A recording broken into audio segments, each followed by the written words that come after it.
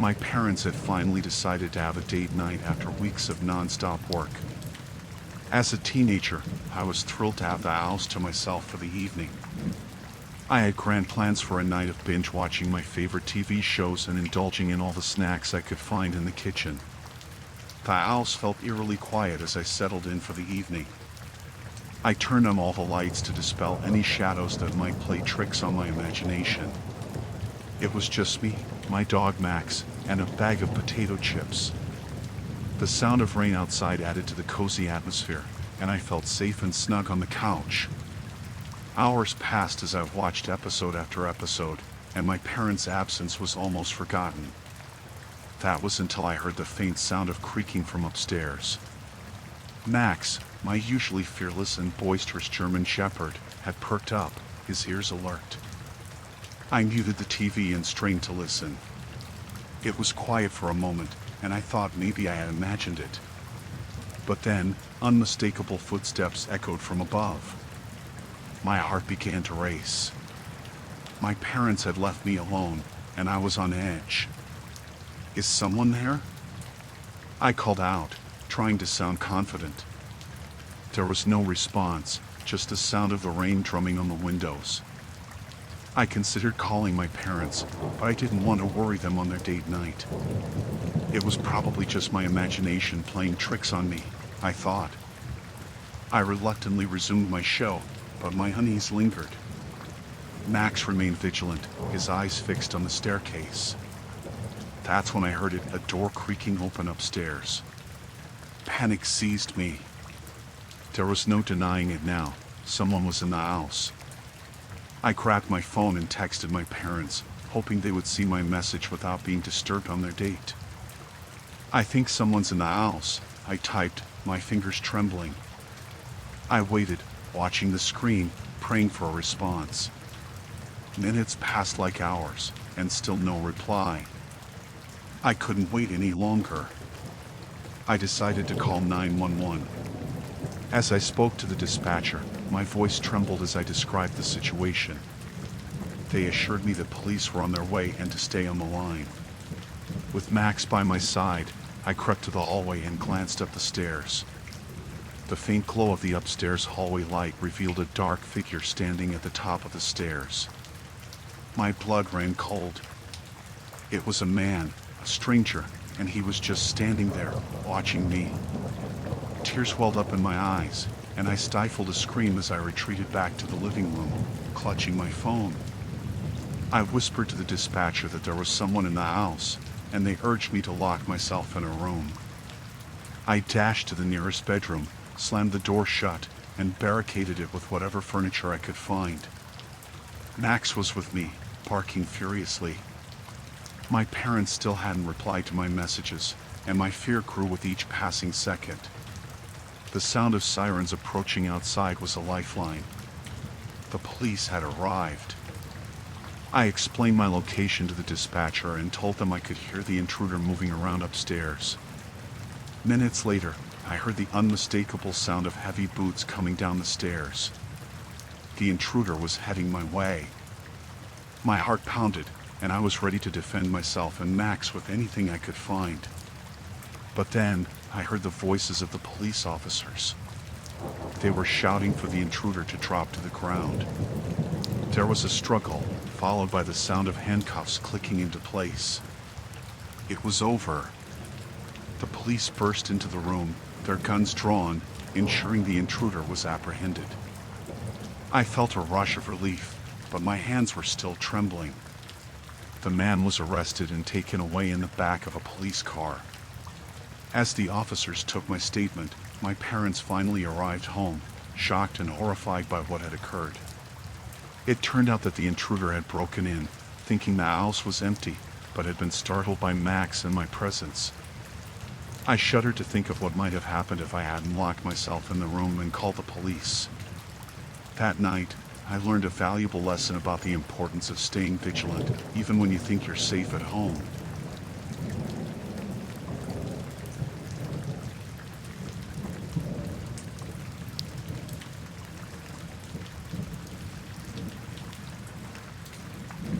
Driving the night bus had its quirks. but I had grown used to the solitude and the occasional odd passenger. It was approaching midnight, and I was on one of the final stretches of my usual late-night route, with only 6 more stops to go. The bus was empty, and the hum of the engine was the only sound that broke the silence. As I approached a dimly lit, isolated bus stop, I noticed 3 figures huddled on the bench. It was unusual to see anyone waiting at this hour, but I pulled over, thinking they were just late-night travelers trying to get home. I opened the doors, and the 3 men, all dressed in ragged clothes, stepped onto the bus. There was something unsettling about their appearance, but I couldn't quite put my finger on it. They seemed disheveled, with wild, darting eyes that made me uneasy. Without a word, they made their way to the back of the bus, sitting in the last row. I kept my eye on them through the rearview mirror as I continued on the route. The atmosphere on the bus had shifted, and a sense of foreboding hung in the air. I tried to push aside my unease, chalking it up to late-night fatigue, but something about those 3 men gnawed at me. They whispered among themselves, and I couldn't make out their words, but their hushed tones sent shivers down my spine. As I pulled up to the next stop, a feeling of dread washed over me. I had a gut instinct that something was very wrong. I watched in the rearview mirror as one of the men got up from his seat and moved toward the front of the bus. He approached the fare box and stood there, not saying a word. I swallowed hard, my heart pounding in my chest. The other 2 men remained in their seats, their eyes locked onto me with an unsettling intensity. I cleared my throat and asked, "Where are you headed?" The man at the fare box didn't respond. Instead, he pulled out a knife, its blade glinting in the dim light of the bus. Panic surged through me as I realized the gravity of the situation. These men weren't passengers, they had other intentions.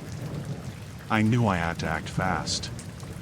Without hesitation, I slammed my foot on the gas pedal and lurched the bus forward, sending the man stumbling backward.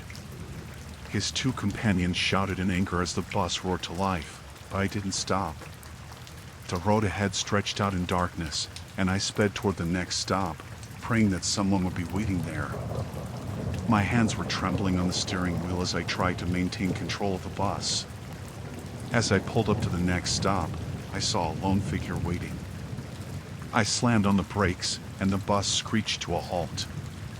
Without waiting for the doors to fully open, I shouted, "Get on! Quick!" The passenger, a young woman, looked bewildered but didn't hesitate. She jumped onto the bus just as the 3 men from the back lunged forward, their faces contorted with rage. I slammed the doors shut, leaving the men outside, shouting and pounding on the bus. The woman and I locked eyes, both of us terrified by what had just transpired. I drove her to the next stop, where she could safely exit, and then continued on my route. My heart was still pounding, and the memory of those 3 men would haunt me for the rest of my days. I reported the incident to the authorities, but the men were never found. The police told me that they had likely been planning something sinister, and I had narrowly escaped a chilling encounter that could have ended in tragedy. From that night on, I drove the night bus with a constant sense of unease, always watching the rearview mirror, afraid that those 3 men might return.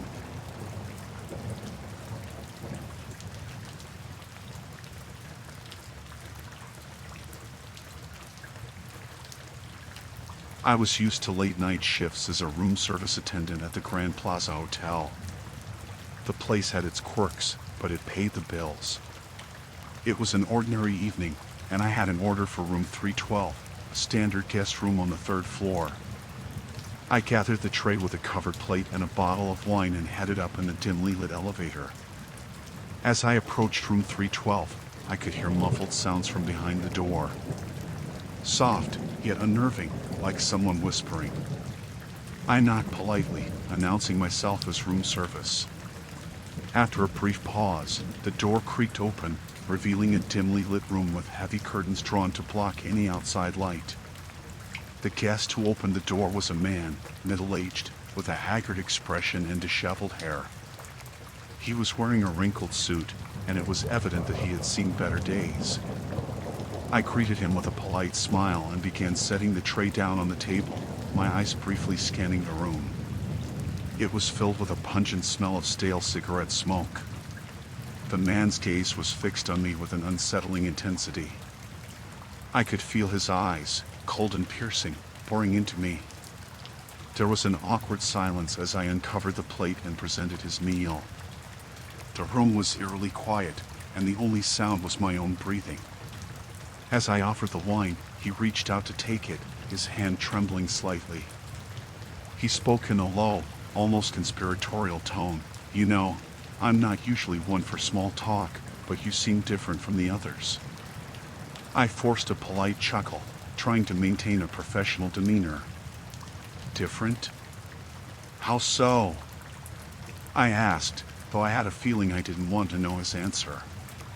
He leaned in closer, his breath stinking of alcohol and something else, something more sinister. "You see, I have this gift," he whispered, as if sharing a forbidden secret. "I can see things. The truth, you know." A chill ran down my spine. The room felt colder, despite the warmth outside. I couldn't move, mesmerized by the strange man's unsettling eyes. He continued, "You have secrets, my friend. We all do. But some secrets are darker than others." I struggled to maintain my composure, trying to finish my service as quickly as possible. I couldn't get out of that room fast enough. As I bid him goodnight and headed back down to the elevator, the feeling of dread lingered. What had I just encountered? That night, I couldn't sleep. The strange man's words echoed in my mind. His uncanny ability to see something hidden, something darker, filled me with an unsettling sense of paranoia. I questioned every action, every decision I'd ever made. My mind was a whirlwind of fear and doubt. The next evening, I received another order for room 312. Dread filled my veins, but I couldn't refuse. I climbed the stairs to the third floor, tray in hand, and hesitated before knocking on that door again. This time, it was the smell that hit me first. A rancid odor, stronger than the cigarette smoke. My heart pounded as I knocked, and the door creaked open once more. The man's eyes, bloodshot and wild, locked onto mine. There was a wicked grin on his face. As I cautiously entered the room, I couldn't help but glance at the bed. There, I saw the source of the rancid smell.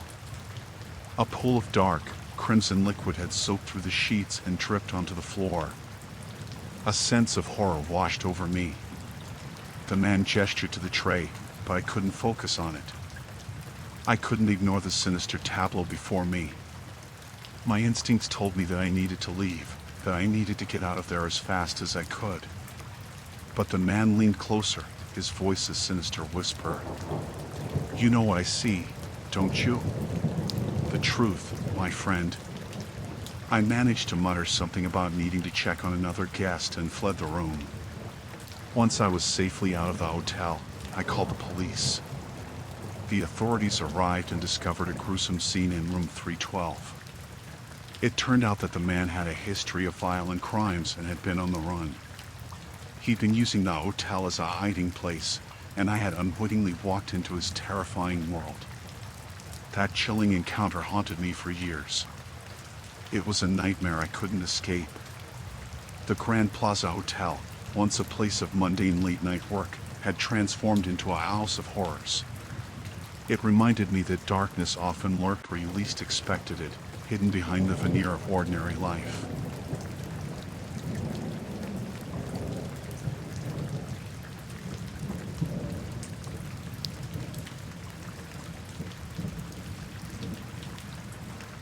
As the rain relentlessly pounded the city outside, I found myself immersed in a wave of nostalgia, reminiscing about a chilling encounter from my past, a night when a seemingly normal trip to Blockbuster Video turned into a nightmare.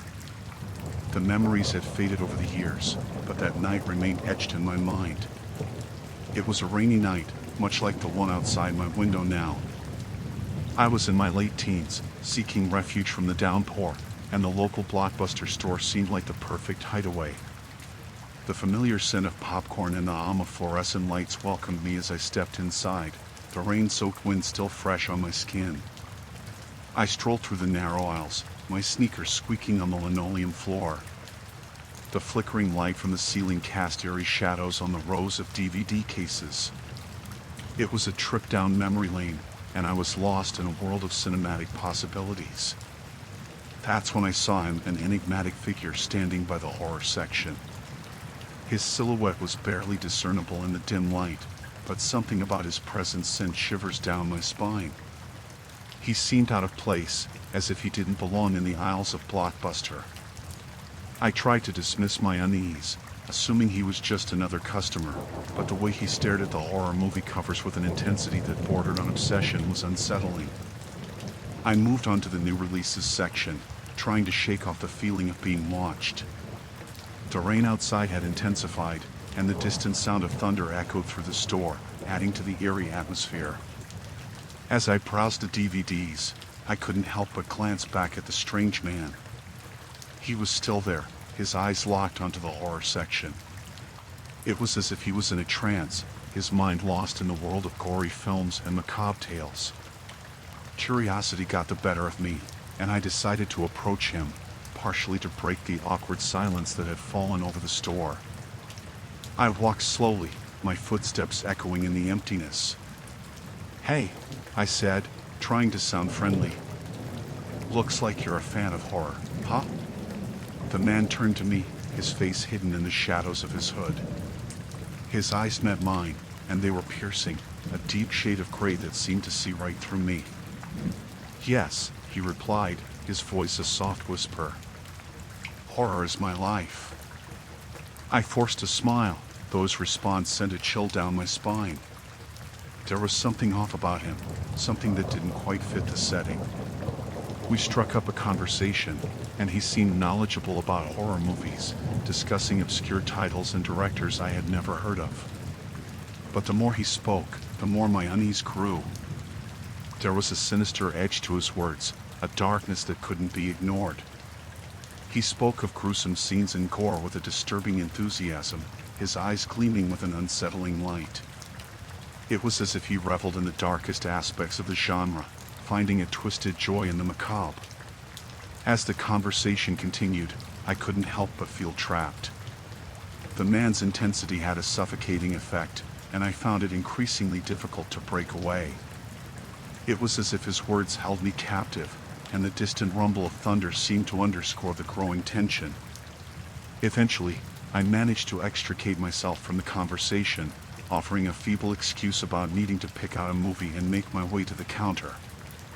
The store had grown eerily quiet, the only sounds the occasional drip of rainwater from the ceiling.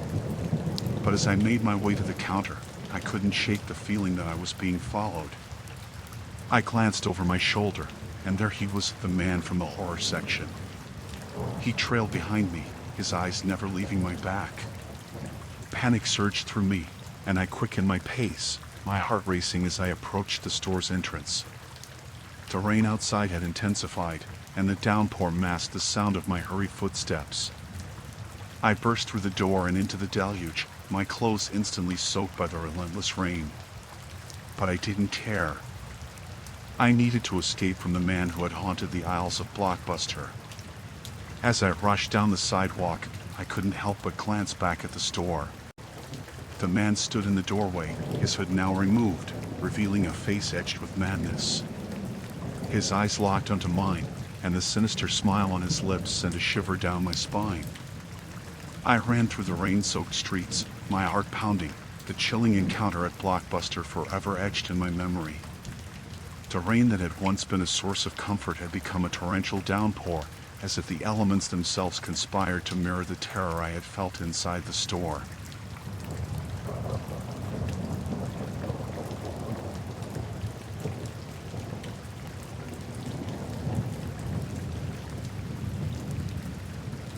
My life had been simple, peaceful even, as I found peace in my remote cabin nestled deep in the woods. The tranquility of nature had always been my closest companion, providing me with the serenity I had longed for. But that solitude came to an abrupt and nightmarish end one evening. It started with a subtle feeling of being watched. At first, I brushed it off as my imagination, but the unease gnawed at me. As the days passed, the sensation intensified, growing more sinister with each glance over my shoulder. I knew I wasn't alone. One evening, as I gazed out my cabin window into the darkened forest, I saw a figure among the trees. It was motionless, shrouded in a mask that concealed its identity. Panic surged through me as our eyes met, and then, with the speed of a shadow, the stalker vanished into the night. I called the police, but in the remote wilderness, their response was slow, and when they arrived, they found nothing but the deafening silence of the woods. There was no evidence, no trace of the intruder. Night after night, the masked stalker returned. I could hear their silent presence lurking among the trees, watching, waiting. The torment was relentless, and sleep became a luxury I could no longer afford. My nerves frayed as each night passed. In the depths of despair, I decided to confront the stalker. Armed with a flashlight and my trembling resolve, I ventured into the forest. The woods closed in around me, and every rustle of leaves was a threat. The confrontation was chilling. I found myself face to face with the masked figure, their presence suffocating. They never spoke a word, but their eyes bore into my soul. Desperation coursed through me, and I realized I was dealing with someone who was relentless and unhinged. My resolve shattered, and I fled back to the cabin, my heart pounding in my chest. The stalker didn't follow, and when I peered out the window, they were gone, leaving me with nothing but the chilling certainty that they would return. With every passing day, the torment intensified. I barricaded myself in the cabin, fearing the impending night. Sleep deprived and consumed by paranoia, I knew I had to take action. I gathered my belongings and left my cherished cabin behind. I sought refuge in the city, but even there, the presence of the masked stalker lingered in my mind. The experience haunted me, and the peace I had once known was forever shattered. Though I escaped the remote cabin and the sinister figure that had tormented me, the scars of that nightmare clung to my soul. I never learned the identity of the stalker, but their silent, masked presence would forever haunt my dreams, a testament to the terrors that can hide within the solitude of the wilderness.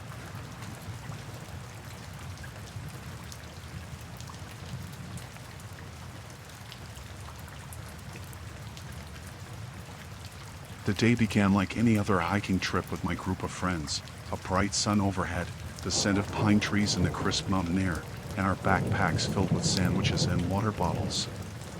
We were on the lookout for adventure, and oh, we found it, though not in the way we expected. We had set out on a popular trail in the vast wilderness, a place we'd explored countless times. Our laughter echoed through the woods, a testament to our camaraderie. We followed the trail, deep into the heart of the forest, chatting and savoring the beauty of the untamed landscape.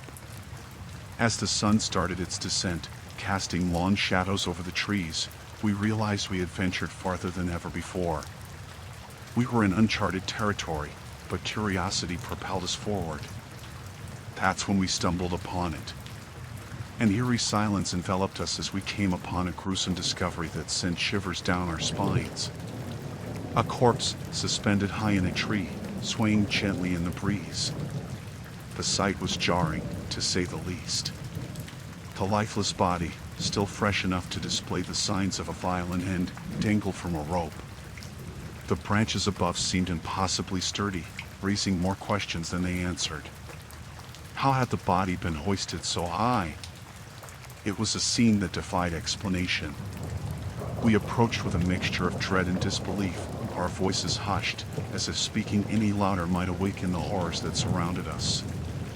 There was no sign of anyone else nearby, no clues to explain the chilling spectacle before us. The hiker's face was distorted in a final grimace, and his eyes stared blankly into the abyss. His clothes were tattered, and his skin a sickly shade of pale. I had seen death before, but this was something entirely different, something out of a nightmare.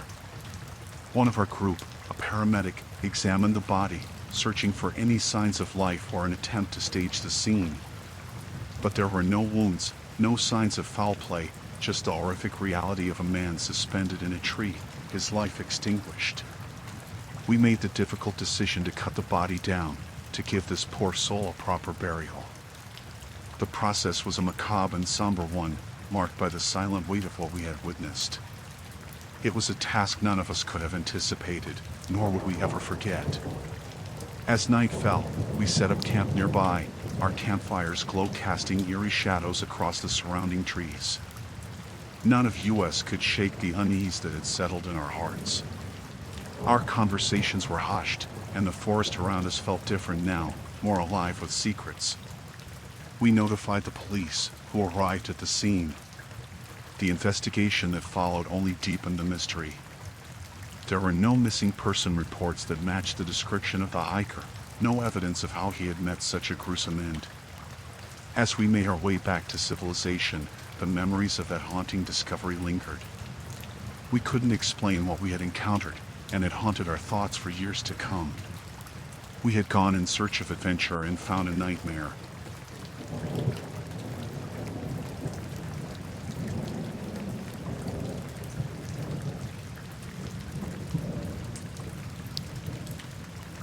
Back in 2015, my friend Jamie and I decided to embark on a backpacking adventure through Europe. We heard about this small, forgotten village nestled deep in the Romanian Carpathian Mountains. The place was called Vasilor, and rumors suggested it had been abandoned for years. Curiosity drove us to include it in our itinerary. Our journey led us through winding mountain roads, and eventually, we stumbled upon the outskirts of the village. The sight that greeted us was eerie: cottages, overgrown gardens, and cobblestone streets that seemed untouched by time. The air was heavy with silence, and a thick mist clung to the landscape. Excitement mingled with unease as we ventured further into Vasilor. No sooner had we taken a few steps than we felt an overwhelming sense of being watched. It was as though unseen eyes followed our every move. But we shrugged it off, thinking our imagination was getting the best of us. We explored an old church first, its interior filled with ancient, religious relics. Jamie decided to snap a photo when he suddenly froze, staring at the camera screen. "Look at this," he muttered, showing me the image. In the photo, amidst the religious icons, there was a blurry figure, a villager who seemed out of place, seemingly staring right at us. We decided to continue, pressing further into the village. As we approached a decaying, two-story house, we heard a distant, melodic chant. The sound grew louder, and we realized it was coming from the village square, where a group of villagers had gathered. What struck us as odd was the way they seemed to be celebrating, though the village appeared deserted when we arrived. Their clothes, a strange blend of old and new, made them look like they had stepped out of the past. The tension was palpable as we hesitated about whether to approach the group. Their faces were obscured, a sea of white masks with crude, smiley expressions. The unnerving chants grew louder, and our sense of dread deepened. Before we could make a decision, one of the villagers noticed us and pointed us out to the others. A chill ran down my spine as they turned their collective attention toward us. Their expressions remained concealed by the sinister masks, but their movements conveyed a malevolent intent. We didn't wait to see what they had in mind, bolting back towards the church. The villagers pursued us with alarming speed and stamina. Our hearts pounded as we raced through the streets, and it became apparent that these seemingly ordinary villagers were far from harmless. They were gaining on us, and there was no choice but to hide. We ducked into an abandoned cottage, barricading ourselves behind the creaking wooden door. It didn't take long for the villagers to discover our hiding spot, and soon they were banging on the door with an eerie determination. It was a harrowing standoff, and I was grateful for the sturdy, old were keeping them at bay. However, it was only a matter of time before they overcame our barricade. Jamie and I knew we needed a plan, and fast. As we brainstormed, a crash echoed from outside, and the banging stopped. We exchanged bewildered glances and decided to risk a peek. What we saw was astonishing. Another group of people, armed with sticks and rocks, had come to our aid. They fought off the menacing villagers, giving us the chance to escape. We sprinted out of the cottage and joined our unexpected saviors. Their leader, an elderly woman with a stern but kind face, explained that the villagers of Vassalor were dangerous, hiding in plain sight for generations. They revealed that the place wasn't abandoned, but that it was occupied by a secretive cult who lured curious tourists like us.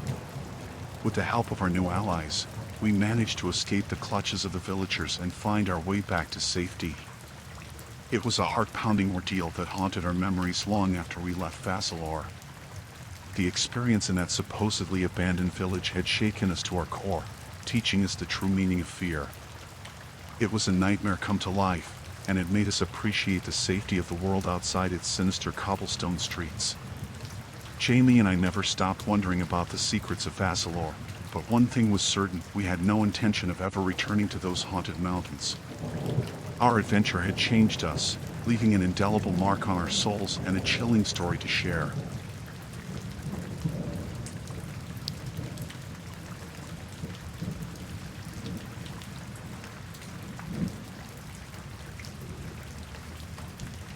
A few years back, I was working as a recovery driver, a job that often took me into the darkest hours of the night. One rainy night, my phone buzzed with an urgent call. A vehicle had broken down on the outskirts of town, and I was dispatched to assist. As I drove through the downpour, my mind raced with thoughts of what could have gone wrong.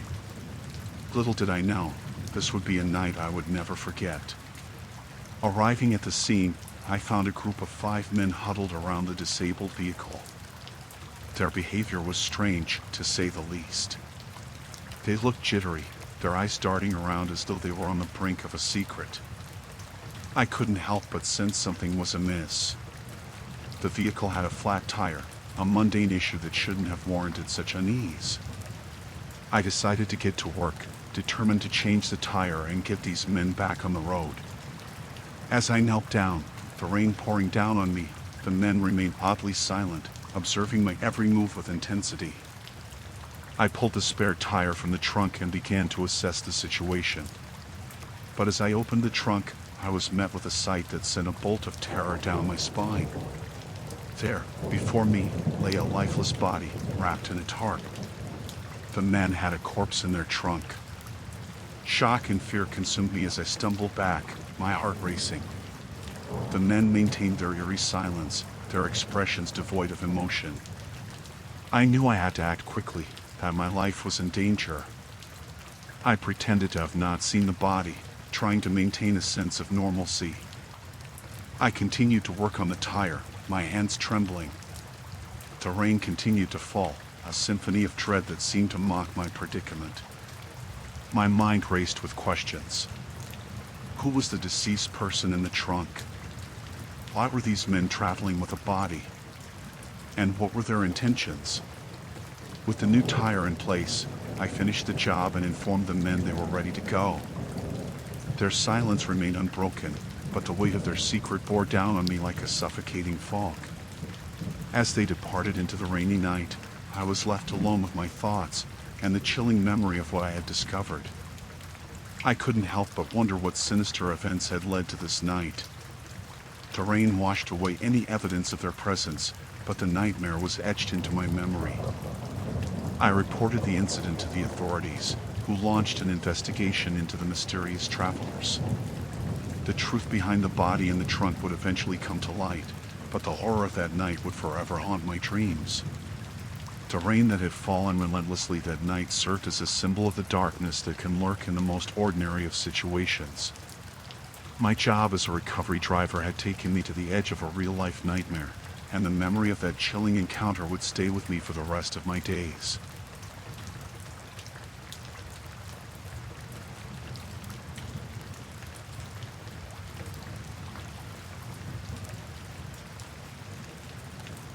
Being a delivery driver for Dave's Burgers the last 6 months was an easy job.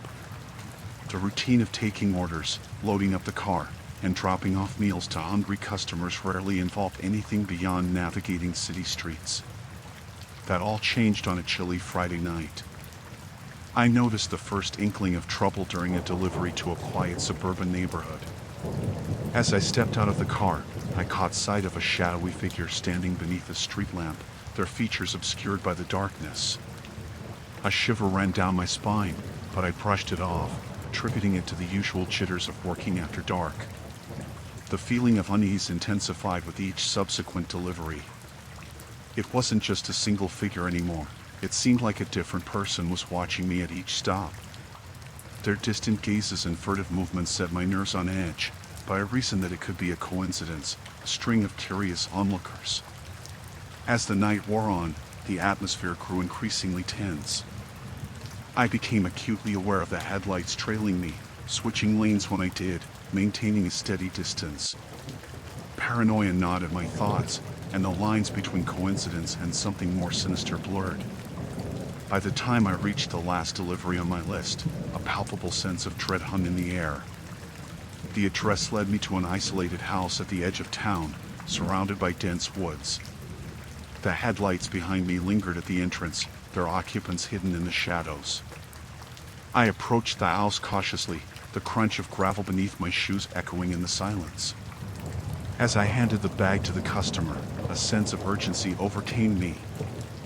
I needed to leave, to escape the disconcerting gaze of the mysterious followers.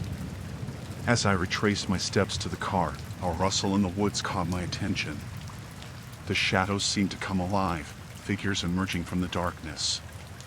Panic surged through me as I fumbled for the keys, the distant sound of footsteps quickening. The engine roared to life, and I sped away from the ominous scene, glancing nervously in the rearview mirror. The figures, now visible in the glow of the taillights, sprinted after me. Fear clenched my chest as I navigated the winding roads, the relentless pursuit showing no signs of abating.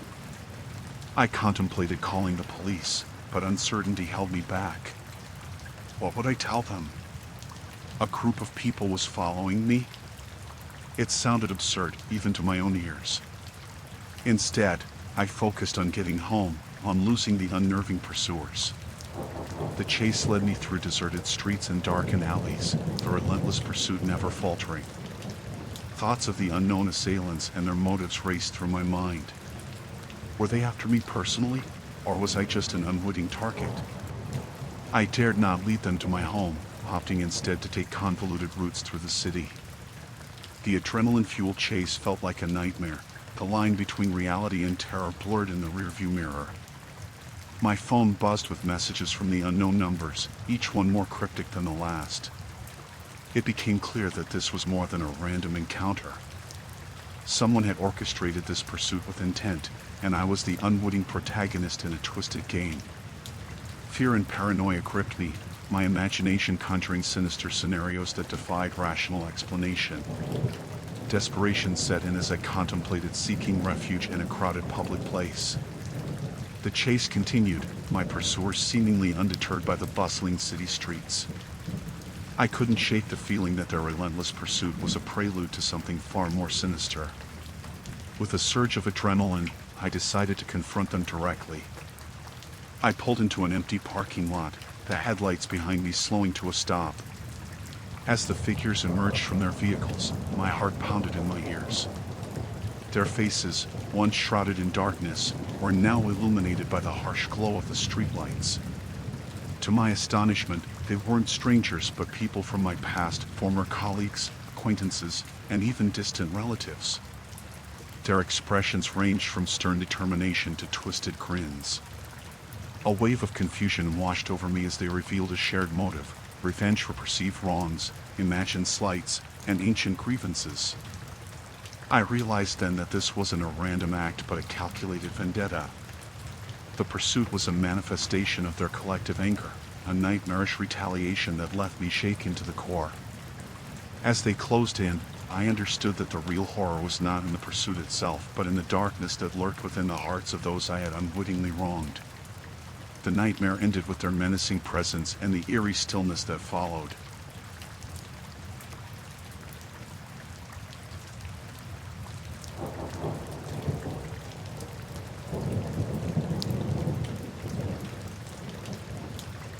The forest had become my refuge, a chaotic sanctuary veiled by the shadows of towering trees.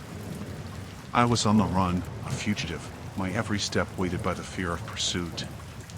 My tent, hidden amidst the dense foliage, was a meager haven, but dwindling supplies pressed me deeper into the wilderness. As hunger gnawed in my stomach, desperation became my guide, leading me towards an unexpected encounter that would strip away the illusion of safety. One early morning, as I trekked through the underbrush, a plume of smoke twisted through the treetops. A distant cabin, nestled in the heart of the forest, beckoned like a mirage of salvation. A cautious optimism kindled within me, and I cautiously approached, hoping to find sustenance to prolong my desperate escape. The closer I ventured, the more details emerged: a rustic cabin, weathered by time, its chimney billowing the smoke that had lured me. My footsteps, muffled by fallen leaves, betrayed no sign of my arrival. As the cabin loomed before me, a strange sense of foreboding tightened its grip. Summoning a semblance of courage, I rapped gently on the door, the echo reverberating through the stillness of the forest. A shadow flickered behind the frosted glass, a silhouette, a silent observer of my intrusion. The door creaked open, revealing a man whose eyes bore into mine with an intensity that sent shivers down my spine. His withered face betrayed no emotion, a stoic mask that concealed a myriad of secrets. I stammered, concocting a tale of a lost hiker, hoping to divert suspicion. The man's gaze remained unwavering, a piercing scrutiny that saw through my feeble facade. Without uttering a word, he invited me inside, his gesture carrying an unspoken weight. The interior was dimly lit, the aroma of burning firewood mingling with the mustiness of aged timber. Unease festered as I observed my surroundings. An array of hunting trophies adorned the walls, the lifeless eyes of the taxidermy creatures reflecting the eerie ambience. My attempt to blend in faltered, every corner whispered of a sinister history, hidden behind the facade of rustic simplicity. The man, an enigma draped in worn flannel, broke the silence with a gravelly voice that echoed through the confined space. He spoke of the forest's tales, its ancient secrets entwined with the roots that anchored the cabin. An unsettling realization dawned: the man was no stranger to the shadows that clung to the wilderness. As conversation unfolded, a cold sweat traced my spine. His questions were veiled interrogations, probing into the recesses of my fabricated story. I felt like prey ensnared in the hunter's trap, the illusion of safety crumbling with each passing moment. Panic clawed in my chest as I wrestled with the decision to flee or feign camaraderie. The man's demeanor shifted, a subtle menace tainting the air. His eyes, once unreadable, harbored a darkness that mirrored the depths of the forest itself. Abruptly, he rose, beckoning me towards a door that led to the cabin's bowels. My heart thundered as I hesitated, the unknown awaiting me beyond that threshold. The room revealed a trove of horrors: shackles, chains, and tools that spoke of unspeakable acts committed in the name of a twisted solitude. The man's true nature unfurled before me, a predator hidden behind the guise of a recluse. The realization ignited a primal instinct, the fight-or-flight response that surged through my veins. Adrenaline propelled me towards the exit, my senses heightened to the looming threat. The forest, once a realm of escape, became a labyrinth fraught with peril. My breath synchronized with the rhythm of my pounding footsteps, the pursuit echoing through the dense thicket. Every branch that snapped beneath my feet reverberated with the urgency of survival. The canopy above, thick with interwoven branches, veiled the moonlight, casting in ominous darkness. The predator's steps echoed relentlessly, a haunting symphony of pursuit. My mind raced, mapping an escape route through the labyrinth of trees, the boundaries of safety ever elusive. As the forest swallowed my fleeting silhouette, the man's bellowed threats hung in the air. The underbrush became my ally, masking my movements as I weaved through the intricate dance of shadows. Panic and determination intermingled, the thin line between predator and prey blurring in the suffocating confines of the woods. Exhaustion threatened to betray me, my labored breaths a symphony of vulnerability. A glimmer of moonlight guided me towards a clearing, a sanctuary bathed in silver luminescence. With every ounce of strength, I willed my legs forward, the rhythm of pursuit fading into the distance.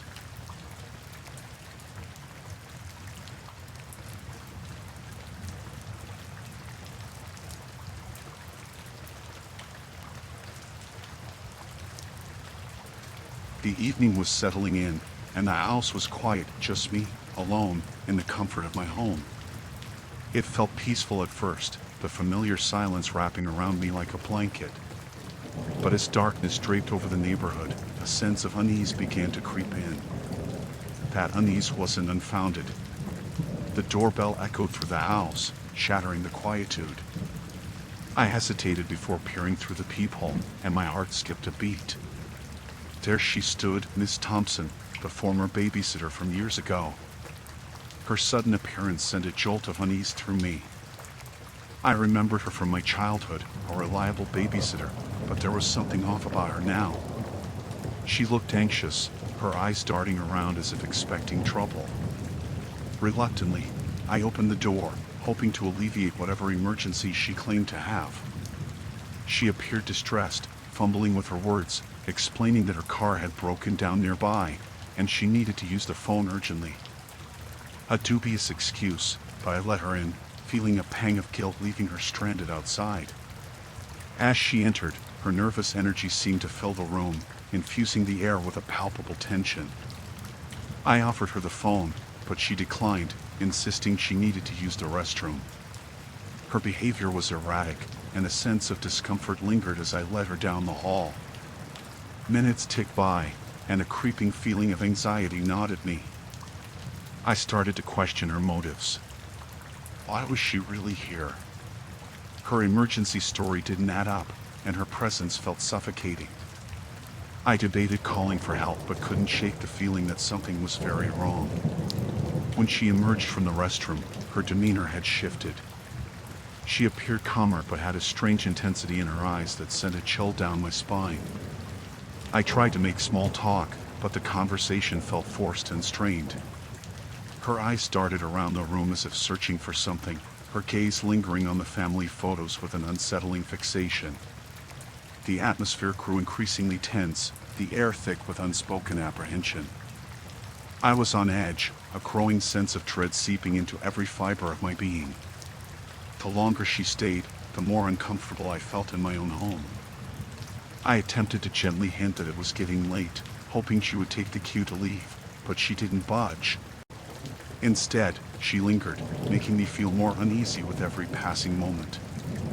Her presence felt intrusive, invasive almost, and a knot of fear tightened in my stomach. The night stretched on, the clock ticking away each agonizing second. I tried to maintain a facade of normalcy, but her presence had me on edge. I kept making excuses, subtly hinting that I needed to turn in for the night, but she remained stubbornly rooted in the living room. As the clock struck midnight, her behavior grew increasingly erratic.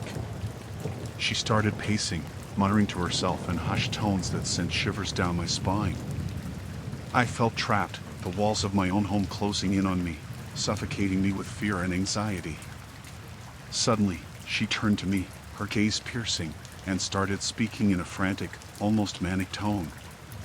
Her words were disjointed, a mix of apologies, cryptic messages, and veiled threats that sent my heart racing. My mind spun with questions, trying to decipher her intentions, but nothing made sense. I tried to maintain composure, attempting to coax her to leave, but she seemed fixated on something that I couldn't comprehend. Her presence had become suffocating, an ominous cloud hanging over my home. The situation escalated when she made veiled references to events from my childhood, events that no stranger should have known. Fear gripped me, the realization sinking in that this wasn't an ordinary visit, it was something darker, something deeply unsettling. The night felt endless, my home becoming a prison, trapping me with this intruder whose intentions were shrouded in mystery. I felt vulnerable, helpless against her unnerving behavior. I managed to reach for my phone, my trembling fingers dialing for help. But just as I was about to press the call button, she lunged forward, grabbing my arm in a vice-like grip, her eyes wild with desperation. Panic coursed through me, adrenaline flooding my veins as I struggled to break free. My heart raced, each beat drumming the urgency of the situation. With a surge of strength, I wrenched myself away, stumbling backward in terror. In a flurry of movement, I bolted for the door, my heart pounding against my rib cage. I dashed outside, not daring to look back until I reached safety. Gasping for breath, I frantically dialed the authorities, relaying the chilling ordeal that had unfolded in my own home. The authorities arrived swiftly, but Miss Thompson was nowhere to be found. They searched the area thoroughly, offering reassurances, but the sense of terror lingered long after she vanished into the night.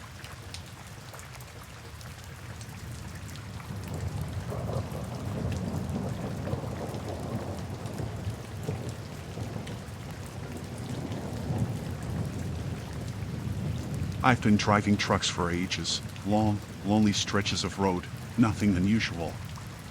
But this night was different. It was unsettling. I picked up a hitchhiker, a guy who looked like he needed a lift. He seemed ordinary, a little quiet maybe, but nothing out of the ordinary. We chatted a bit as we drove, nothing too deep, just passing the time. But then he got this strange look in his eyes, like he was lost in thought or something. It made me uncomfortable, this sudden change in demeanor. I pulled into a gas station to refuel and stretch my legs. But when I turned to talk to the guy, he was gone. Vanished into thin air. I thought I was losing it. Maybe he had slipped away while I wasn't looking, but there was no way. I would have heard the door or seen him walking away. I searched around the station, but he was nowhere in sight. It was like he had never been there, like I'd imagined the whole thing. I couldn't wrap my head around it. It was chilling, this mysterious disappearance that made no sense. I tried to brush it off, thinking maybe he hitched another ride or something, but that feeling of unease lingered. I kept looking over my shoulder, half expecting him to reappear out of nowhere. I got back in the truck, heart racing, hands trembling. I felt this sense of dread creeping in, this fear that I couldn't shake off. I drove on, but every shadow, every noise, made me jump. I kept glancing at the passenger seat, half expecting him to materialize there.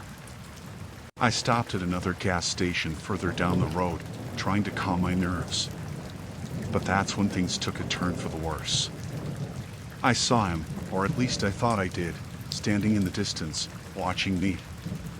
I blinked, and he was gone again. It was impossible. It had to be a trick of the mind. I hurried back to the truck, feeling this creeping paranoia, this fear that I couldn't shake off. I locked the doors, checking and rechecking, but that feeling of being watched lingered.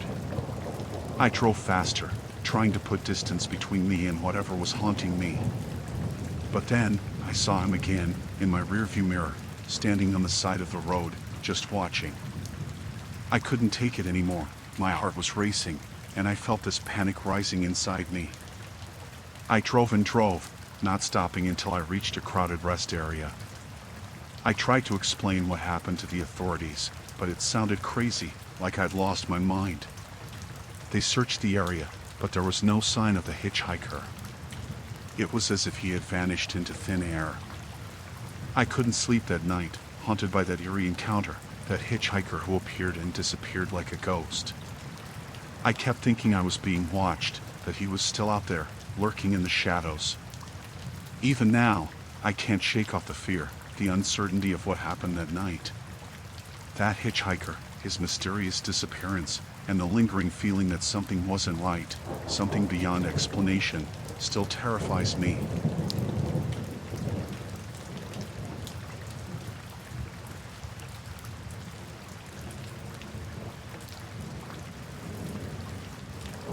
Vacations are usually a time for relaxation, but my recent trip to a tropical paradise turned into a chilling encounter I'll never forget.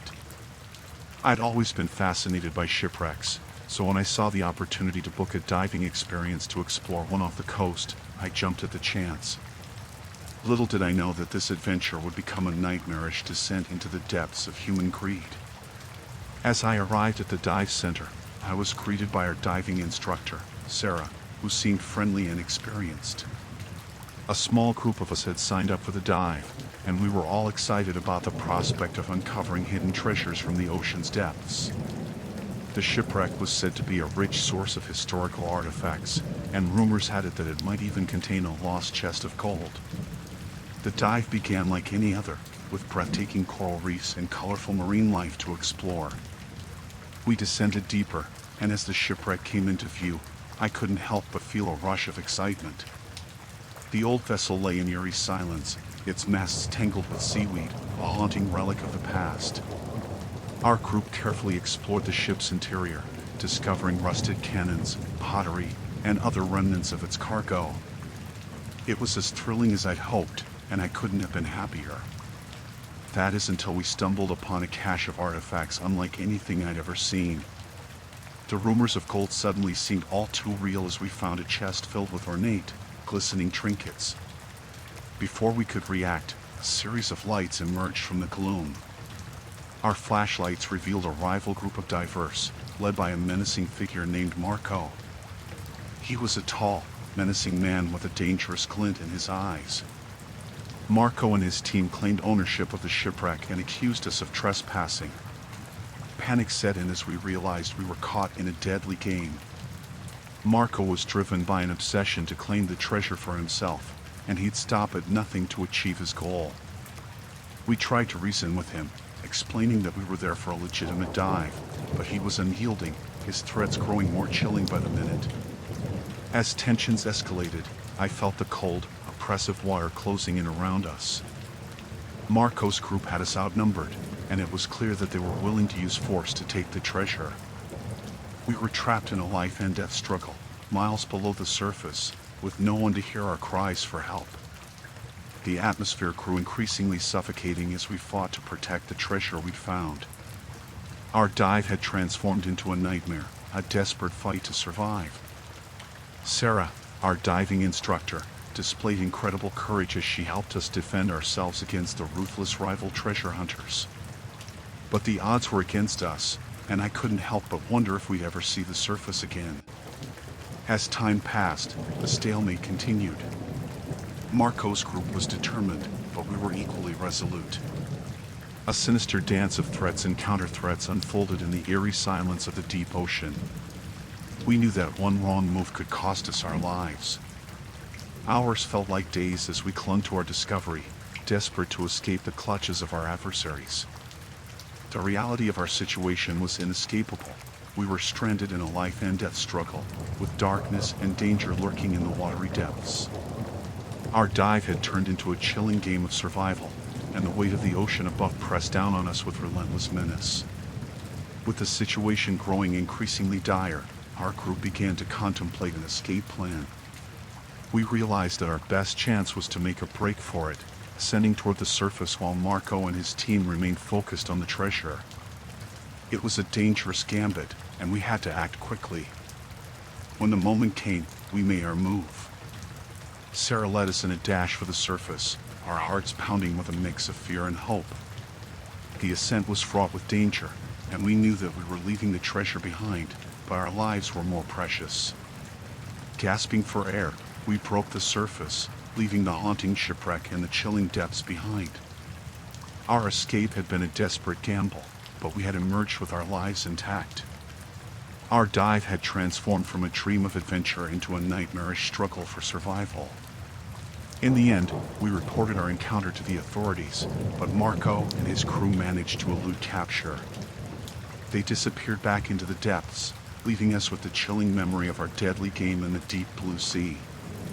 The dream of uncovering treasure had led us to a terrifying ordeal that still haunts our thoughts, a chilling encounter with ruthless rivals in the unforgiving realm of the ocean's depths.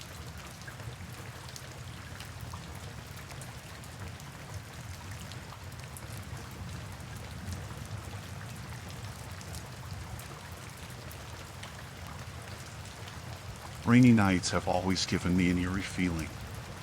It was one such night when I had an encounter that still haunts me.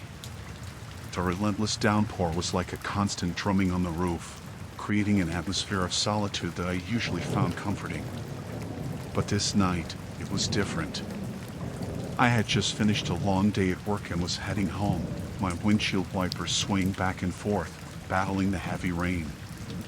The streets were nearly empty, and the faint glow of the streetlights cast long, distorted shadows. My car's tires splashed through puddles as I navigated the slick roads. As I approached a desolate stretch of road, I noticed a figure up ahead. A solitary man, drenched by the rain, was standing by the side of the road, his thumb outstretched. It was a scene I'd encountered before, a hitchhiker seeking refuge from the rain. However, something about this man made my heart race. His clothes were disheveled, and his face was obscured by the hood of his tattered jacket. I couldn't see his features, but I could feel his eyes on me as I approached. A sudden chill coursed through my body as I slowed down and came to a stop. Against my better judgment, I rolled down the window. The man leaned closer, his hood still obscuring his face. "Could you give me a lift?" he asked, his voice shaky, as if he were drenched not only in rain but in fear. I hesitated, my instincts warning me that something was off. "Where are you headed?" I finally asked. He hesitated too, and then replied, "Just a few miles down the road." "Anywhere you can drop me would be fine." I decided to trust my gut and reluctantly unlocked the car doors. He climbed into the passenger seat, his wet clothes soaking the upholstery, and the car was immediately filled with a musty, damp odor. As we continued down the rain-soaked road, the atmosphere in the car grew increasingly tense. The only sound was the relentless pitter-patter of rain on the roof. I attempted small talk, asking the man about his day, but he responded with vague and evasive answers. A sense of unease crept over me, and I couldn't shake the feeling that something was terribly wrong. My grip on the steering wheel tightened as I contemplated what to do. I noticed his hands. They were trembling uncontrollably, and my suspicion deepened. As we approached the supposed drop-off point, I decided it was time to end this unsettling journey. I pulled over to the side of the road and turned to the man. "This is as far as I can take you," I said, my voice trembling slightly. He didn't respond but continued to stare ahead, his hood still obscuring his face. I felt a chill run down my spine as I reached for the door handle, ready to ask him to leave. That's when he finally turned his head slowly in my direction. His face, illuminated by the dim car interior light, was like nothing I'd ever seen. His eyes were hollow and devoid of emotion, his skin ashen and translucent. His mouth twisted into a grotesque smile, revealing rows of jagged, yellow teeth. My heart pounded in my chest, and my instinct screamed at me to get out of there. With a surge of adrenaline, I flung open the car door and bolted out into the pouring rain. I didn't look back, but I could hear the man's unsettling laughter echoing through the night. I ran to the nearest house, pounded on the door, and begged the startled homeowner to call the police. It was only then, in the safety of a stranger's home, that I began to comprehend the gravity of what had just happened. The police arrived promptly, and they conducted a search of the area, but the man had vanished into the rainy night. They assured me that they would do everything they could to locate him, but they could offer no explanation for the encounter or the man's disturbing appearance.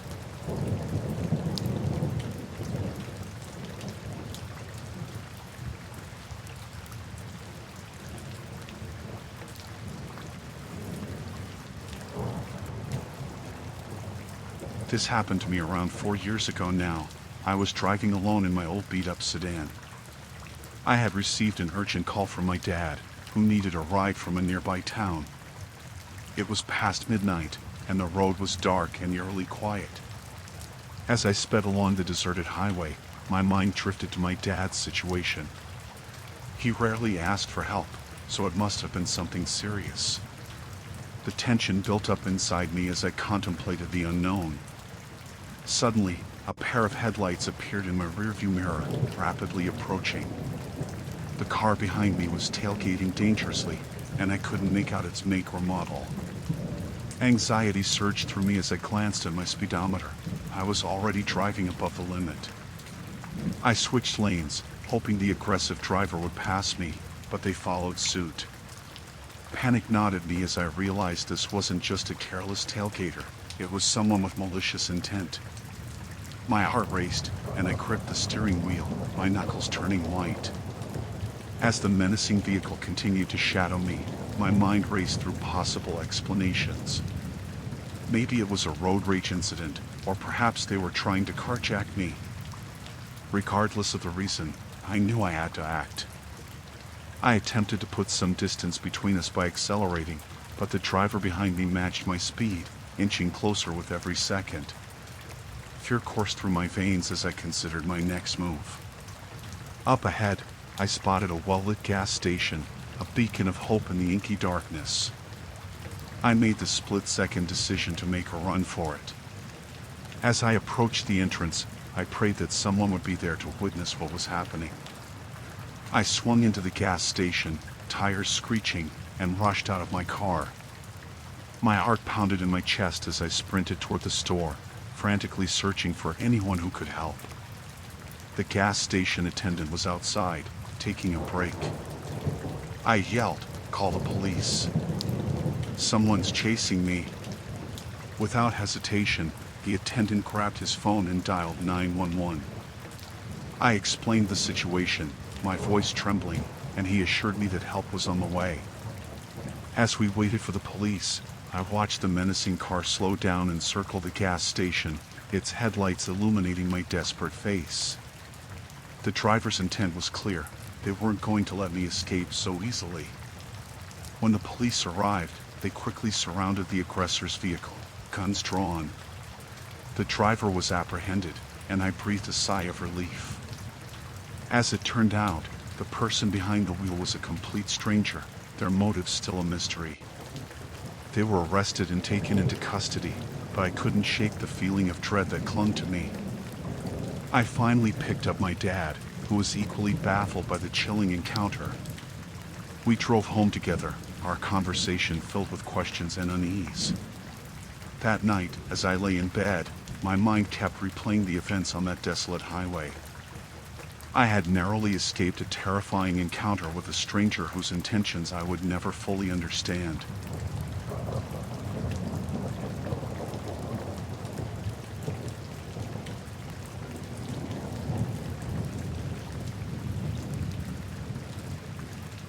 Me and my buddy, Mark, decided to escape to the woods for a weekend camping trip. We needed a break from our busy lives in the city. It was supposed to be a fun adventure, just the two of us reconnecting with nature. We set up our tent deep in the heart of the forest, away from any trails or other campers. The night was quiet, with only the soft rustle of leaves and the distant hooting of an owl. We had just finished roasting marshmallows over the campfire, laughing and reminiscing about old times, when we heard a faint rustling outside our tent. Mark and I exchanged glances, thinking it might be a raccoon or a deer. But this wasn't your typical forest noise. The rustling grew louder, more deliberate, and then we heard a voice. It was a low, almost inaudible whisper, like someone muttering just outside the tent. My heart pounded as I strained to make out the words. "Let me in." Mark and I froze, our flashlights poised to reveal the intruder. We asked who it was, but the voice didn't respond. It just kept repeating the same eerie phrase, "Let me in." Mark unzipped the tent slowly, revealing the silhouette of a man standing a few feet away. He was tall and dressed in tattered clothes. His face was hidden in the shadows. "Let me in," he whispered again, his voice tinged with an odd mix of desperation and menace. We were unnerved but decided to help him.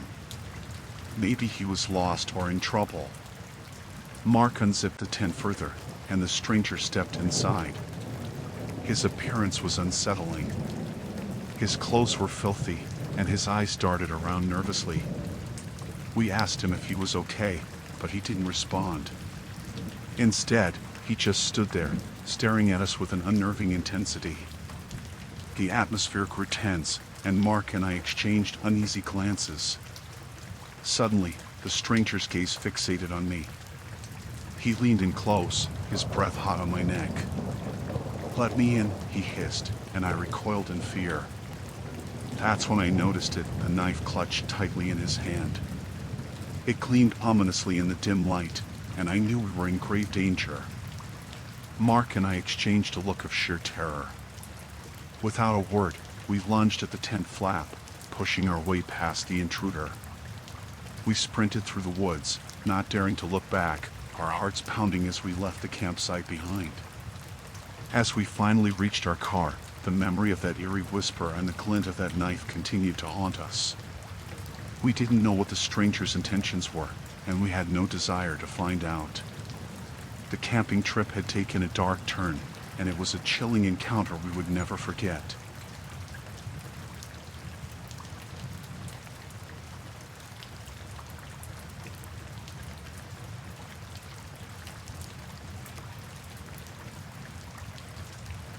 I live in a quiet suburban area, where the days usually pass by without much excitement. But one evening, that changed. I was home alone, finishing up some work on my laptop when I heard a knock on the door. It was already quite late, and I wasn't expecting any visitors. I peeked through the peephole and saw a man standing there, holding a clipboard and wearing what looked like a company badge. I cautiously opened the door, and he introduced himself as a surveyor conducting a neighborhood survey. He seemed professional at first, explaining that he needed a few minutes of my time to ask some questions about the local community. I obliged, thinking it wouldn't take long. As the conversation progressed, his questions became increasingly personal, delving into details about my daily routine, my neighbors, and even the security measures in my home. It felt intrusive, but I tried to maintain a polite demeanor. Yet, something about his probing questions and intense stare sent shivers down my spine. I tried to steer the conversation back to general topics, but he persisted, getting too close for comfort, invading my personal space. His inquiries started sounding more like prying interrogations, and his demeanor turned from friendly to unnerving. I grew increasingly uncomfortable, feeling a sense of unease and vulnerability. I made excuses to end the conversation, but he persisted, refusing to leave. He started making veiled threats, hinting at dire consequences if I didn't comply with his inquiries. My heart raced as I realized the situation had taken a dangerous turn. I attempted to close the door, but he forcibly blocked it, his demeanor now aggressive and menacing. Fear surged through me, and I could feel my pulse pounding in my ears. I knew I had to get him to leave, so I tried to assertively demand that he go. But he wouldn't budge. His tone became more threatening, his words a mix of intimidation and coercion. I felt trapped in my own home, powerless against this stranger's invasion of my space and privacy. With each passing moment, my fear intensified. I tried to keep a level head, not wanting to provoke him further, but the situation was spiraling out of control. My thoughts raced, considering my options, feeling a sense of desperation and vulnerability. In a moment of panic, I fumbled for my phone, ready to dial emergency services. But his sudden movement startled me. He lunged forward, attempting to force his way in. I stumbled back, locking the door just in time. The sound of him pounding on the door echoed through the house, his voice rising in anger and threats. I could hear his demands to be let in, promising consequences if I didn't comply. It was a nightmare unfolding before my eyes, and I felt utterly helpless. I quickly called emergency services, explaining the situation in frantic words, my voice trembling with fear. As I waited for help to arrive, I barricaded myself in a room, feeling the weight of terror bearing down on me. Every sound outside the door sent shivers down my spine. Every passing second felt like an eternity. The arrival of the police was a wave of relief, but the man had vanished into the night by the time they arrived. I explained what had happened, but without any identification or clear information, there wasn't much they could do. The incident left me shaken to the core. I installed extra security measures, checked the locks multiple times a day, and avoided answering the door to unexpected visitors. The sense of violation lingered long after that night, the fear of an unknown threat lurking in the safety of my home. I couldn't shake off the feeling of vulnerability, knowing that sometimes the scariest encounters are not with supernatural entities but with the unsettling intentions of people. It was a night of terror that made me question the sanctity of my home, leaving me haunted by the chilling reminder that danger could come knocking when least expected.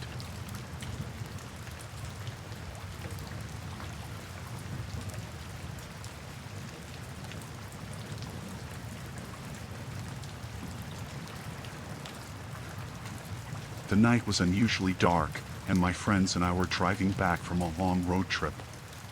We decided to take a break at a rest stop, just to stretch our legs and grab a quick snack. The place looked deserted, just a few dimly lit lampposts casting eerie shadows. As we pulled into the lot, there was this uncanny silence, an unsettling absence of any noise. I attributed it to the late hour, thinking everyone must be asleep. But there was something about that silence that sent a chill down my spine. We stepped out of the car, and that's when I noticed it. The atmosphere felt off, heavy with an unspoken dread. The usual bustle of a rest stop was missing. No chatter, no cars coming and going, just this unsettling stillness. We walked towards the vending machines, hoping to find something to snack on, but they were empty. Not a single snack left, not even a packet of chips. It felt odd, as if the place was abandoned in a hurry. My friend pointed out a small building nearby, probably the restroom. We hesitated but decided to check it out. The door creaked open, revealing a dimly lit interior. The flickering lights made the place seem almost haunting. The restroom was in shambles, the stalls were broken, and the sinks were stained. It looked like it hadn't been cleaned in ages. The air was musty, with a hint of something rotten. We decided to leave, the atmosphere too unnerving to linger. As we made our way back to the car, we noticed a figure standing at the edge of the lot, just beyond the reach of the lamplight. It was unnaturally still, almost blending into the darkness. I couldn't make out any features, just this ominous silhouette. We hurriedly got into the car, trying to shake off the unease creeping over us. But then the headlights flickered, and the engine sputtered. Panic set in as the car wouldn't start. It was as if something sinister was at play. My friend tried the radio, hoping to hear some music, something to break the eerie silence. But all we got was static, a harsh, grating sound that seemed to amplify the sense of impending doom. That figure we had seen earlier, it was closer now, just beyond the edge of the light. I could feel this growing sense of dread, a knot forming in my stomach. I wanted to leave, to get away from this place, but the car remained stubbornly still. We tried to call for help, but our phones had no signal, no bars whatsoever. The isolation of the rest stop felt suffocating, like we were trapped in a nightmare. Then, the figure started moving towards us, slow, deliberate steps. My heart raced as I realized we were in danger. There was something about its movement, this unhurried, calculated approach that sent shivers down my spine. We were trapped, sitting ducks in a deserted rest stop in the dead of night. Fear washed over us, and time seemed to stretch endlessly. We locked the doors, but that figure, it didn't seem affected. It kept getting closer, its features still hidden in the shadows. My mind raced, trying to rationalize the situation, to find a way out of this nightmare. Suddenly, the figure stopped, just inches away from the car. I could feel its presence, this oppressive force looming over us. It was as if it was studying us, observing our fear. I wanted to scream, to break free from this paralysis gripping me, but fear rendered me speechless. My friends were just as petrified, silent, and wide-eyed. And then, the figure turned and vanished into the darkness. The car started, the engine roaring to life. We wasted no time, speeding away from that rest stop.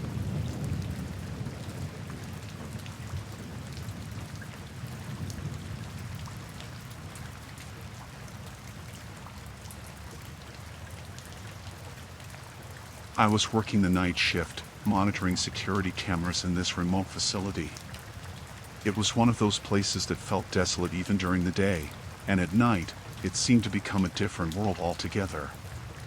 I kept an eye on the screens, watching for any unusual activities, knowing I was the only one on duty. Everything was quiet until I noticed movement in one of the isolated areas on the cameras. It was supposed to be vacant, miles away from the main complex. At first, I dismissed it as a glitch or maybe an animal wandering around. But then, I saw it again, a shadowy figure lurking at the edge of the frame. I leaned closer, squinting at the screen, trying to make out details. The figure was hunched over, moving slowly and deliberately. My heart quickened. There was something unnerving about the way it moved. I switched to a different camera to get a closer look, but the figure had vanished. I scanned the area, feeling a sense of unease creeping over me. Everything appeared quiet and undisturbed. But then, there it was again, a fleeting glimpse of movement, as if someone was deliberately avoiding the cameras. I focused all my attention on that area, feeling a growing sense of dread. Shadows danced across the screens, and my imagination started to play tricks on me. I was jumpy, convinced I was being watched from somewhere beyond those lenses. I picked up the radio to call for backup or alert someone, but static filled the airwaves. Panic clawed at me, realizing that I was truly alone in this isolated post with whatever was out there.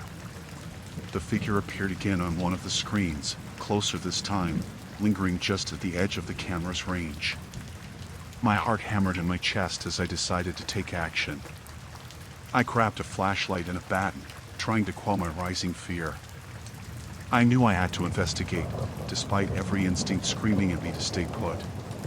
Stepping outside, the air was thick with silence, broken only by the sound of my footsteps echoing in the darkness. I navigated towards the area the figure had been spotted, my flashlight casting eerie shadows as I moved cautiously. The tension in the air was palpable, and I could feel my skin prickling with unease. The surroundings seemed almost alive, as if they were hiding something sinister. I reached the area but found nothing except for abandoned equipment and the rustling of leaves in the wind. I swept the flashlight around, scanning every corner, but there was no sign of anyone or anything. Just the vast emptiness of the night. Doubt crept in. Was I imagining things? Was it a trick of the light or exhaustion playing tricks on my mind? I decided to head back, feeling a mixture of relief and lingering apprehension. But as I turned to leave, I caught a movement out of the corner of my eye.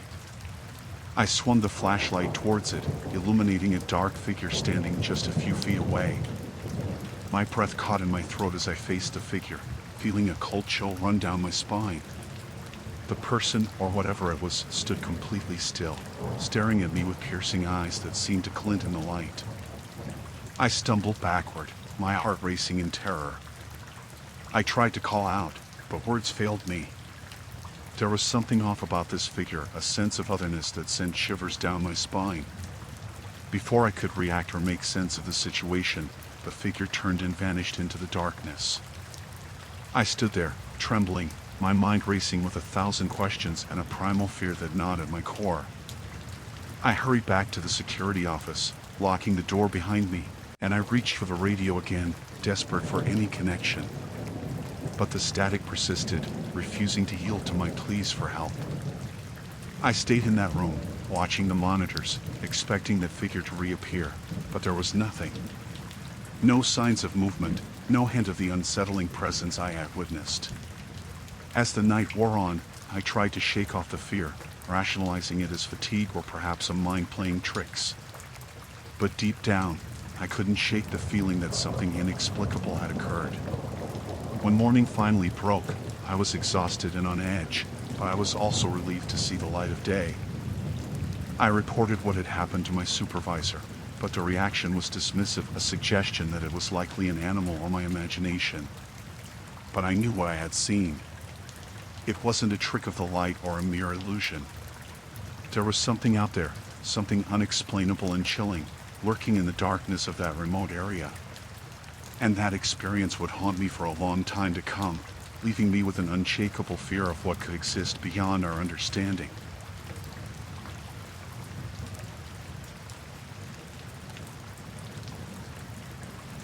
I was driving late at night with a couple of friends, and we needed to refuel, so we spotted this gas station off the highway. It looked alright from a distance, but as we pulled in closer, things started to feel off. The station was eerily quiet, no signs of life around. I thought maybe it was just late, that they closed up early, but something about it didn't sit right. We needed gas, so we decided to check it out. Pulling up to the pumps, we realized there were no cars, no attendants, just an eerie silence. I tried to shrug it off, maybe it was just a slow night for them. But as I got out of the car, this shiver ran down my spine. It was too quiet, too still. The place looked old, worn down. Lights flickered above us, casting these unsettling shadows around. We walked towards the building, thinking someone might be inside, but the door creaked open as if it hadn't been touched in years. The inside was even more unsettling, dusty shelves, old magazines scattered, a layer of neglect everywhere. I called out, but there was no response. It was this eerie silence that sent a chill down my spine. We decided to grab what we needed and leave. But as we were about to head out, strange things started happening. The lights flickered more erratically, and we heard these odd creaks, like someone moving in the shadows. I felt this knot in my stomach, this sense of danger that I couldn't explain. I thought maybe it was just our nerves, playing tricks on us in this abandoned place. But then, things got weirder. Items on the shelf started moving on their own, falling off with no one near them. It was like the place had a life of its own, and it wasn't a friendly one. I felt this sense of impending doom, this urgency to get out, but we needed gas. As we made our way back to the pumps, the lights flickered faster, and this feeling of being watched settled over us.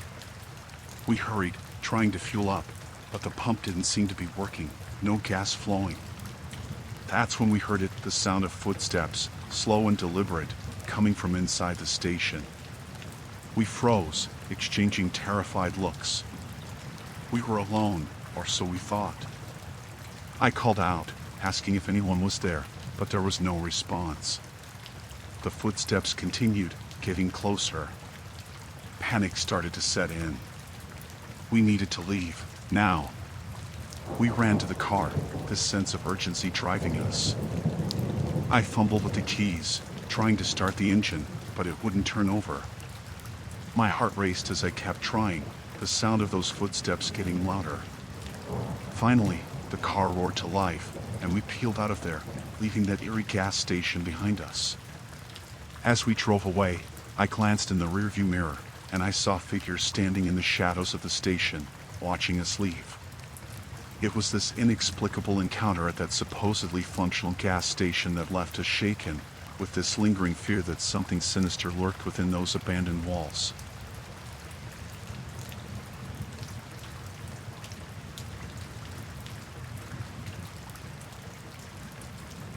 I took a babysitting job for a wealthy family, thinking it'd be an easy way to make some extra money. The house was grand, but something about it felt imposing, as if its walls held untold stories. The man of the house had made his fortune in the textile industry, and the air in the house carried an aura of opulence mixed with an unsettling tension. The kids were in bed, and I was in the living room, flipping through a magazine when I heard a loud crash, followed by voices shouting. Fear gripped me as I realized the sounds were coming from inside the house. Armed individuals burst in, their faces obscured by masks. They were shouting demands, asking for something the family didn't possess. I was frozen, my heart pounding in my chest. They herded us into a room, holding us hostage, me, the kids, and the parents. The air was thick with tension and fear.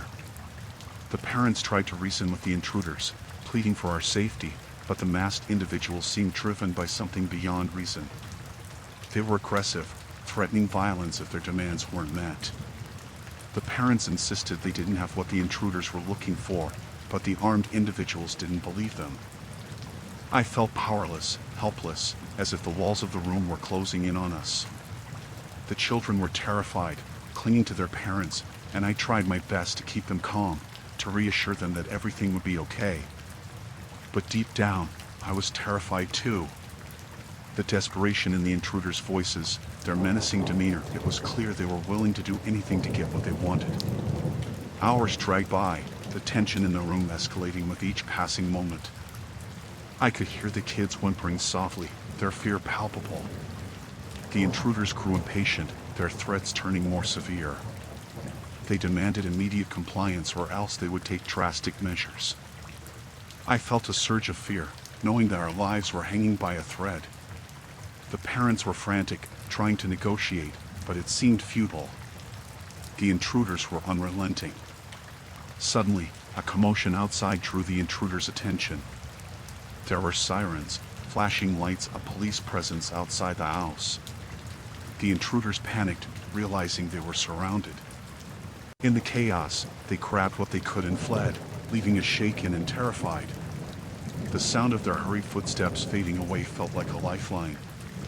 The police arrived and secured the house. They questioned us, and the parents explained that they didn't possess what the intruders were demanding. It seemed like a case of mistaken identity or a botched robbery. As the police conducted their investigation, I couldn't shake off the feeling of terror. The memory of those masked individuals, their aggression, the fear of not knowing if they'd return, it lingered like a nightmare. We were fortunate to come out physically unharmed, but the psychological trauma stayed with us. It was a night of terror, a stark reminder of the vulnerability that comes with simply being in the wrong place at the wrong time. The safety and security I took for granted shattered within those few hours, leaving behind a haunting experience I wish I could forget.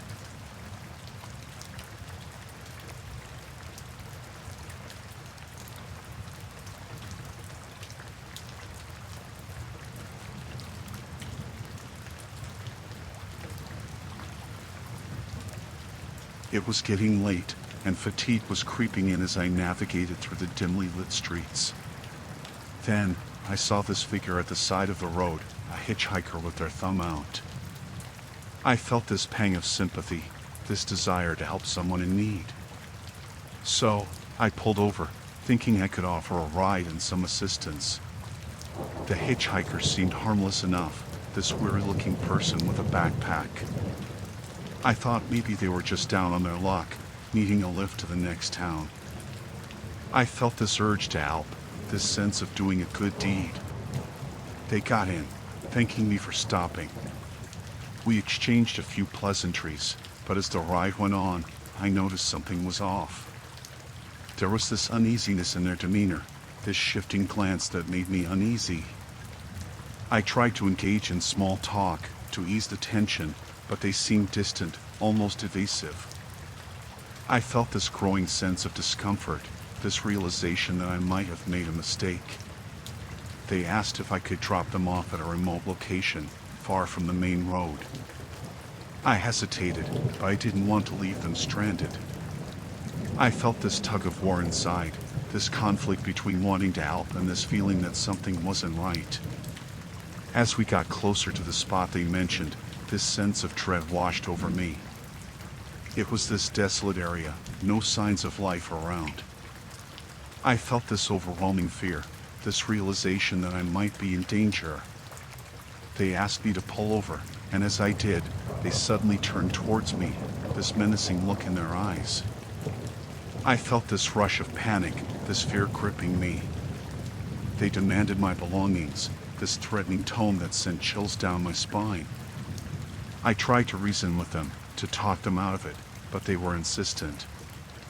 I tried to hit the gas pedal and escape, but they grabbed onto me, this tight grip that paralyzed me with fear. I felt this suffocating terror, this sense of being completely helpless. They took my belongings and got out, disappearing into the darkness. I sat there, trembling, trying to process what had just happened. I felt this overwhelming shock, this fear of what they might do next. I managed to drive away, this haunting encounter etched in my mind. But the fear lingered, this haunting memory of that chilling experience.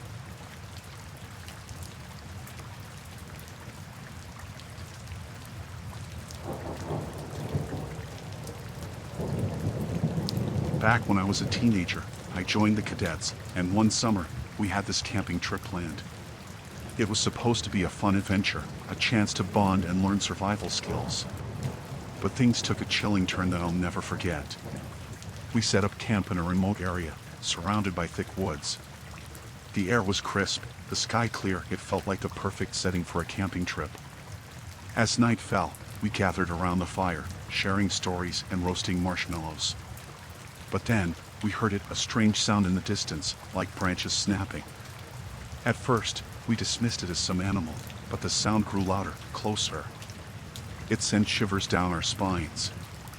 We huddled together, trying to brush off the unease.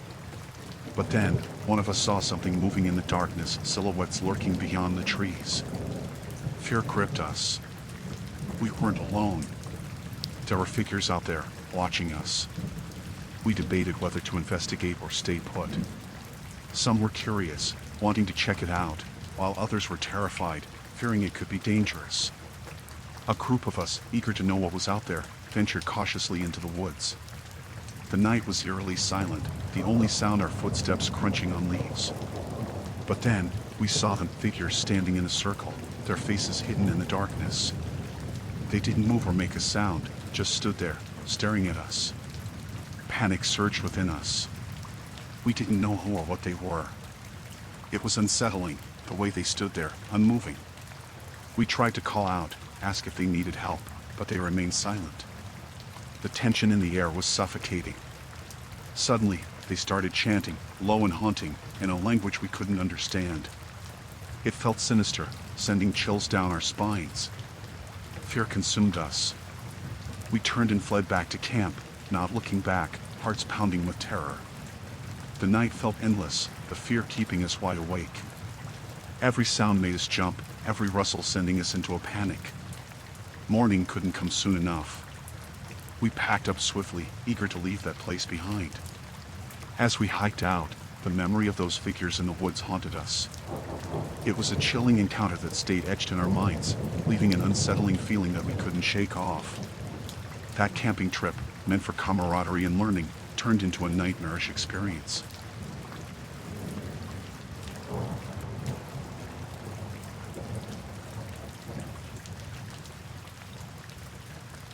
I worked the night shift at the hospital. The night was silent, the corridors dimly lit, and the rooms mostly quiet. But some nights, things happened that I couldn't explain. There was this one patient, Mr. Johnson, in room 213. He was recovering from surgery, but every time I walked by his room, he was awake, staring at the wall with these wide, unblinking eyes. He never acknowledged me, just kept his gaze fixed, which sent a chill down my spine. Then, there was Mrs. Carter in room 227. She'd been here for weeks, battling an infection. But she would wake up in the middle of the night, screaming about someone being in her room, despite it being empty. She was shaking, her eyes darting around, pleading for help, but there was no one there. It wasn't just the patients, it was the atmosphere that felt eerie at times. The lights flickered occasionally, and strange noises echoed down the empty halls. The whole place felt suffused with an eerie energy, making me feel on edge. One night, as I made my rounds, I heard murmurs coming from the empty room 240. I cautiously pushed the door open, expecting to find a patient in distress.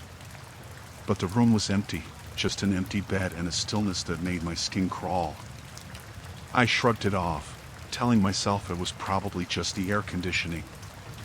Then, there was the patient in room 219, a young man recovering from an accident. He was usually quiet, but one night, he started talking to himself, whispering about someone watching him from the corner. I tried to calm him, but he just kept staring at the empty space, terror in his eyes. As the nights passed, these occurrences became more frequent. Patients would talk about seeing shadows or hearing whispers in the dark. Some even claimed they were being watched by unseen figures. I tried to dismiss it as hallucinations or paranoia, but the fear in their eyes felt real. One night, as I checked on a patient, I heard a faint, eerie melody echoing down the corridor. It sounded like an old music box, soft and haunting. I followed the sound, and it led me to the abandoned wing of the hospital, the part they'd closed off years ago. But the music was coming from there, drifting through the silent halls. I hesitated, my heart pounding, but curiosity got the better of me. I pushed open the creaky door and stepped into the darkness. The melody grew louder, guiding me deeper into the abandoned area. The air was thick, and an unsettling feeling settled over me. I followed the sound until it suddenly stopped. The silence was deafening. That's when I heard it, a whisper, barely audible, right behind me.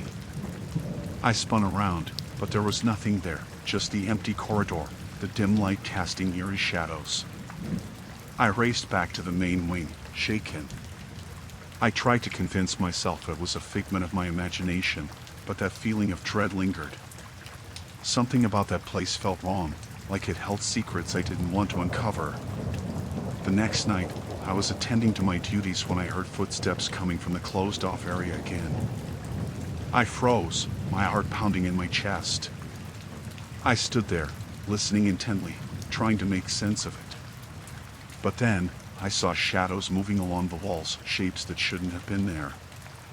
My breath hitched as I watched the shadows, feeling an inexplicable terror grip me.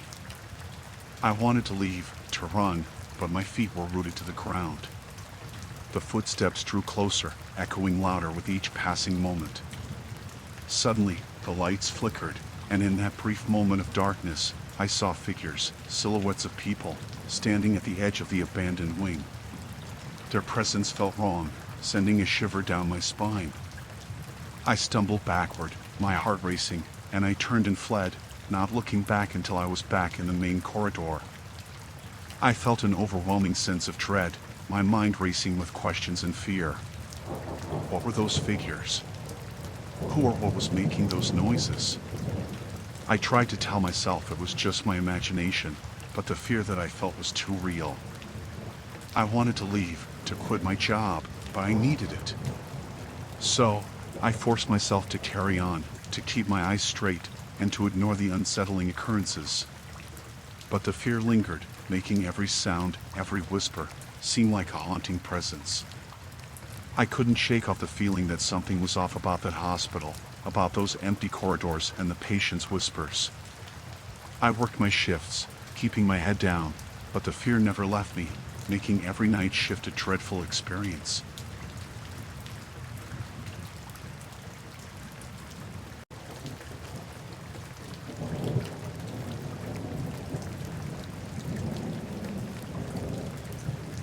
Me and my girlfriend planned a weekend getaway to this cute little Airbnb, a tiny home tucked away in a quiet wooded area.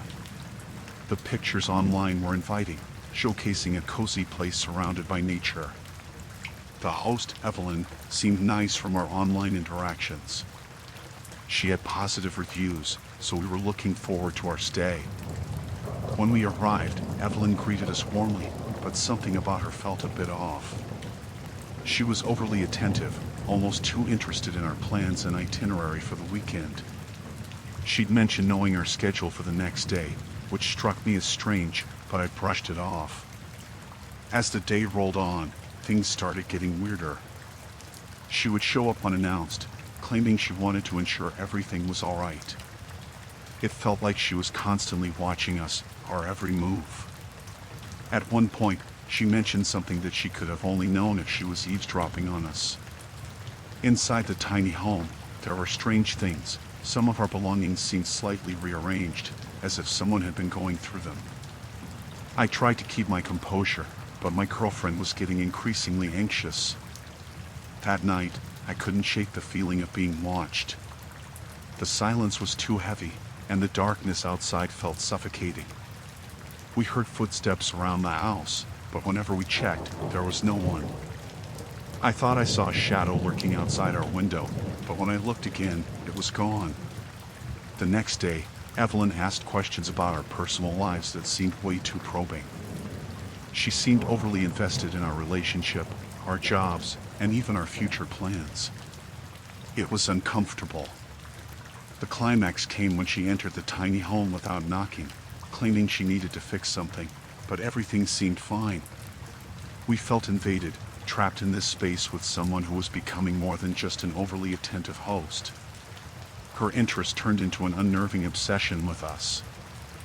I started noticing small details that were off. A hidden camera perhaps, or maybe a microphone. Paranoia began to creep in, and we felt like we were prisoners in this tiny home. We decided to leave early, making up an excuse about an emergency back home. But Evelyn insisted on knowing our exact plans, almost desperate for us to stay.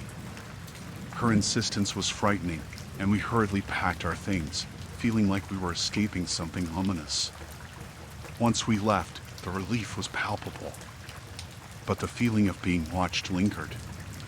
We couldn't shake the chilling sense that Evelyn was still keeping tabs on us, even after we were miles away.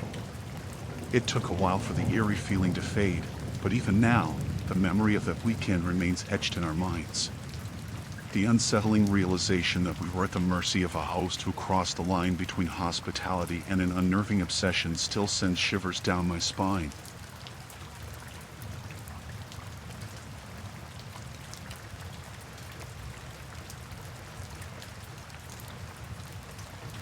My name is Billy, and I used to work the night shift at this hotel, you know, checking in guests, handling the paperwork, and all that. But this one night, things got real weird. I was going through the records, doing the usual audit, when I noticed something off. There were these discrepancies in the records, bookings that didn't add up. Rooms were marked as vacant, but I swear I remembered checking someone into those rooms earlier. It felt like something wasn't right, like someone was messing with the records. I tried to brush it off, thinking maybe I made a mistake, but then I noticed more odd things. Some guests were listed as checked out, but their belongings were still in the rooms. It was like they disappeared into thin air. I felt this chill creeping up my spine, like there was something shady going on. I checked the security footage, but it was all glitchy, like someone tampered with it. It made me real uneasy. Then, I started getting these calls from guests, complaining about strange noises in their rooms, like whispers or footsteps. They said they felt like they were being watched. It made my skin crawl.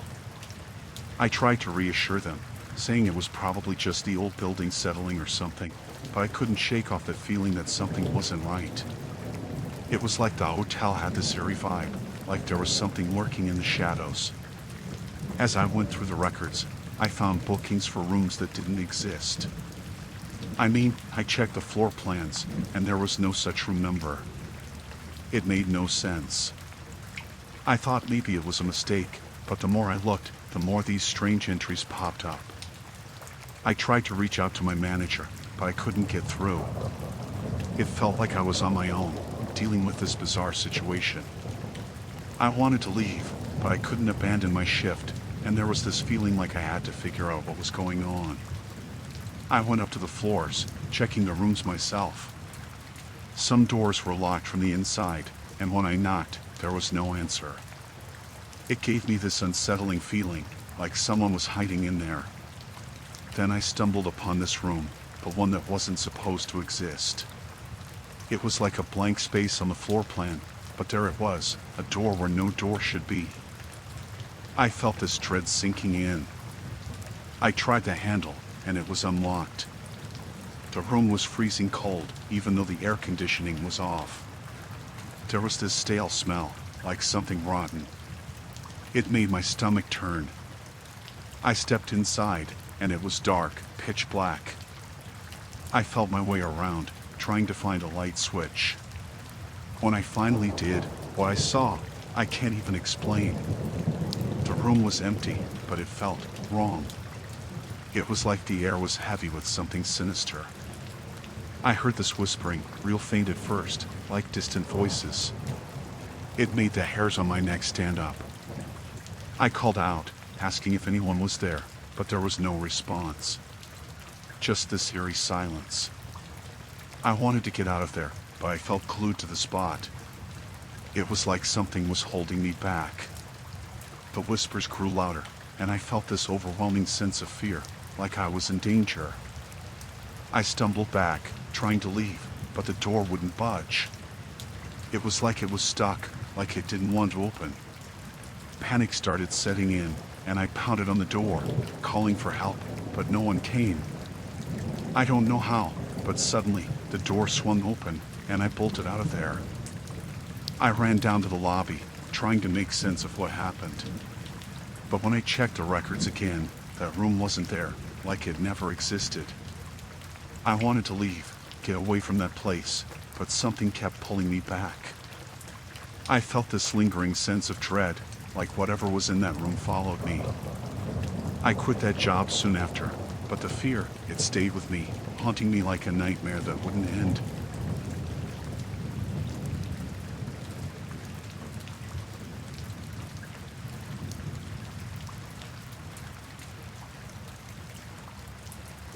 I've been trucking for years, driving through the night, moving cargo from one place to another.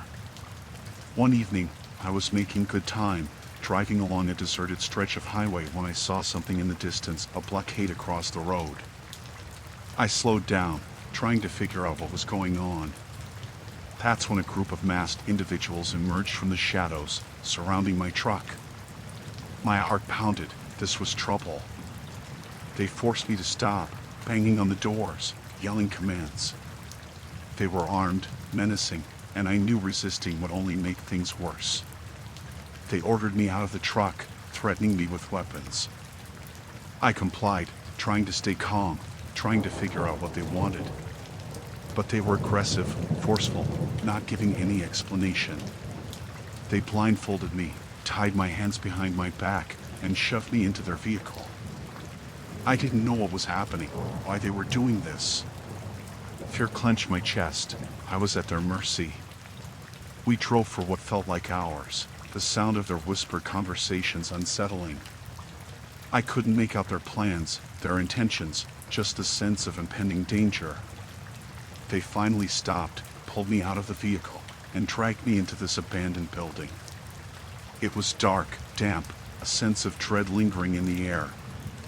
They threw me into a room, still blindfolded, still tied up. I heard them talking, discussing something dark, something sinister. My mind raced with possibilities. I didn't know what they were planning.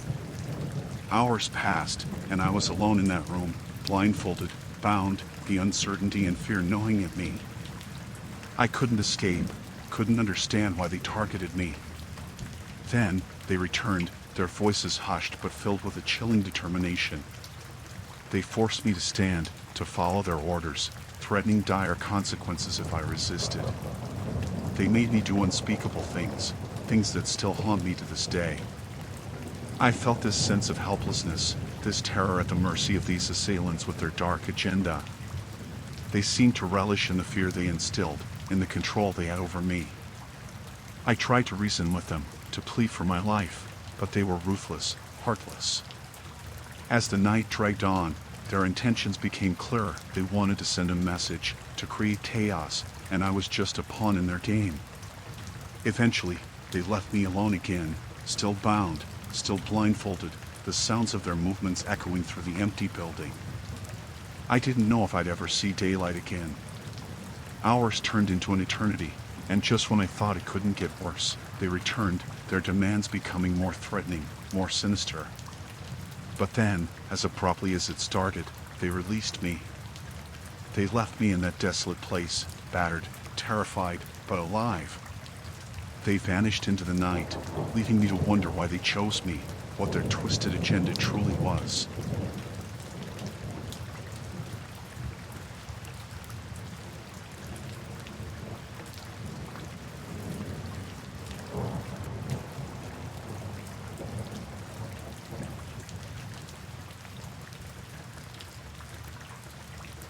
I've always lived a quiet life, content with my own company.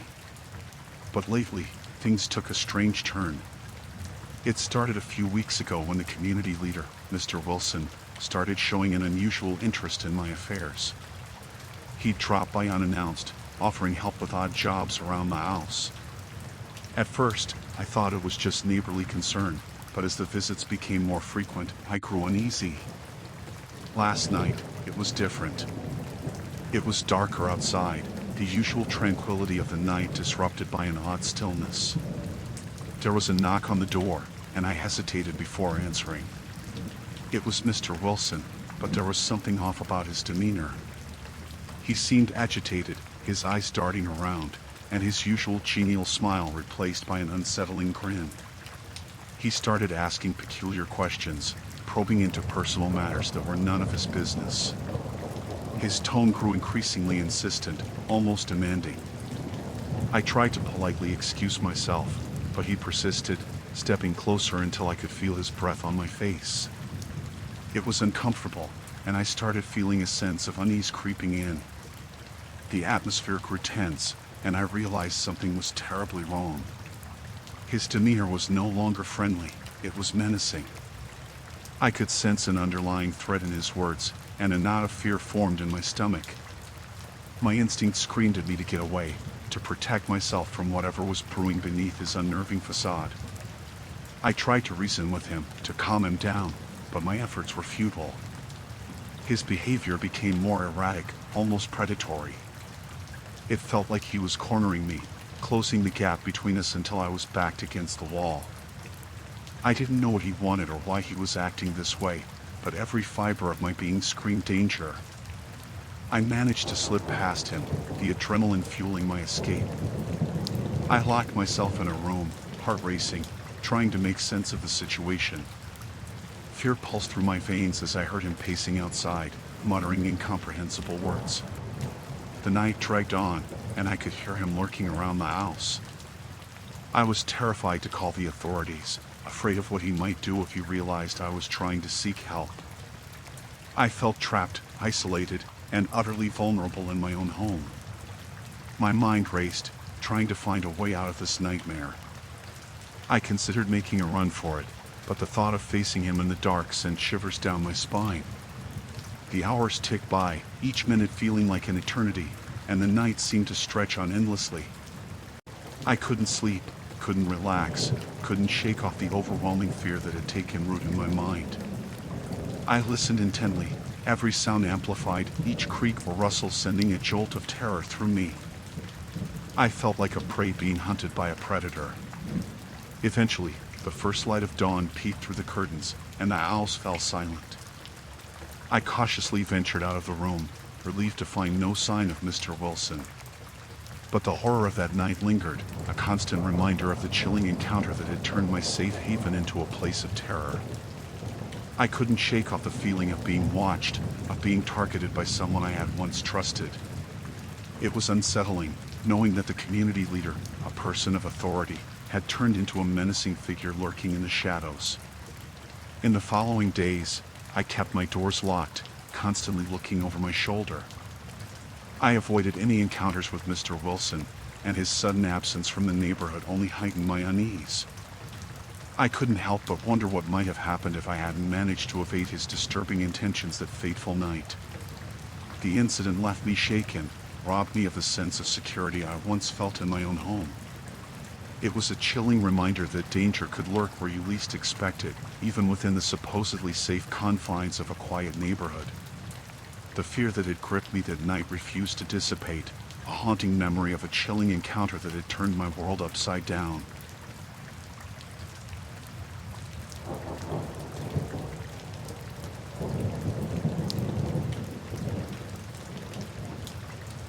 Our group of friends had always been the adventurous sort. We yearned for unique experiences, far removed from the usual tourist traps. This time, we decided to charter a boat to a remote, uninhabited island. The prospect of pristine beaches, untouched jungles, and isolation had enticed us. Little did we know that this escapade would turn into a living nightmare. As we approached the island, I couldn't help but feel a sense of foreboding. The island had a rugged beauty, but it also bore the aura of isolation. Our excitement outweighed our reservations as we disembarked onto the sandy shore, leaving the boat behind to give us the much-needed seclusion. Our days on the island were idyllic at first, with beachcombing, exploration, and campfires under the starlit sky. It was the stuff of dreams. But that dream quickly soured when we stumbled upon a modest, isolated hut, nestled deep within the jungle. Curiosity got the better of us, and we decided to investigate. The hut was surrounded by a lush garden, giving off an eerie sense of tranquility. The door was ajar, and as we peered inside, our joyous adventure took a chilling turn. The hut's inhabitant was a reclusive islander, a wiry, sun-worn man with an intensity in his eyes that sent shivers down our spines. He seemed to have no intention of welcoming us. His voice was gruff and laced with a warning, instructing us to leave and never return. We were shocked, but not willing to give up our precious escape so easily. Ignoring his threats, we explained that we were merely explorers, meaning no harm. It was a mistake that would haunt us. The islander's demeanor darkened, his gaze locking onto us with a predatory intensity. He stepped closer, blocking the doorway and making it clear that we were not free to go. Panic set in as the reality of our situation became evident. We were trapped. Days turned into nights, and it became apparent that our isolated paradise had become our prison. The islander was deranged, convinced that we were invaders who sought to disrupt his solitary existence. Our pleas and negotiations fell on deaf ears. His demands were simple: obey or remain captive. We resorted to sneaking messages to the boat's crew, pleading for their assistance in secret. Each attempt was foiled, and the islander grew more menacing. He was aware of our every move, and we soon realized that our captor was not alone. His crude network of traps and alarms encircled us, and escape seemed impossible. The isolation, fear, and helplessness gnawed at our sanity. The islander was a master of psychological torment, toying with our minds. He recounted tales of past intruders who met gruesome fates. We were shown grisly mementos of their presence, personal items and trinkets stolen from the deceased. Our situation grew dire as we witnessed the lengths to which the islander would go to protect his solitude. His threats turned into violent actions. We were beaten, starved, and held hostage in that wretched hut. The island had turned from a dreamland into a macabre prison, and we feared it would be our tomb. Time seemed to blur, but we refused to give up hope. We hatched a daring plan, carefully biding our time, searching for any opportunity to escape. When the moment finally arrived, we seized it, overpowering the islander with our combined desperation. It was a struggle, one that left us battered and bruised, but we emerged victorious. Our liberation came at a cost, a heavy one that left us scarred both physically and emotionally. As we sped away from that forsaken island, our hearts were heavy with the knowledge of the darkness that had lurked beneath its tranquil facade.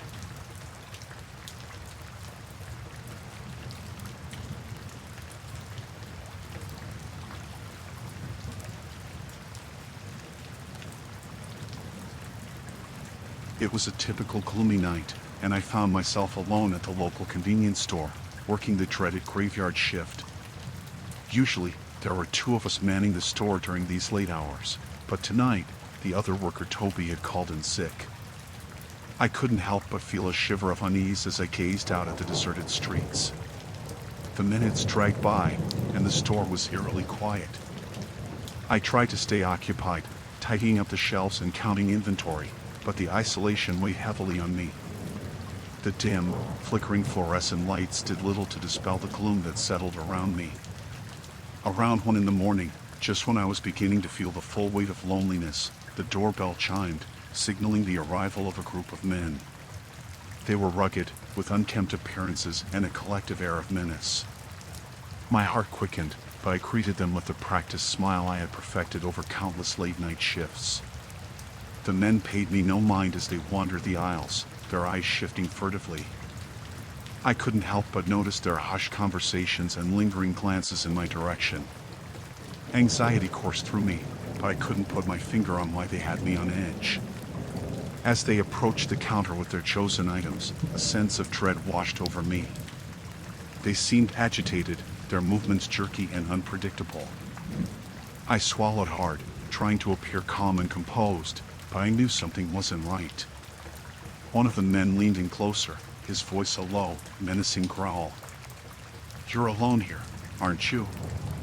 I nodded hesitantly, a lump forming in my throat. I watched in apprehension as the men exchanged knowing glances, a malicious spark in their eyes. They were in no hurry to complete their purchases, and their presence felt like an ominous shadow that had fallen over the store. As they lingered at the counter, the atmosphere grew increasingly tense. The leader of the group, a burly man with a scruffy beard, leaned even closer, his words dripping with menace. "You know, it's not safe to be all alone like this. Bad things can happen." My heart raced as the full gravity of the situation began to sink in. These men weren't here for snacks or drinks, they were here for something else. My instinct screamed at me to remain calm, to stall, and to find a way out of this chilling encounter. I pretended to fumble with the register, hoping that the arrival of another customer might deter the men. But the minutes ticked by, and the store remained empty, save for the menacing intruders. One of the men reached across the counter, his fingers inching closer to me, and a guttural voice filled with malice whispered, "We could have a little fun with you, you know." Panic surged through me, and my mind raced for a way out. I needed help, and I needed it fast. My hand darted beneath the counter, frantically pressing the silent alarm button. But the men saw my actions and realized that I had summoned help. Anger flashed across their faces, and the leader grabbed my arm with a vice-like grip, his face contorted with rage. "You think you can call for help? Not so fast, buddy." The bell above the door jingled, and the police arrived just in time, the flashing lights casting an otherworldly glow over the scene. The men were apprehended, their sinister intentions thwarted. As the police took the men away, I couldn't help but shudder. I had narrowly escaped a nightmare, a chilling encounter that would haunt my thoughts for years to come.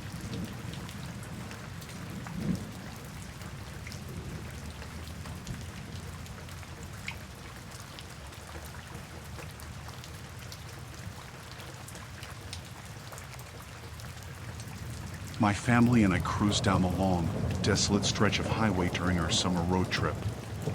The open road had always beckoned, promising adventure and shared experiences. We were making good time, but we needed a break, so we decided to pull over at the truck stop we spotted on the map. It seemed like a typical pit stop, a place to refuel and grab a quick meal. Little did we know that it would become a chilling ordeal. As we parked our car and stepped out, the air was heavy with the scent of gasoline, the thrum of idling engines, and the distant wailing of freight trains passing by. We made our way to the bustling truckers' diner, where grizzled men in worn-out denim jackets huddled in booths, eating in somber silence. Their eyes followed us as we entered, and the atmosphere was charged with hostility. We tried to ignore the unnerving gazes and found a booth near the back. Our server, a middle-aged woman with a forced smile, took our order. The menu offered the standard fare, but there was an unmistakable tension in the air. As we waited for our food, the truckers' conversations ebbed and flowed, never veering far from their own affairs. My son, Timmy, and daughter, Emily, were oblivious to the growing unease, chattering away about our road trip adventures.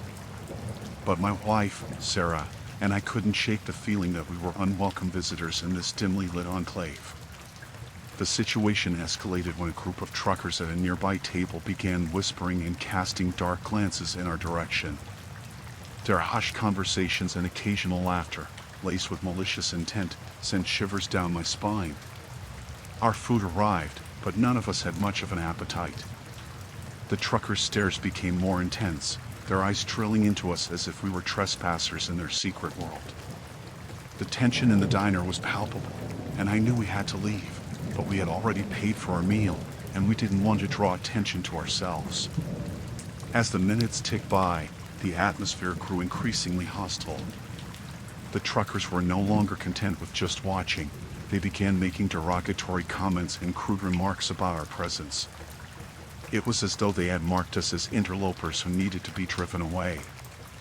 My heart pounded as one of them, a burly man with a thick beard, approached our table. His breath reeked of alcohol, and his eyes gleamed with malice.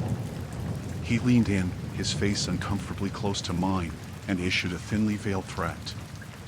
"Y'all best be hitting the road, city folk," he sneered. "This ain't no place for your kind." The menacing looks in the eyes of the other truckers told me that this was not an idle warning. We realized we were in a perilous situation, surrounded by strangers who wanted us gone. We hurriedly paid the bill and left the diner. As we stepped out into the fading light, the truckers inside continued to stare through the grimy windows. I could feel their malevolence trailing behind us, as if they were daring us to stay or return. As we walked back to our car, I couldn't help but think about the stories of travelers who had gone missing or met untimely fates at remote truck stops. We had no intention of becoming another chilling tale of the road. We piled into our car, and I quickly started the engine, ready to put as much distance between us and that menacing truck stop as possible. The headlights pierced the gathering darkness, and as we sped away, I couldn't help but glance in the rearview mirror. I saw a group of truckers, bathed in the eerie glow of the diner's neon sign, watching our departure. Their glares lingered in my memory, a haunting reminder of the night we crossed paths with hostile truckers in the middle of nowhere.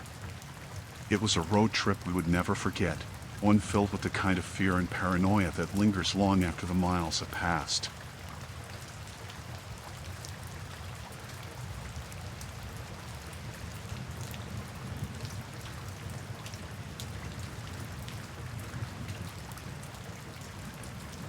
Back in the summer of 2019, my wife and I embarked on a road trip across the picturesque landscapes of England. Our journey eventually brought us to the beautiful Isle of Wight, a serene island known for its stunning coastline and lush forests. We decided to camp in the woods, seeking an escape from the hustle and bustle of everyday life.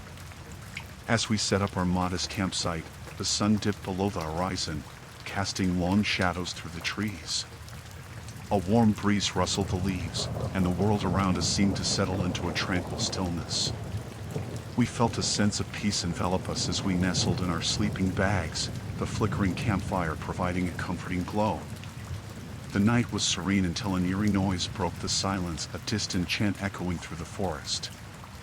My wife, Sarah, and I exchanged uneasy glances as the sound grew louder, drawing nearer to our camp. The chant was incoherent, a dissonant blend of voices. Fear clutched at my heart as I grabbed a flashlight and ventured out of our tent. Guided by the flickering light, I made my way toward the source of the noise, my wife close behind. We found ourselves standing at the edge of a clearing, hidden among the towering trees. In the center, we witnessed a sight that sent shivers down our spines. A group of people, dressed in tattered clothing, stood in a circle around a massive bonfire.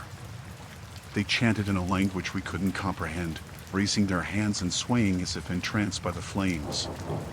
In the center of the circle, a dark figure emerged. The hooded leader carried a torch, casting eerie shadows across their faces.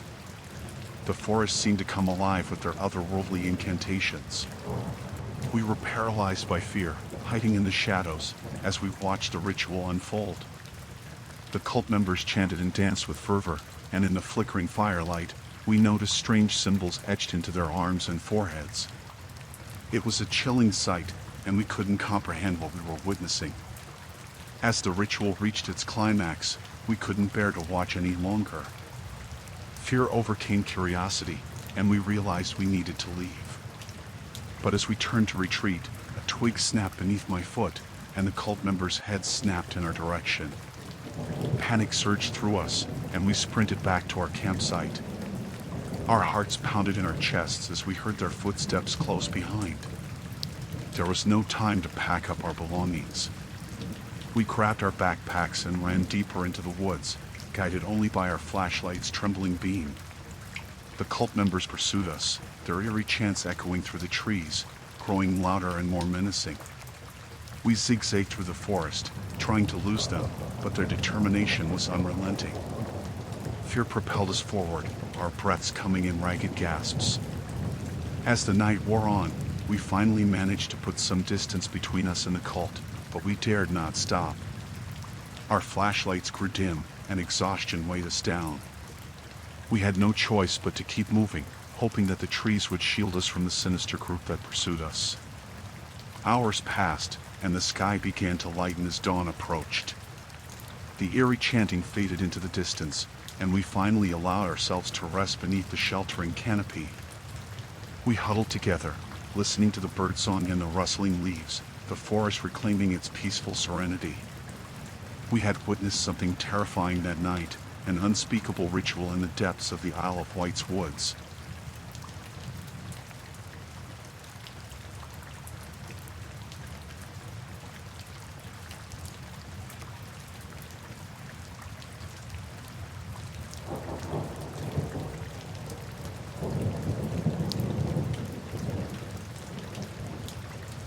It was the night of our town's annual winter festival. My son and I were excited, ready to enjoy the festivities. The town square was lit up with colorful lights, the air filled with laughter and the aroma of hot cocoa. As we walked through the lively streets, something felt off. I couldn't quite put my finger on it, but an unsettling sensation crept up on me. I brushed it off, attributing it to the bustling crowds and the cold night air. As the evening progressed, a series of strange incidents began to unfold. A street lamp flickered ominously, casting eerie shadows across the square. I saw Mr. Reynolds, our quiet neighbor, standing on the outskirts, his gaze fixed on us. It made me uneasy, but I didn't dwell on it. As my son and I indulged in some festival treats, a sense of unease grew stronger. I noticed Mr. Reynolds again, this time lurking in the shadows, watching us with an unsettling intensity. His presence felt ominous, sending a chill down my spine. Amidst the merry atmosphere, odd occurrences continued. Some of the lights around the festival stalls began to dim inexplicably. The cheerful ambience of the festival was overshadowed by a creeping sense of dread. I tried to distract my son, to shield him from the growing unease. But deep down, I couldn't shake off the feeling that something was terribly wrong. The night took a sinister turn when my son suddenly went missing amidst the crowded festival. Panic surged through me, my heart pounding with fear. I frantically searched through the crowds, calling out for him, but he was nowhere to be found. Desperation gripped me as I sought help from the festival organizers and the police. They launched a search, but there was no sign of my son. Fear consumed me, and I felt a sense of dread I'd never known before. Amidst the chaos, I remembered the lingering presence of Mr. Reynolds. It felt like a puzzle piece falling into place. There was something about his watchful gaze that unsettled me. I rushed to his house, my mind clouded with a mix of dread and suspicion. I knocked on his door, my heart racing with apprehension. Mr. Reynolds answered, his demeanor calm and composed. I tried to ask him about my son, trying to keep my composure, but something in his expression seemed off, unnerving. As I pressed for answers, he invited me in, claiming he hadn't seen my son. But deep down, I couldn't shake off the feeling that he was hiding something. My instinct screamed at me, urging me to leave, to get away from this quiet, unsettling neighbor. As I turned to leave, a sound caught my attention, a faint whimpering coming from somewhere inside the house. My heart sank, a gut-wrenching feeling engulfing me. I demanded to know what was going on, my voice shaking with a mix of fear and fury. Suddenly, Mr. Reynolds' demeanor changed. His calm facade shattered, replaced by a chilling smile. In that moment, I realized the horrifying truth. It was him. He had my son. I lunged towards him, trying to overpower him, but he was quicker. He revealed a hidden room behind a bookshelf, where my son was tied up, trembling and terrified. I tried to reason with Mr. Reynolds, to plead for my son's safety, but his eyes were filled with a chilling madness. He spoke of a twisted obsession, a dark desire that had led him to take my son. I fought with all my strength, desperation fueling my every move. In the struggle, I managed to break free and grab my son, pulling him away from Mr. Reynolds' grasp. We ran out of that house, fleeing from the horror we had encountered. The police arrived soon after, apprehending Mr. Reynolds. They assured us that he would face justice for his heinous actions. My son and I were shaken to our core, scarred by the nightmarish experience. The once festive atmosphere of the winter festival had turned into a haunting ordeal, revealing a hidden danger lurking within our supposedly quiet community.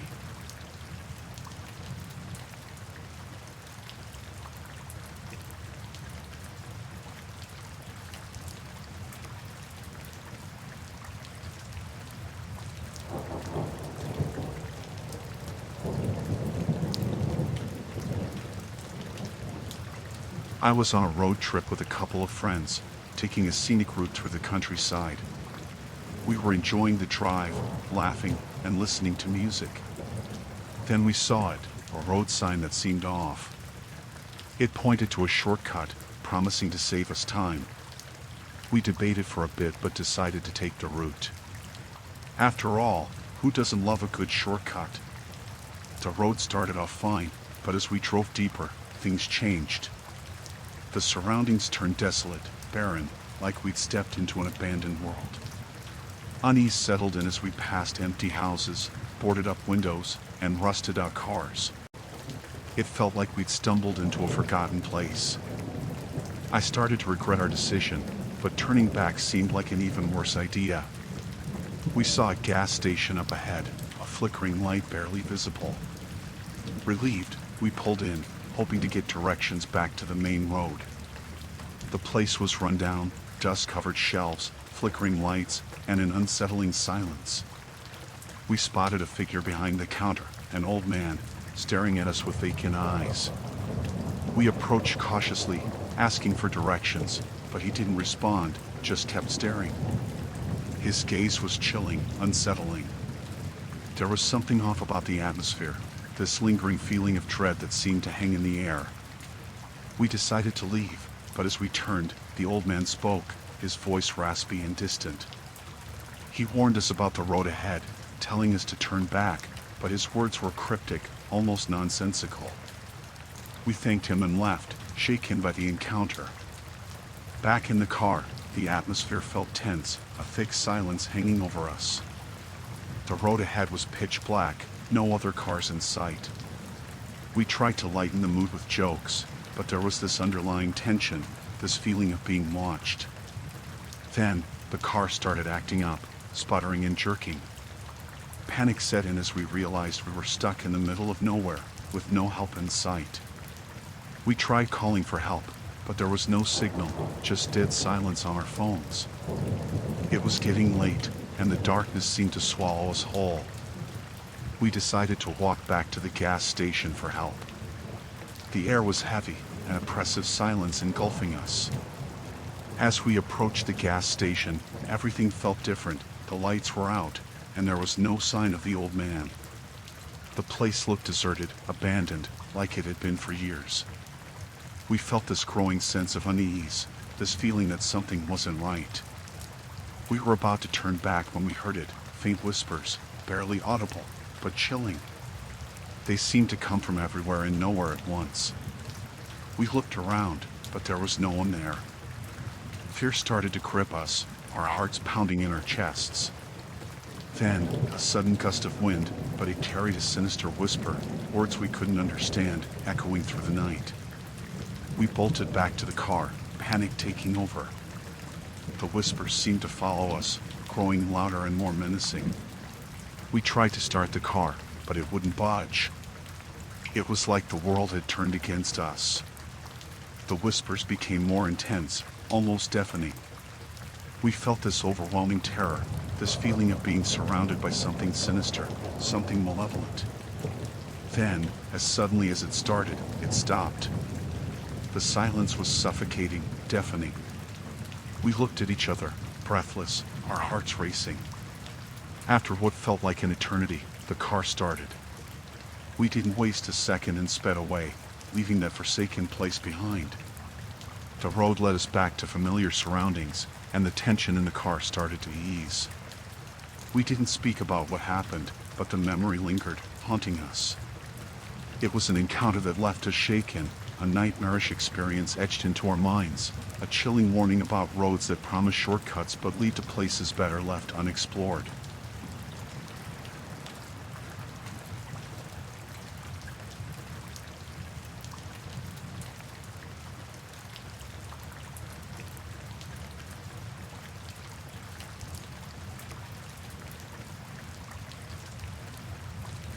I remember that day vividly. It was an ordinary hike, exploring the remote trails I'd often frequented. The woods seemed unchanged, the trees standing tall and the sunlight filtering through the foliage. But as I ventured deeper, something caught my eye, a steeple protruding from the trees. Curiosity nudged me forward, leading me off the beaten path. I stumbled upon an old, dilapidated church nestled amidst the wilderness. Its weathered exterior spoke of years of abandonment, yet something compelled me to step inside. The door creaked open, the musty scent of decay hitting my nostrils. Darkness enveloped me as I stepped into the nave. The air felt heavy, as if the silence held ancient secrets. Illuminated by shards of sunlight, the church's interior was hauntingly beautiful, adorned with faded stained glass windows and decaying pews. But my gaze lingered on the altar, a sinister air seemed to linger around it. Curiosity turned to unease as I noticed strange markings etched into the walls. Symbols I couldn't decipher, evoking a sense of foreboding. It felt as though the church held secrets buried deep within its walls. As I explored further, a chilling discovery awaited, a hidden chamber concealed behind a tapestry. I pushed it aside, revealing a narrow passageway. Darkness swallowed the light, but my curiosity drove me to venture into the unknown. The passageway led to a cryptic chamber, adorned with candles flickering eerily in the dimness. The walls were adorned with cryptic writings, unsettling to decipher. My heart raced, a sense of unease creeping over me. In the center of the chamber stood an altar, shrouded in shadows. But what sent shivers down my spine was the presence of odd artifacts, ancient-looking books, strange utensils, and remnants of what appeared to be ceremonial rituals. My mind raced with questions, fear mingling with curiosity. What practices were concealed in this secluded church? What dark history lay dormant within its walls? An oppressive feeling surrounded me, as if unseen eyes were watching my every move. The air grew thicker, and a sense of dread settled in, urging me to leave. As I turned to exit, the door creaked shut. Panic surged within me as I tried to open it, but it seemed stuck, sealing me inside this macabre sanctuary. Fear gripped me, my heart pounding against my chest. Desperation took hold as I pounded on the door, pleading for release, but there was no response, only silence mocking my terror. The atmosphere grew colder, the candles flickering ominously. Shadows danced on the walls, and whispers echoed through the chamber, unintelligible yet haunting. Time felt distorted, as if I were trapped in a nightmare with no end in sight. I pressed my palms against the door, my breath shallow, trying to steady my racing heart. Amidst the panic, a glimmer of hope, another door concealed behind a tapestry. I rushed towards it, pushing it open with all my might, greeted by a blinding burst of sunlight. I stumbled out into the woods, gasping for air, relief flooding through me. The church loomed behind me, a sinister silhouette against the trees, its secrets forever haunting my memory. I fled from that place, haunted by the chilling encounter. It was a brush with something beyond comprehension, a revelation of disturbing practices hidden within the walls of that mysterious church. Its dark secrets, a part of a past I wished I'd never uncovered, haunted my thoughts for days to come.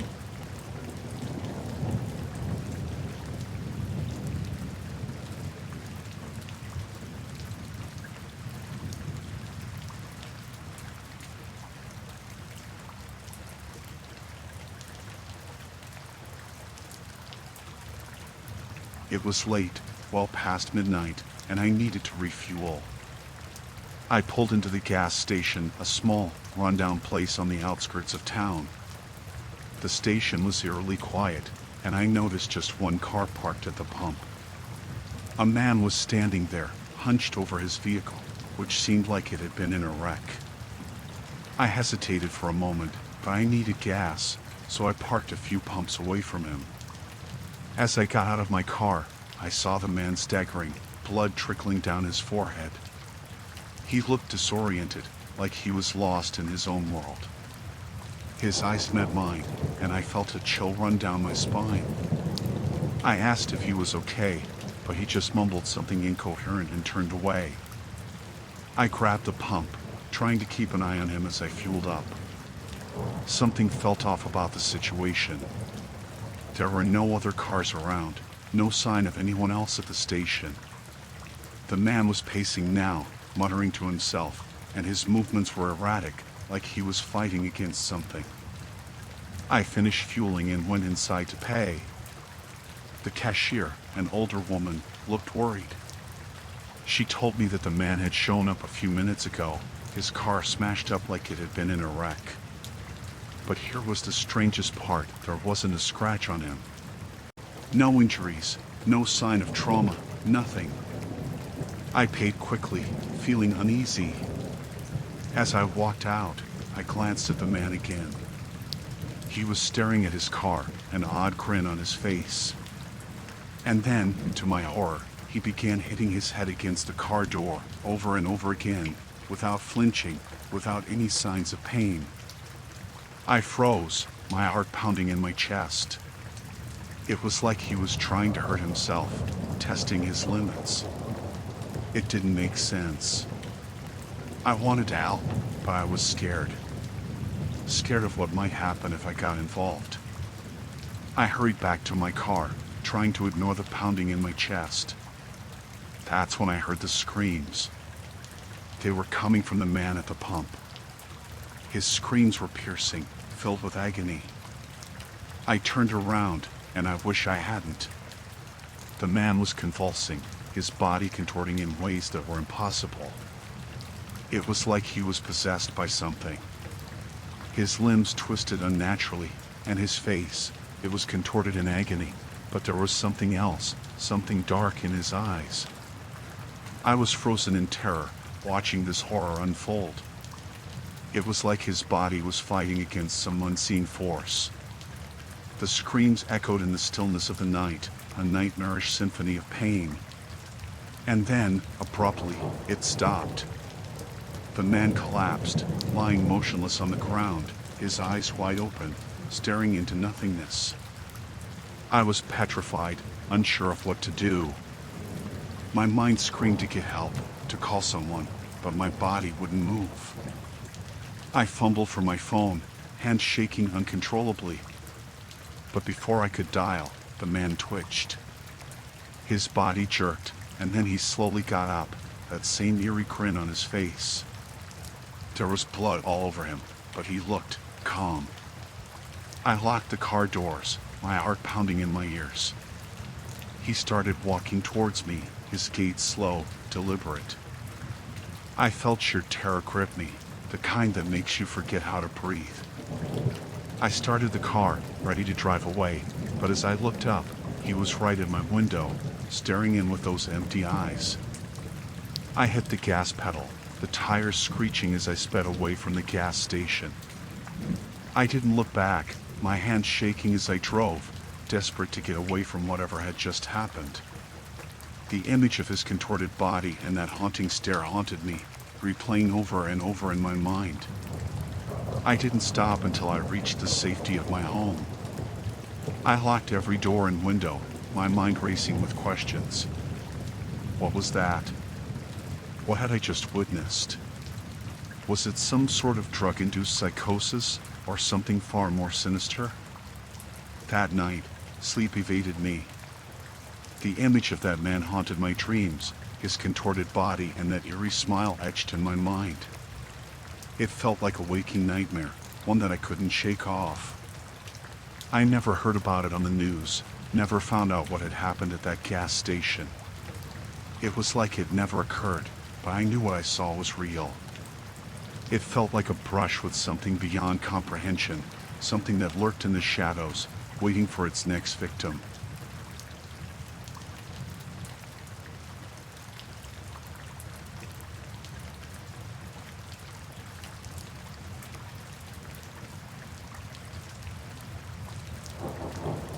I was scrolling through Craigslist, looking for a side gig to earn some extra cash. I stumbled upon an ad that said, looking for assistance in moving heavy items. Willing to pay cash. Sounded straightforward, and I needed the money, so I responded. We agreed to meet at a local storage facility. When I arrived, A guy in his mid-30s greeted me. He seemed normal enough, just someone needing a hand with moving. He had a truck parked nearby, and he asked if I was up for some heavy lifting. I said sure, thinking it'd be easy money. We went inside the storage unit, and that's when things got weird. There weren't any furniture or boxes. It was empty, except for this weird-looking metal trunk. He asked me to help him move it, but something felt off about it. It was old and rusty, like it hadn't been opened in years. I hesitated, but he insisted it wasn't heavy. We grabbed either end, and as we started moving it, I heard something shuffling inside. It was faint, like someone or something was moving around in there. I stopped dead in my tracks, my heart racing. The guy noticed my reaction and laughed it off, saying it was probably just junk shifting inside. But the noise sounded more deliberate than that. It was unsettling, and I was starting to feel really uneasy about the whole situation. I tried to make an excuse to leave, but before I could, the guy locked the storage unit door. He turned to me, and that's when I saw a glint of something unsettling in his eyes. It sent a chill down my spine. I demanded to leave, but he just chuckled and pulled out a knife, telling me I wasn't going anywhere. Panic surged through me, and I tried to reason with him, but he wasn't listening.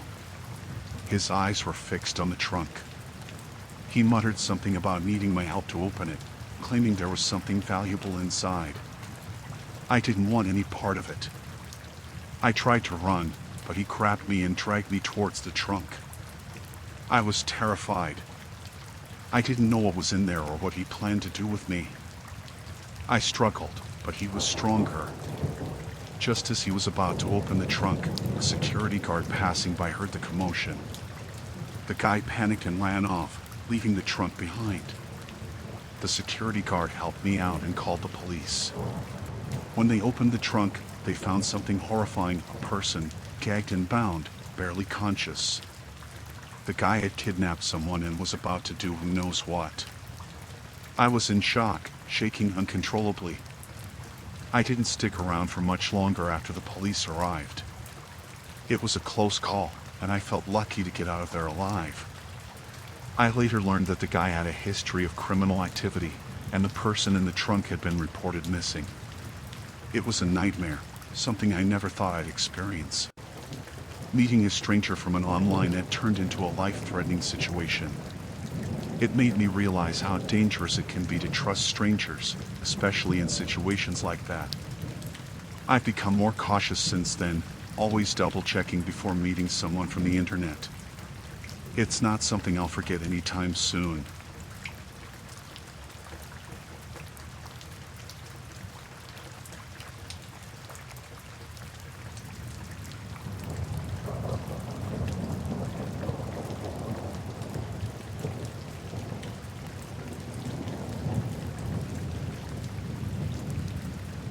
I was driving down a lonely stretch of highway.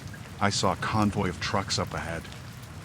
Looked like a group traveling together, their headlights cutting through the darkness. I didn't pay much attention at first, just another convoy, I thought. But as I got closer, something felt off. They were driving slow, too slow for a highway. I figured maybe there was a reason, a problem with the vehicles or something. But then they signaled for me to join them, like they were waiting for me. I hesitated, but something about it seemed inviting. Maybe it was the loneliness of the road, or maybe it was just curiosity. I decided to join them, pulling in behind the last truck in the convoy. The drivers didn't seem hostile. They nodded at me as I fell in line. But as we drove on, I noticed things were different. They weren't talking on the CB, no casual chatter between truckers. It was dead silent, just the sound of engines and the hum of the road. I tried to strike up conversation, but they seemed uninterested, almost like they were ignoring me. It made me feel uneasy, like I didn't belong there. Then, I noticed something strange: the cargo they were carrying. It wasn't regular stuff, it looked unusual. Large, heavy crates, covered in tarpaulins, like they were hiding something. I couldn't shake off the feeling that it wasn't normal cargo. I tried to focus on the road, but the tension in the air was thick. It felt like something was about to happen, something I couldn't quite put my finger on. Suddenly, the convoy slowed down even more, almost to a crawl. I couldn't understand why. There was no traffic, no apparent reason to slow down like that. But they kept going, slower and slower. Then, one of the trucks ahead pulled off to the side of the road. It was like they knew where they were going, like it was planned. I felt this knot in my stomach, this urge to get away from them. But before I could react, the other trucks started blocking the road, hemming me in, trapping me in the convoy. Panic surged through me. I felt trapped, helpless. I tried to pull over and get out of there, but they wouldn't let me. They swerved, cutting me off, forcing me to stay in line. It was like they were hurting me, like I was part of their plan. I saw the drivers getting out of their trucks, all wearing dark clothes, masks covering their faces. I felt a chill run down my spine. Something wasn't right. I didn't know what they wanted, but I knew it wasn't good. I tried calling for help on the radio, but it was dead. No signal, no response. It was just me and them, alone on that desolate road. They started unloading the crates, revealing something inside. I couldn't see clearly, but it looked human. My heart pounded in my chest. I couldn't believe what I was seeing. I tried to reverse, to get out of there, but they were too fast. They surrounded my truck, blocking any chance of escape. I felt this overwhelming sense of dread, this fear that I was in real danger. I tried to reason with them, begged them to let me go. But they didn't listen. They just kept working, like they were on a mission, like I was nothing but an obstacle in their way. I saw them dragging someone, towards one of the trucks. It was a person, tied up, gagged, helpless. I couldn't comprehend what was happening. It felt like a nightmare. I didn't wait to see more. I floored it, pushing through the blockade they'd made. I swerved onto the shoulder, dirt flying, not caring about the damage to my truck.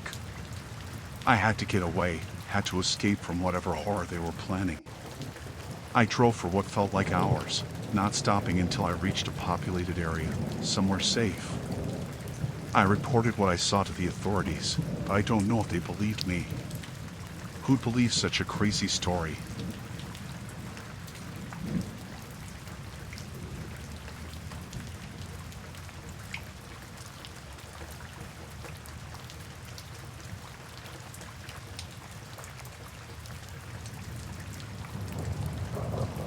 I bought this old property on the edge of town, a quaint place that felt like a fresh start for me and my two daughters. There was a cabin a bit further out on the land, and curiosity got the better of us. We decided to check it out, thinking it could be a charming retreat. The cabin stood there, weathered and silent, surrounded by the whispering woods. As we stepped inside, the air felt heavy, like memories lingering in the corners. We found an old diary on a dusty shelf, its pages yellowed with time. Opening it sent a shiver down my spine. The diary revealed the story of a family that lived here before us, and it was anything but charming. Tales of tragedy unfolded, like shadows in the moonlight. They faced hardships, loss, and an overwhelming sense of despair. The more I read, the more it felt like the cabin held echoes of their sorrow. As I read aloud to my daughters, the wind outside seemed to howl in harmony with the somber words on those pages. The family's pain seeped into our surroundings, transforming the cabin from a potential refuge into a chilling reminder of the past. The stories told of sleepless nights, of footsteps in the dark, and of faces seen in the shadows. Fear gripped us, and the once inviting cabin felt like a chamber of secrets. My daughters clung to me, their eyes wide with a mixture of fascination and fear. That night, as darkness swallowed the woods, we heard creaks and whispers, as if the very timbers of the cabin were haunted by the past. My daughters, normally full of laughter, fell silent, haunted by the tales from the diary. Sleep was elusive. Every rustle in the leaves, every creak of the floorboards, sent chills down my spine. The cabin seemed to hold its breath, as if waiting for something. I questioned my decision to move here, to expose my daughters to this haunting history. Morning brought no relief. The sunlight filtered through the trees, casting long shadows that danced on the cabin walls. We decided to leave, to abandon the cabin and its chilling secrets. But as we walked away, I couldn't shake the feeling that the stories in that diary weren't just words on paper. They lingered in the air, in the very fabric of the woods that surrounded us. Weeks passed, but the memories of that cabin stuck with us. The new property became tainted by the weight of the past. The town, once welcoming, felt like it held secrets too. We tried to move on, but the specter of that tragic family followed us, a constant reminder that sometimes the past doesn't stay buried. The cabin, a place that should have been a haven, became a nightmare etched into the landscape of our new life.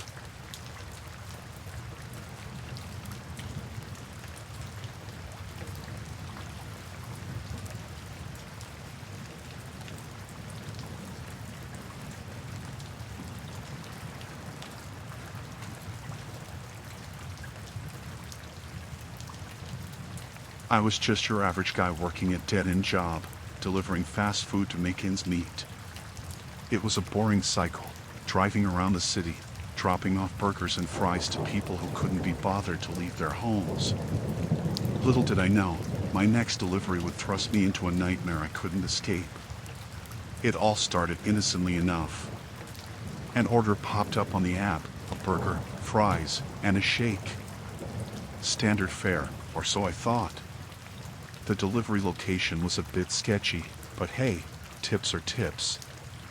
I hopped in my car, thinking about the measly tip I'd get for venturing into this neighborhood. The GPS guided me through dimly lit streets until I reached the destination, an old, rundown apartment building. Red flags started popping up, but hunger for the tip and the simplicity of the job kept me going. I parked and climbed the creaky stairs to the designated apartment. The door opened, revealing a guy who seemed normal at first glance. He took the food, handed me the money, and I turned to leave. That's when things took a dark turn. Suddenly, two masked figures emerged from the shadows, blocking my exit.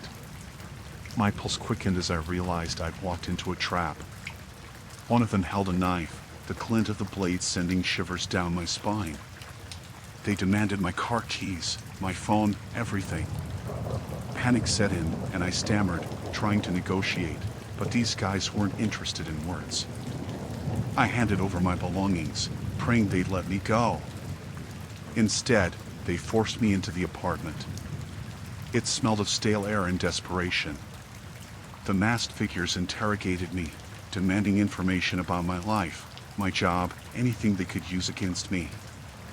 Fear gnawed in my insides as I realized I was at the mercy of criminals with no regard for human decency. The situation escalated. They bound my hands, shoved me into a closet, and left me there in the suffocating darkness.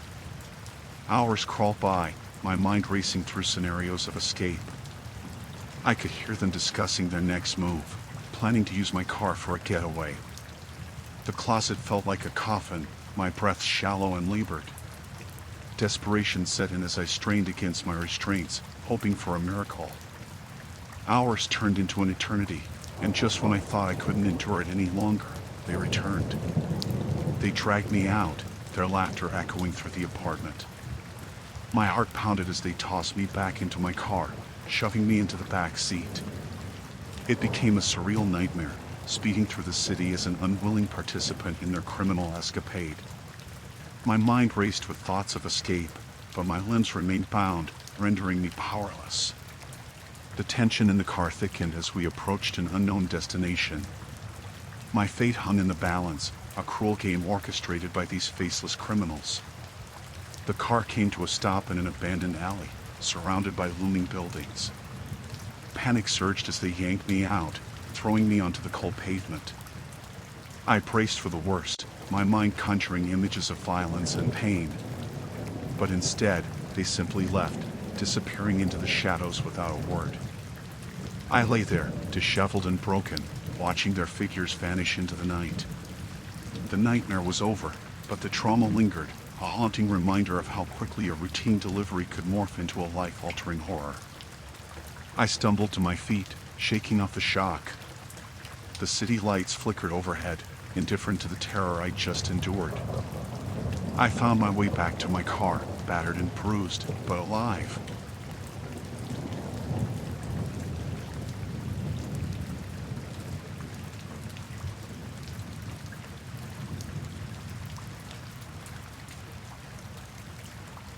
It was supposed to be a family camping trip, a weekend getaway to immerse ourselves in nature and create lasting memories.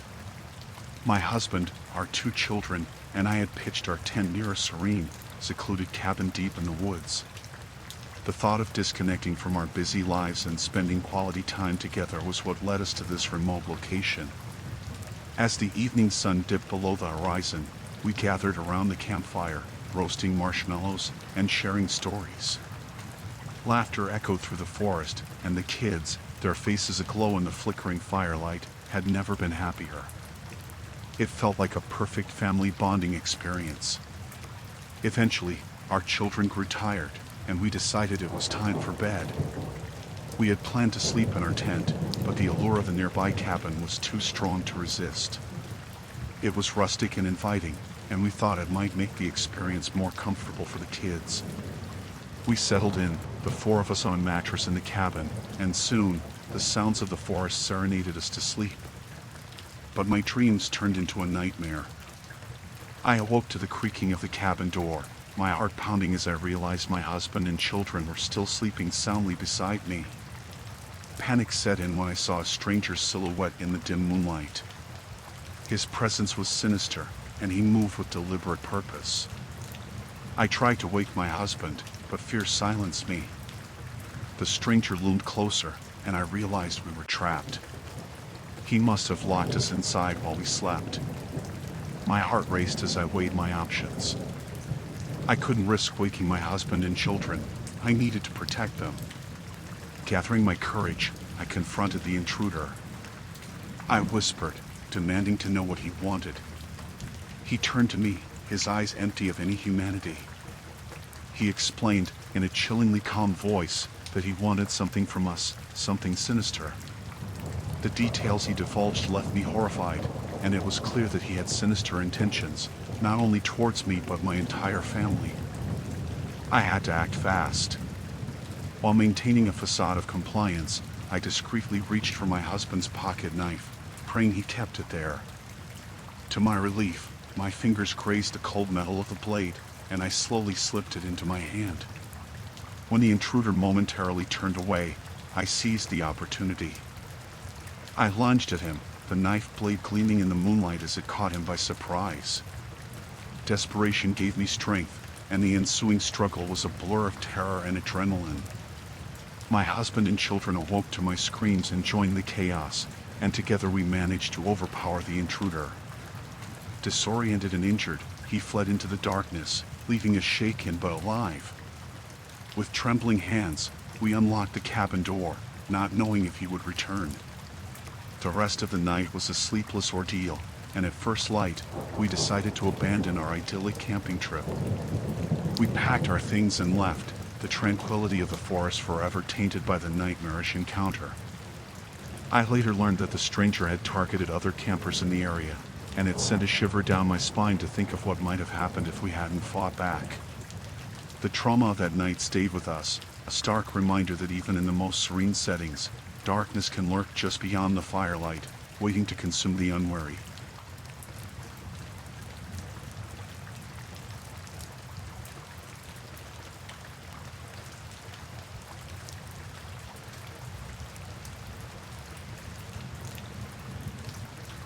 It was a cold, winter night, and I found myself alone in my cozy home, savoring the last slice of the apple pie I had baked earlier in the day. The wind howled outside, and the occasional crackling of the fireplace was the only sound in the room. The flickering candlelight cast eerie shadows on the walls, giving an otherwise warm and inviting space a hint of mystique.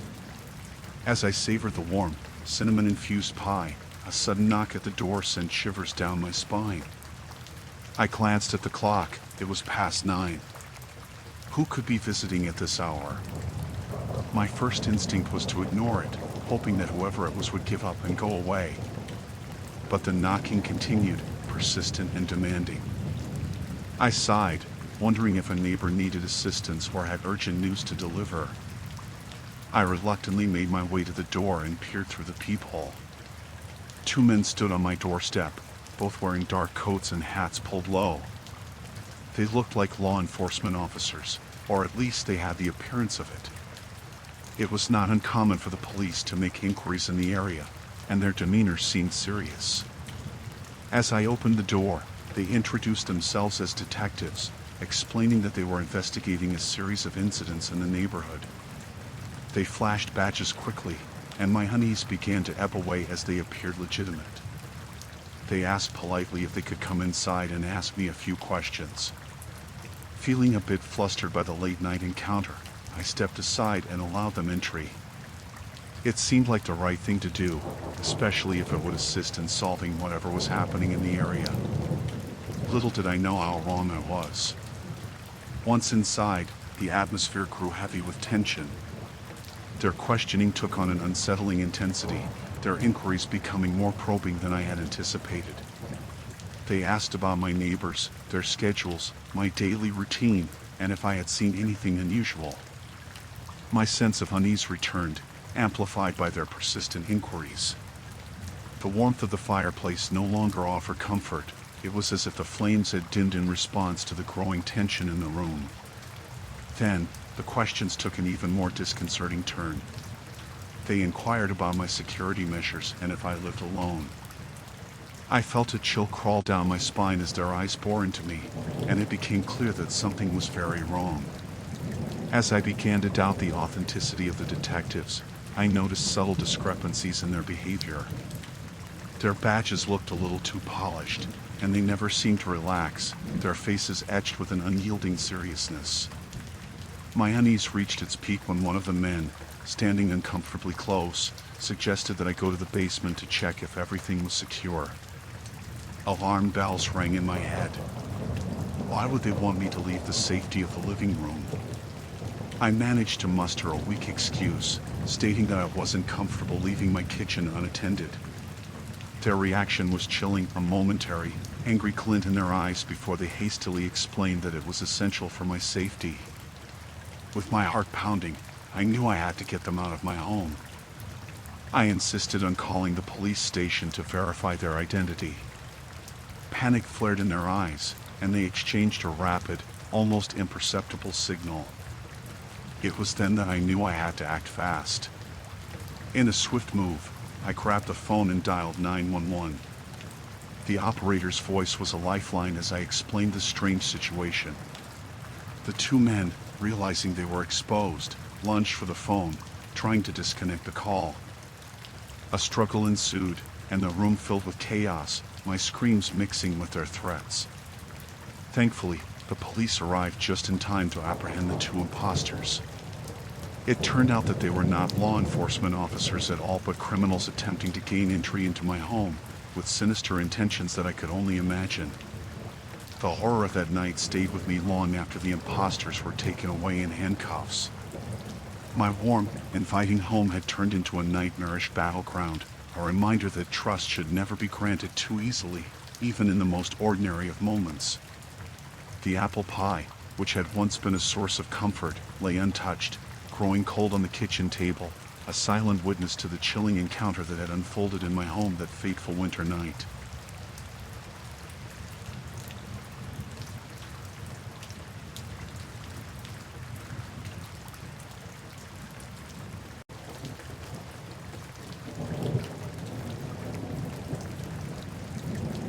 I remember that night so clear, like it was yesterday.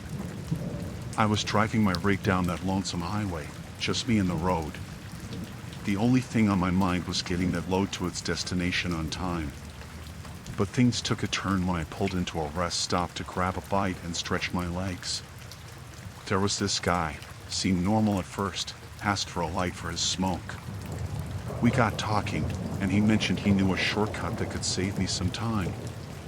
Sounded good to me, so I followed his directions, not thinking much of it.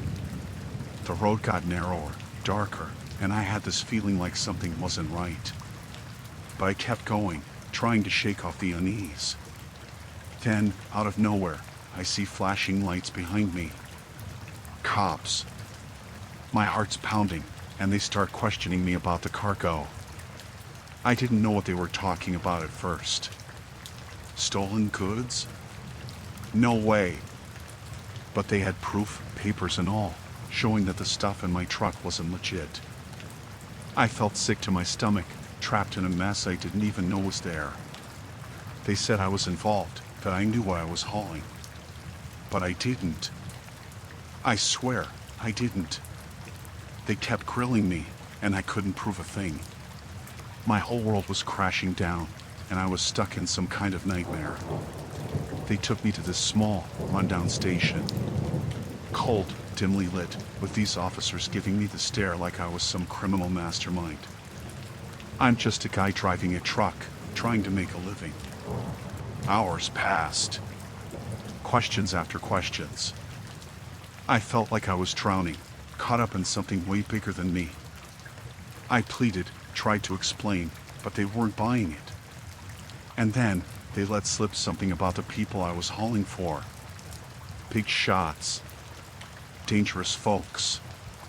They left me there, alone in that station, and I couldn't shake the feeling that someone was watching. Every creak of the building, every sound outside, made my skin crawl.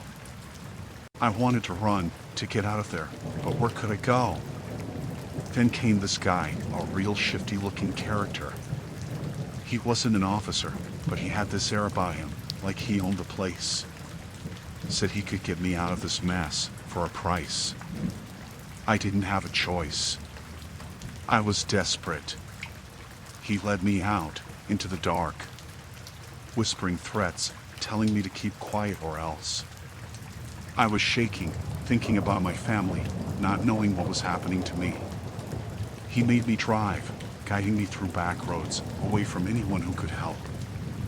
I couldn't see much in the darkness, just his shadowy figure next to me, giving directions with this chilling calmness. My mind was racing, imagining the worst scenarios, feeling like I was walking into a trap. Eventually, we pulled up to this secluded spot. A warehouse. He told me to wait, to keep quiet, and disappeared into the darkness. I was alone again, surrounded by this eerie silence that made my heart race even faster. Minutes felt like hours. I was trembling, trapped in a nightmare I couldn't wake up from. Then, I heard voices. Whispering, muffled conversations that sounded way too close. I wanted to bolt, but fear had me frozen in place. They came out of nowhere, these shadowy figures. They surrounded the truck, speaking in hushed tones, and started unloading the cargo. It hit me then I was in the middle of some shady deal, and I was just a pawn. I felt sick, my head spinning with thoughts of what would happen next. They were ruthless, cold, not caring about who I was or what they were putting me through. I was disposable. I had to get out of there. I waited for what felt like the right moment, when they were distracted by their business. Then I hit the gas, praying I wouldn't hit anyone in the darkness. I sped away, not looking back until I was miles away, heart pounding, hands shaking on the wheel. I didn't stop until I found a crowded rest stop, surrounded by people. I was safe, but the terror of that night stayed with me. I reported what happened, but who would believe a trucker caught up in some criminal mess? I quit, couldn't bear the thought of being pulled back into that nightmare. Now, every time I close my eyes, I see their faces, feel that fear all over again.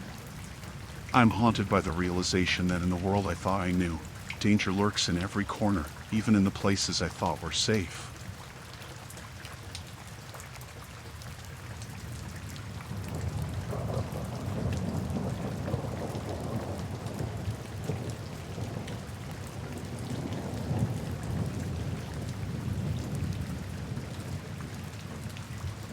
I found a job listing on Craigslist.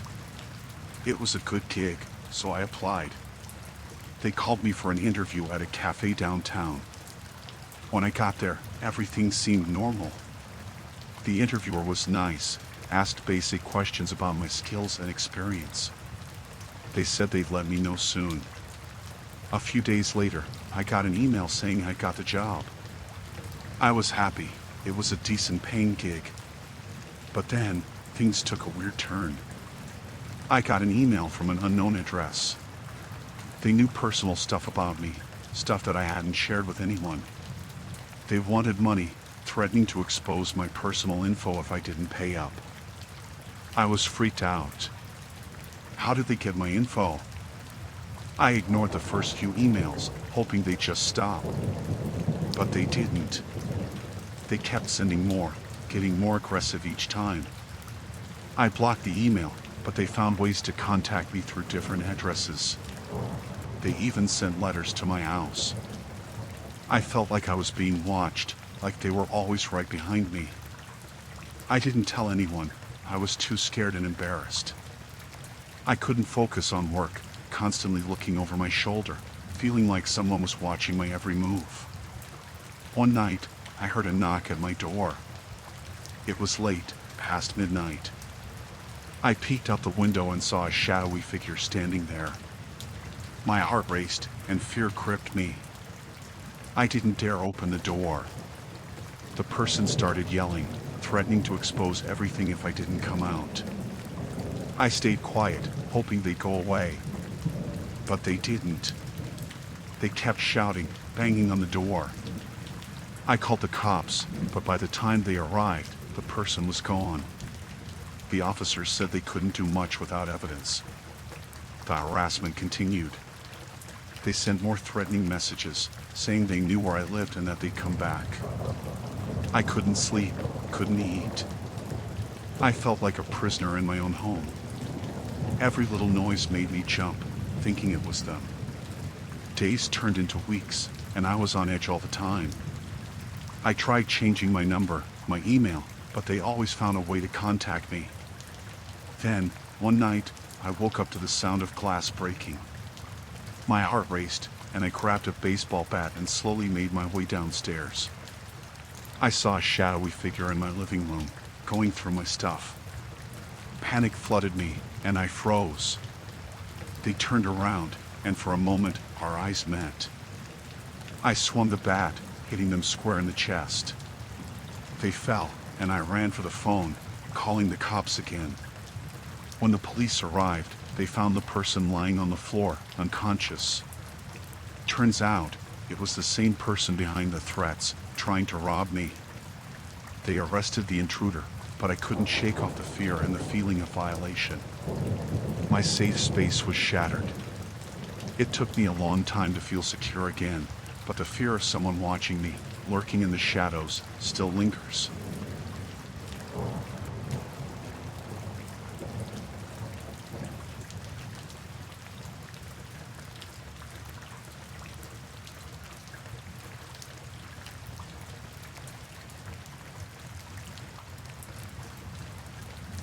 I was driving down this familiar highway, the road I'd taken numerous times before. But today, things were different. There were detour signs, flashing red lights, and this overwhelming sense of confusion as I followed the redirected path. The detour led me onto this narrow, deserted road, surrounded by dense woods. It was eerie, this feeling of isolation that settled in as I drove deeper into the unfamiliar territory. There were no other cars around, just me navigating through this desolate route. The air felt thick with tension, this inexplicable unease settling in as I kept driving. Then, I noticed something hot up ahead, a figure standing by the side of the road. As I got closer, I realized it was a person, just standing there, staring at passing cars. It was unsettling, this solitary figure in the middle of nowhere. I slowed down, contemplating offering help or asking if they needed anything, but this sense of caution held me back. They didn't acknowledge me, just continued staring ahead as I drove past. I tried to shake off this uneasy feeling, chalking it up to the strange circumstances of the detour. But then, I saw more figures, more people standing along the road, all of them just watching, not moving or saying a word. It was this surreal sight, this feeling of being watched, that sent a shiver down my spine. I couldn't understand why they were there, just standing silently in the middle of nowhere. As I continued along the detour, things got weirder. I saw abandoned vehicles on the side of the road, some of them with their doors open, almost as if the drivers had left in a hurry. I felt this growing sense of dread, this fear building inside me. I wanted to turn back, find another route, but I was too deep into the detour to go back. Then, I reached a point where the road was blocked by fallen trees, this barrier that stopped me in my tracks. I couldn't go forward, and I didn't want to turn back, trapped between this unsettling roadblock and the figures I'd passed earlier. I contemplated getting out to clear the path when I heard something, a rustling from the woods nearby. It was faint at first, but it grew louder, this ominous sound that filled the air. I felt this overwhelming panic, this urge to get out of there as fast as I could. I tried to reverse, but I saw figures emerging from the woods, these silent observers closing in around me.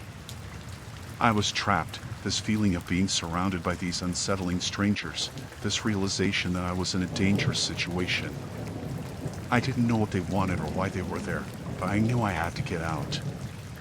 I maneuvered my car through a small gap between the fallen trees, this sheer desperation to escape guiding my every move. As I sped away, I glanced in my rearview mirror, seeing them standing there, watching me leave. It was this encounter with the unsettling figures on the detour, this sense of being directed into a nightmare, that left me shaken and haunted by what I couldn't comprehend.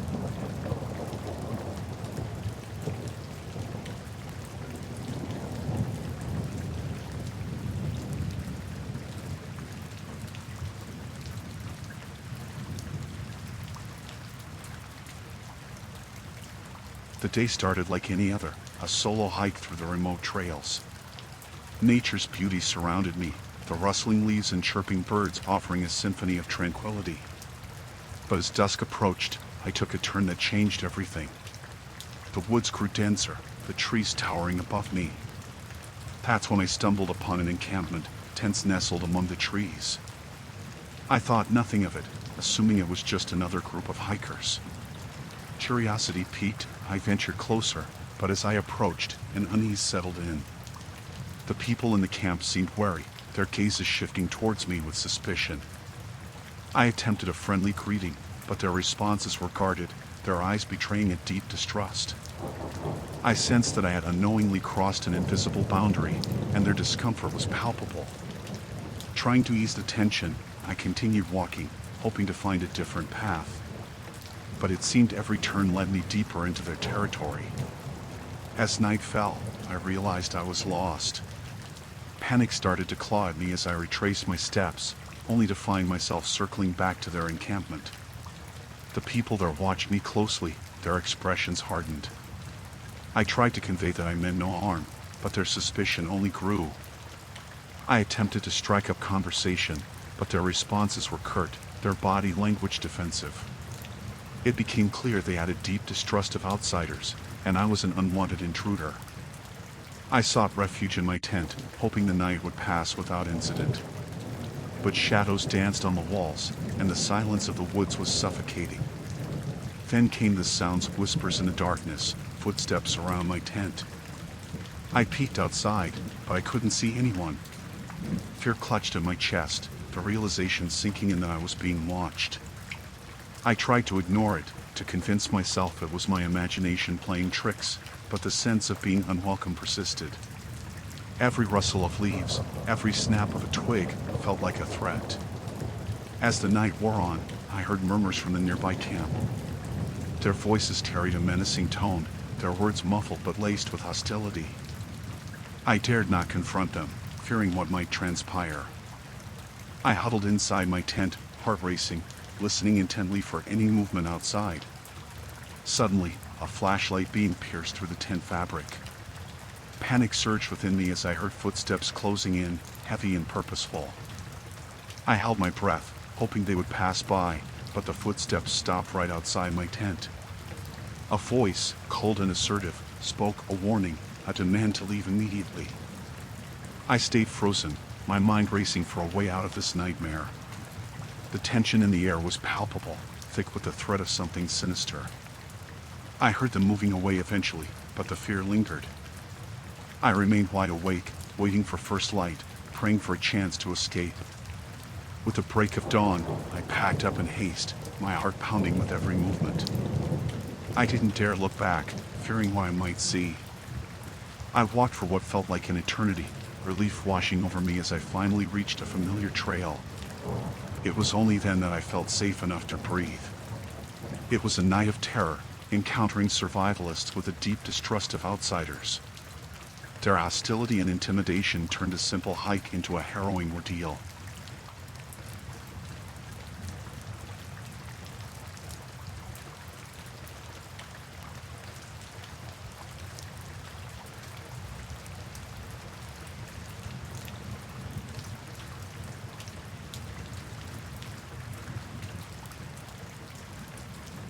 I matched up with a really good-looking man on a dating app. We got chatting and he had all the vibes. But things took a turn. They knew things about me I never told them, stuff only close friends would know. It was unsettling, like they had access to my life. They'd bring up specific details, like they were reading my mind. It was impossible, but they knew too much. I felt this creeping fear, this invasion of my privacy. Then, they suggested meeting up at this remote place, a cabin in the woods.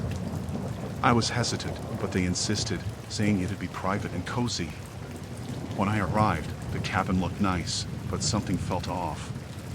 As soon as I stepped in, they knew things about the cabin, details they shouldn't know. It sent shivers down my spine. We talked, but it was weird. They brought up things from my past, my childhood, details that were too personal. I felt this fear creeping in, like they were reading my thoughts. I excused myself to the bathroom, but there was this strange device in there, like a hidden camera or something. Panic surged through me, heart racing. I confronted them, but they denied it, said I was paranoid. I wanted to leave, but they blocked the door, becoming aggressive. I felt trapped, this violation of my space and privacy. They started mentioning things from my private messages, my personal photos, stuff they shouldn't have access to. It was terrifying, this feeling of being watched, of having someone invade my personal life. I managed to escape when they got distracted, ran into the woods, not looking back. I could hear them shouting after me, chasing. I didn't stop running until I reached a main road, gasping for air, feeling this overwhelming fear and vulnerability. I reported it to the authorities, told them everything.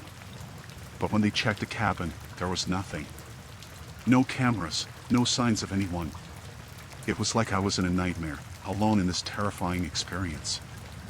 I felt this constant fear, this paranoia that someone might still be watching me. I changed my passwords, my routines, avoided being alone. The thought of someone having access to my private life, it's something that still terrifies me. I've never felt that kind of fear before, the fear of someone using sophisticated technology to invade my privacy, to have access to my personal space. It's a nightmare I can't erase, a fear that still lingers in the back of my mind.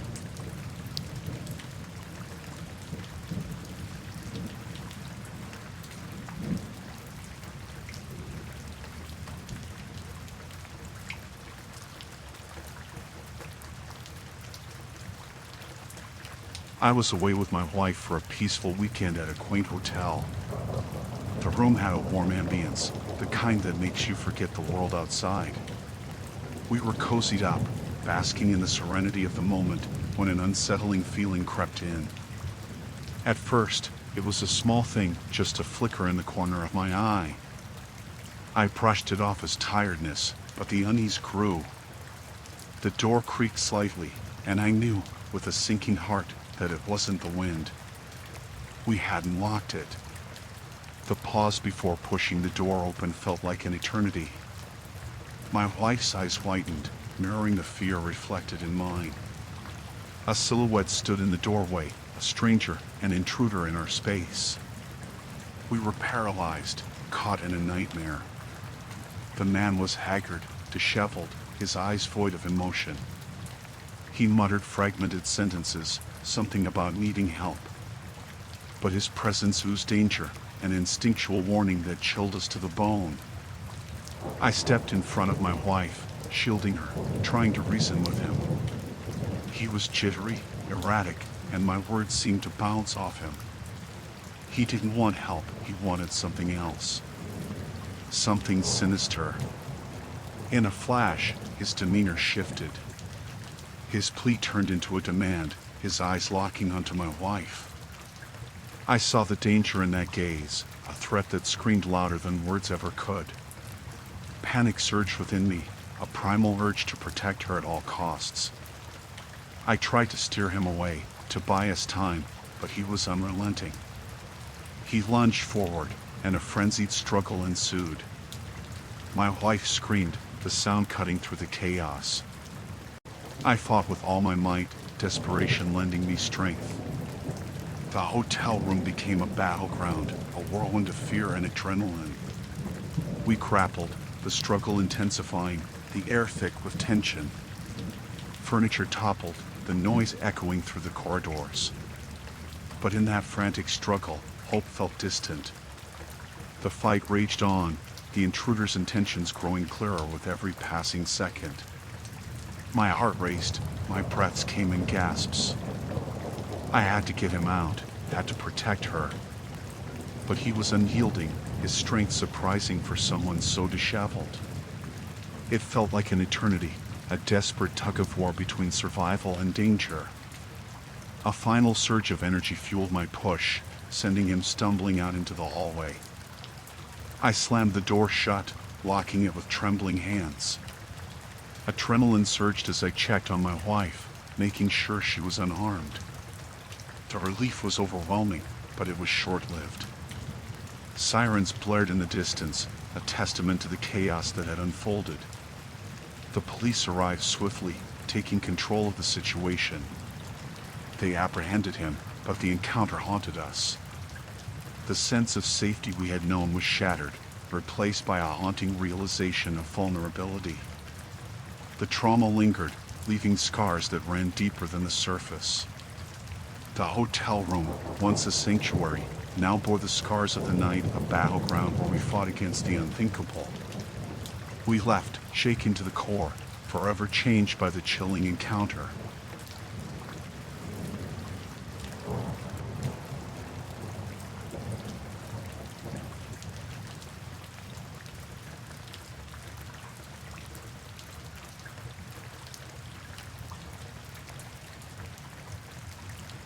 The gas station was quiet that night, just the low hum of the refrigerators and the occasional car passing by.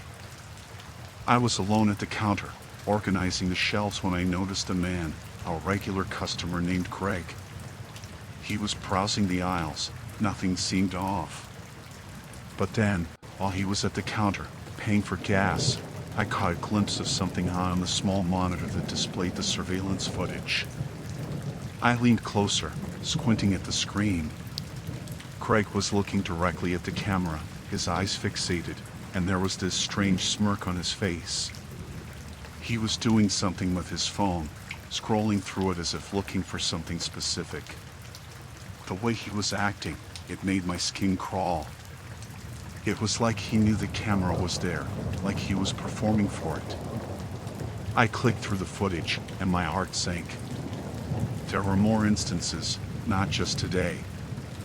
He seemed to deliberately position himself in front of the camera, staring into it with that same unsettling expression. I felt a knot form in my stomach, a mix of confusion and fear. What was he up to? Was he trying to send a message? Or was he trying to intimidate? The more I watched, the more my anxiety grew.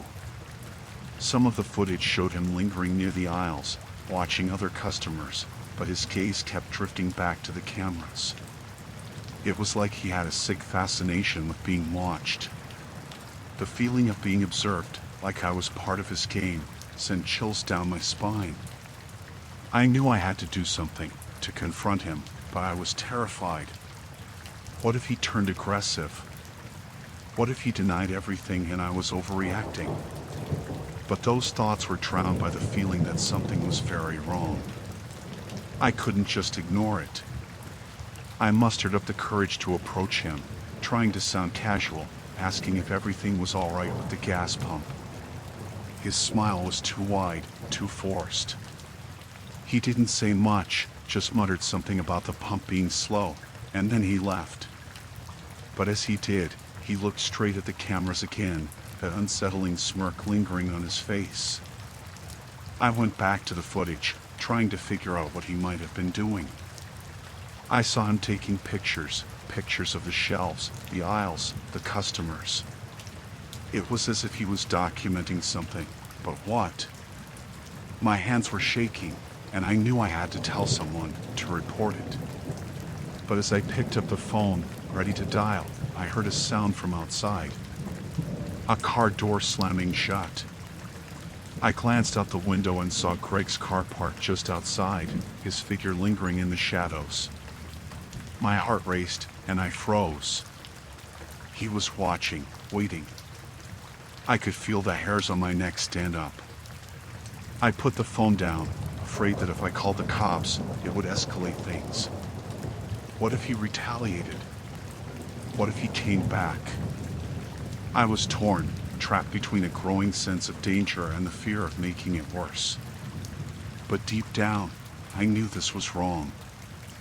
I couldn't let this slide, not when there was something so deeply unsettling about it.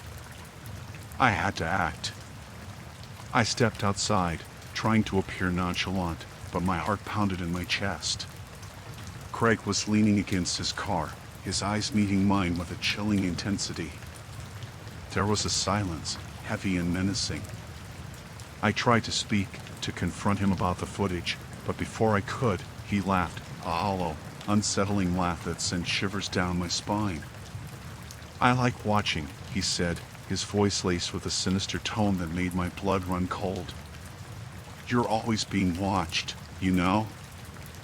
I felt a surge of panic, a raw fear coursing through me. I stumbled back into the store, locking the door behind me, my hands trembling as I fumbled for the phone again.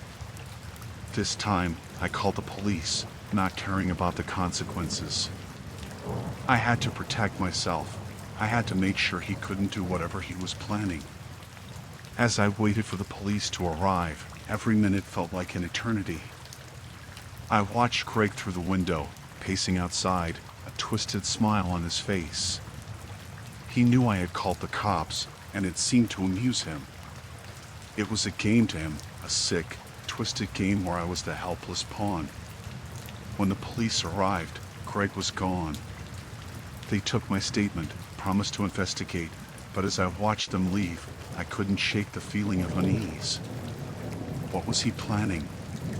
What did he want? And more importantly, was he coming back? That night, I couldn't sleep. Every creak, every shadow felt like a threat. I kept checking the locks, peering out the window, half expecting to see Craig lurking in the darkness. It felt like I was being watched, like his eyes were still on me, even though he wasn't there. The days that followed were a blur of anxiety. I tried to carry on, to resume my routine, but every time a car pulled up or someone lingered too long, I felt a surge of panic. The police said they were investigating, but there was no sign of Craig. It was like he vanished into thin air, leaving behind a chilling sense of foreboding. I quit that job soon after. The feeling of being watched, the fear of him coming back, it was too much. But even now, months later, I can't shake that eerie feeling. The idea that someone could be watching, documenting your every move, it's a terror that lingers, an invisible threat that never truly goes away.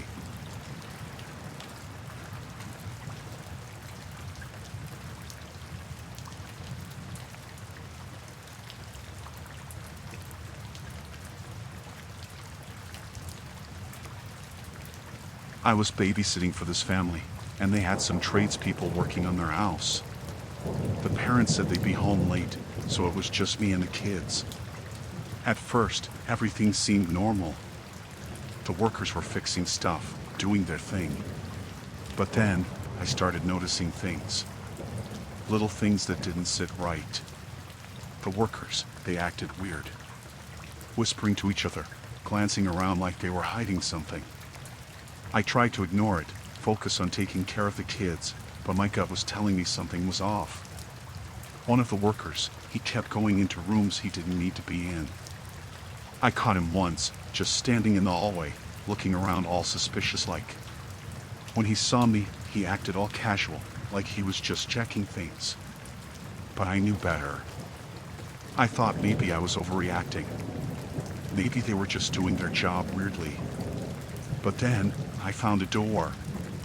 A door that was always locked, but that day it was slightly ajar. I peeked in, and it was like a storage room. But there were boxes, stacked high, and something felt wrong about them. I heard voices from downstairs, the workers chatting. I quickly shut the door, feeling this cold sweat.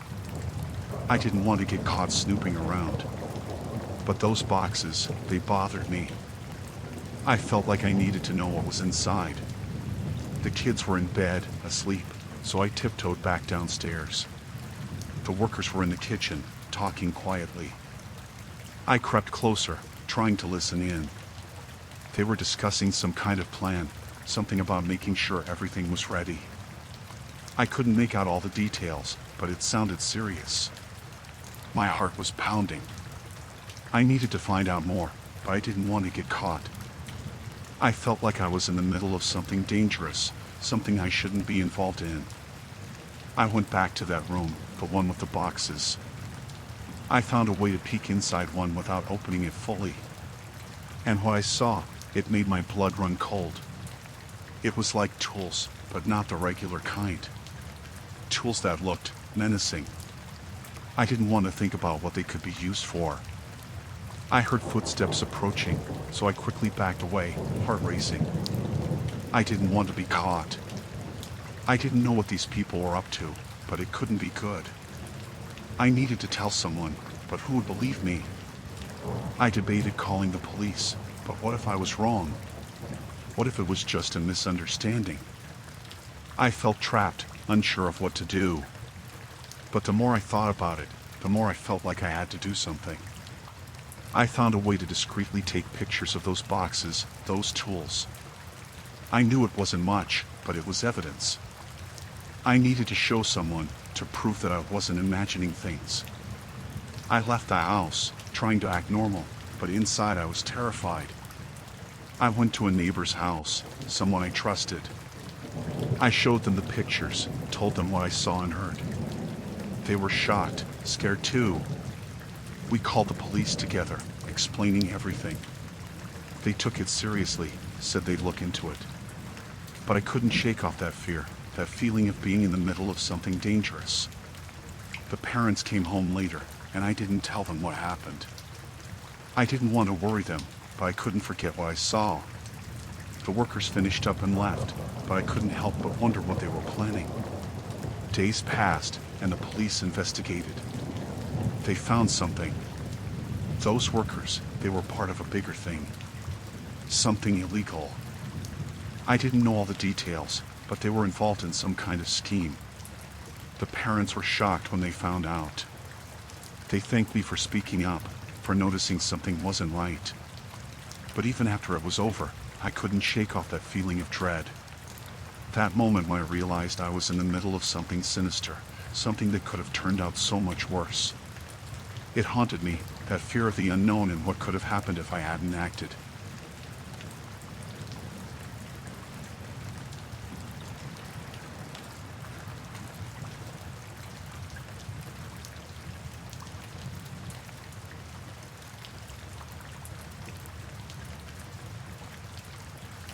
It was an ordinary evening, just another shift at the gas station where I worked part-time.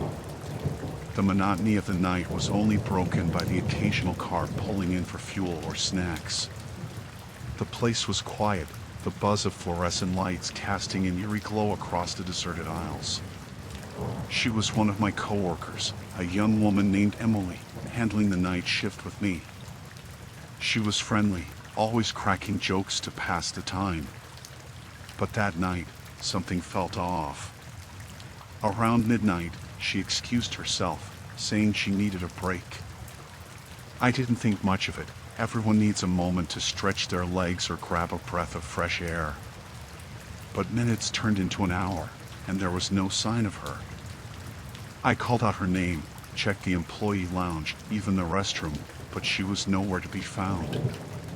Anxiety gnawed at me, a growing sense of unease stirring in my gut. I decided to check the security footage, hoping for some clue.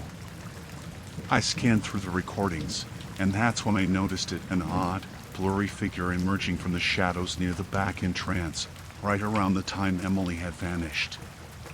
My heart raced, a shiver running down my spine. Who was that figure? Was Emily in some sort of trouble? I had to find out. I grabbed a flashlight and cautiously stepped outside, the night air chilling me to the bone. The station seemed oddly silent, the usual hum of the machines gone. The darkness felt heavy, pressing in on me as I walked towards the dumpsters at the back. My flashlight beam flickered across the pavement, casting eerie shadows.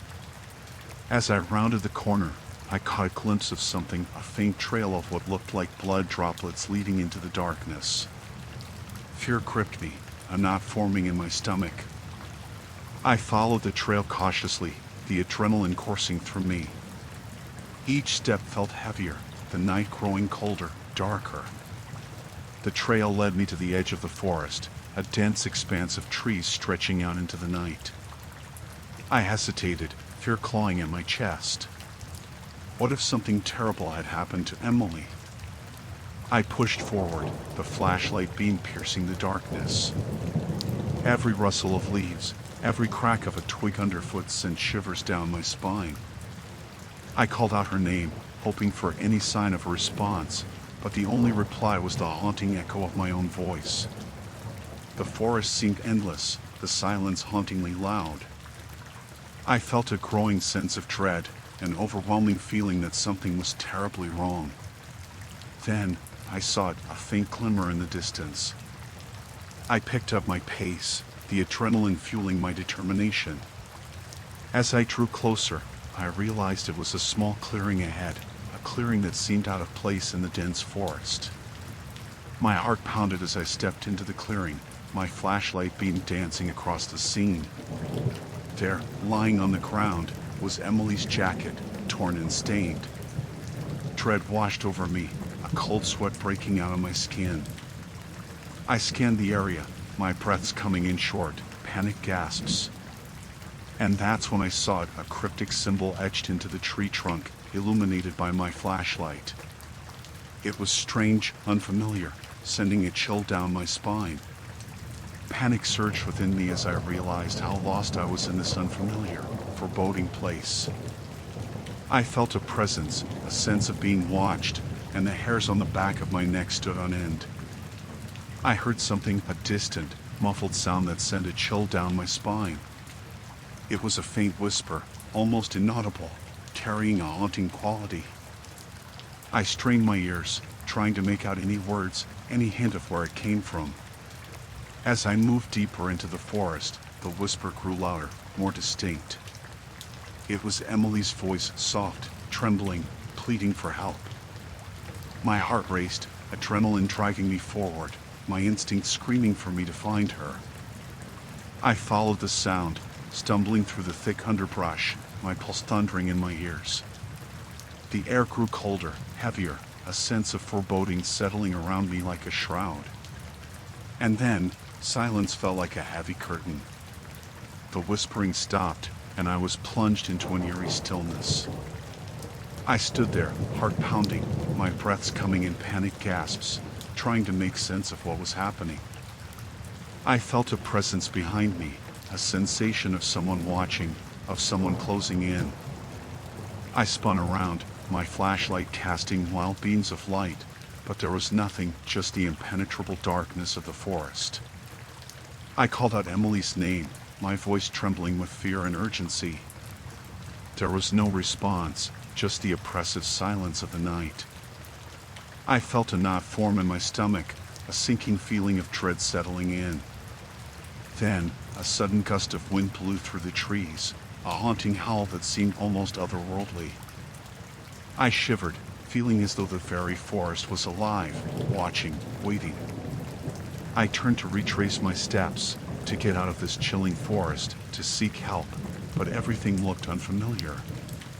Panic rose within me as I realized I was disoriented, lost in this eerie expanse of trees. The distant sound of footsteps echoed through the woods, jolting me from my thoughts. Fear coursed through my veins as I realized I wasn't alone. Someone, or something, was out there, closing in. I stumbled through the underbrush, branches clawing at my skin, my heart pounding like a drumbeat. Every shadow seemed to shift, every rustle of leaves a potential threat. I heard whispers again, ghostly echoes that seemed to surround me. I couldn't make out the words, but they sent a chill down my spine, a primal fear clawing at me. Then, I saw it, a faint glow in the distance, a dim light that seemed out of place in this darkness. I pushed forward, desperation fueling my steps. As I drew closer, I realized it was the gas station, the comforting glow of the lights cutting through the oppressive darkness. Relief washed over me, but it was short-lived. The gas station seemed deserted, the eerie silence sending shivers down my spine.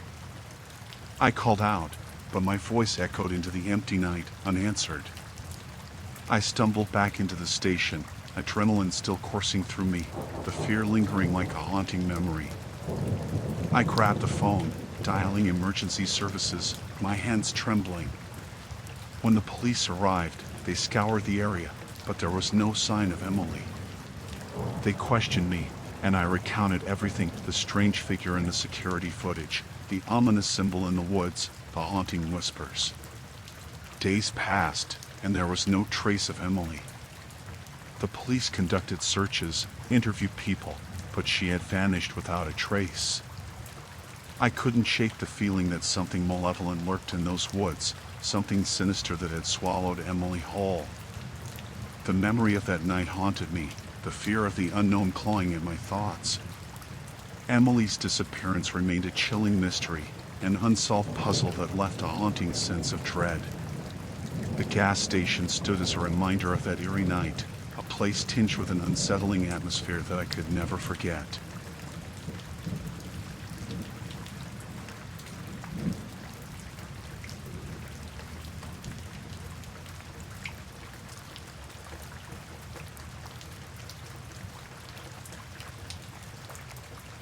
One night, I crossed paths with another trucker, this guy who seemed to have a chip on his shoulder. We were both headed in the same direction, and for some reason, he started tailing me, driving too close for comfort. At first, I thought it was just coincidence, but he kept at it, like he was deliberately trying to mess with me. Every turn I took, every lane change, he mimicked my moves, staying right on my tail. I tried to shake him off, speed up, slow down, but nothing worked. He was relentless, this game of cat and mouse turning into something unsettling. I finally pulled into a rest stop, hoping he'd just pass me by. But he followed suit, parking his truck right beside mine. He stepped out, this guy, tall and imposing, with this intense look in his eyes. He started accusing me of cutting him off on the road, of being a lousy driver. I didn't even remember him from earlier, but he was convinced I did something wrong. I tried to reason with him, to calm the situation down. But he wasn't having it. He was angry, aggressive. He got in my face, his words laced with threats. I knew I had to get out of there, to diffuse the tension. I got back in my truck, trying to leave, but he blocked my way, refusing to let me go. He started shouting, pounding on my window, this rage consuming him. I felt this chill run down my spine. Something was off about this guy, something unhinged. I managed to pull out, relieved to leave him behind. But that wasn't the end of it. He followed me, this twisted determination in his eyes. I tried calling for help on the CB radio, but it was just static. I was on my own, facing this guy who seemed to have lost his mind. He kept tailing me, driving aggressively, trying to force me off the road. I felt this fear gripping me, this realization that this wasn't just some road rage, this guy was dangerous. I made a split-second decision and took an exit, hoping to lose him in the smaller roads. But he followed, his truck roaring behind me. I saw a police car up ahead and tried to signal for help. But as I got closer, I realized it wasn't an officer inside. It was him, wearing some makeshift uniform, trying to trick me. I swerved off the road, desperate for an escape. But he kept pursuing, this insane determination pushing him forward. I finally lost him in a maze of streets, but that fear lingered, the fear of encountering someone so unhinged, so consumed by rage and vengeance. I pulled over at the nearest town, heart racing, hands trembling. I reported what happened, but I don't know if they caught him. That night, I couldn't sleep, the image of that guy, his rage, his relentless pursuit, haunting me. It was a rivalry that spiraled into a nightmare, a terrifying encounter with someone who seemed to have lost touch with reality.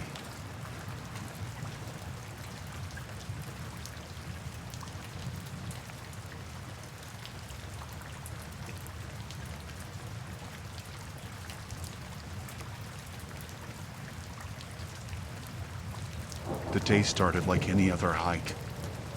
I followed a trail that promised breathtaking views, surrounded by towering trees and the distant murmur of a hidden stream.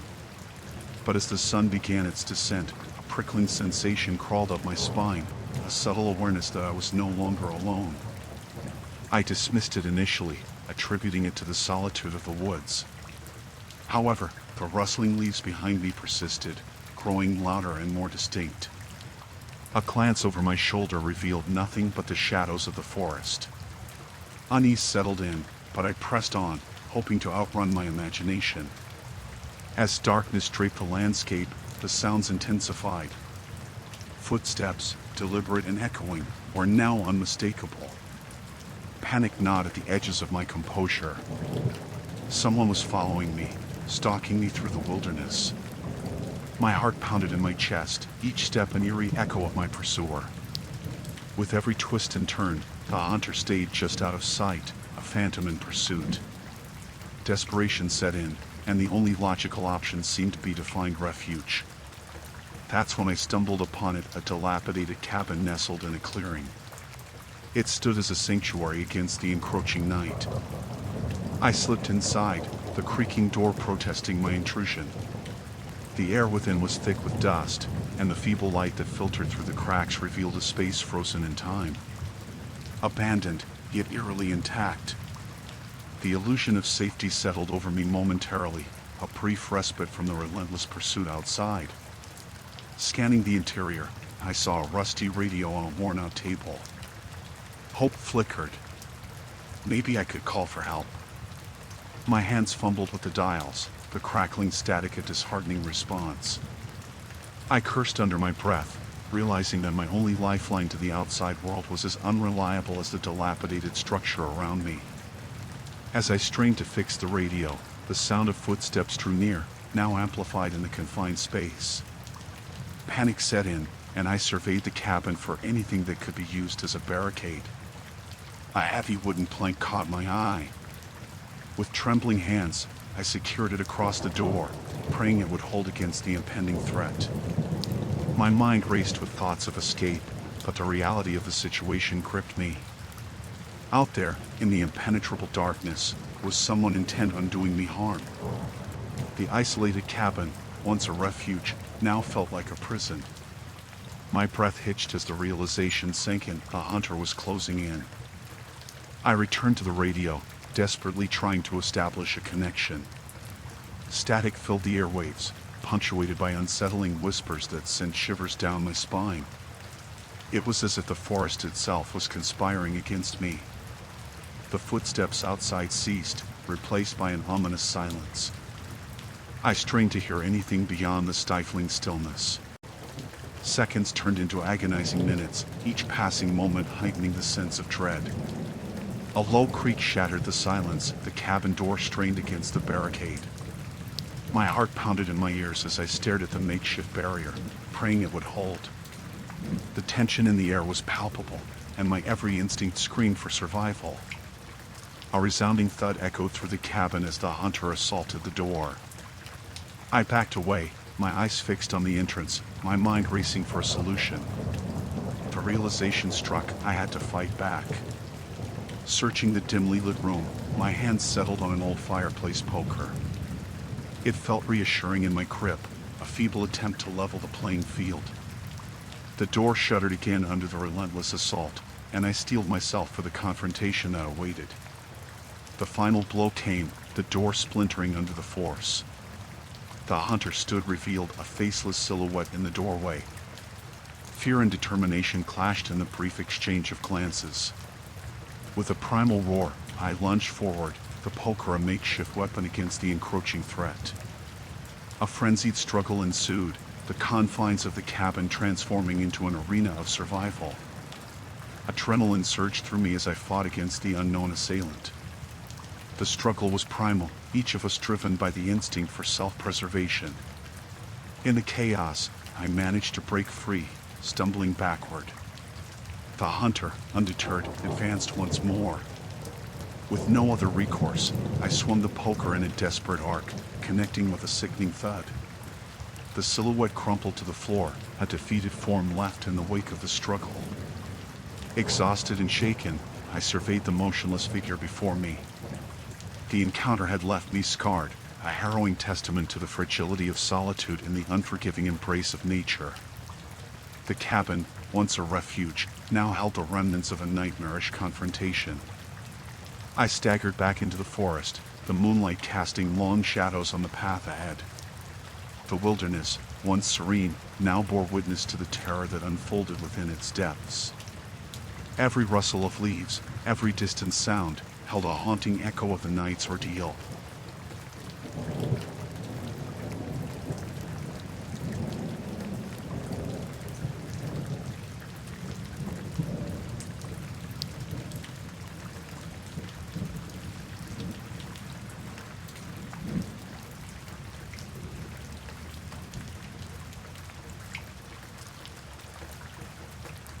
My family and I embarked on a long-awaited road trip in our trusty RV.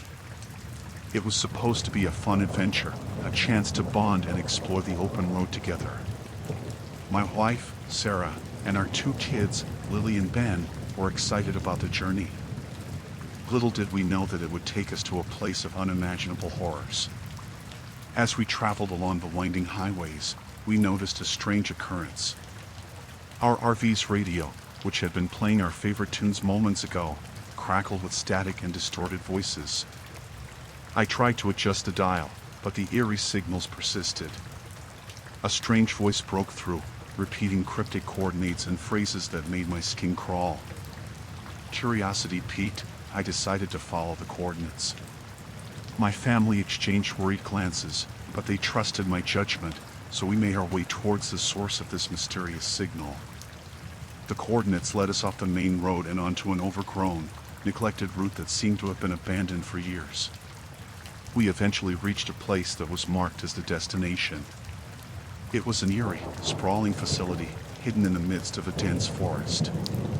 The RV came to a halt, and we all stared in disbelief at the grim, ominous structure. The building, weathered and surrounded by a chain-link fence topped with barbed wire, was like something from a post-apocalyptic nightmare. I knew I had to investigate further, despite the unsettling feeling that had settled over us. My family waited in the RV, and I ventured inside the facility. The air was heavy with the scent of decay, and the dim lighting created a sense of foreboding. As I explored the facility's halls, I discovered disturbing signs of its past. Abandoned research equipment, decaying documents, and unsettling notes hinted at experiments that were conducted here.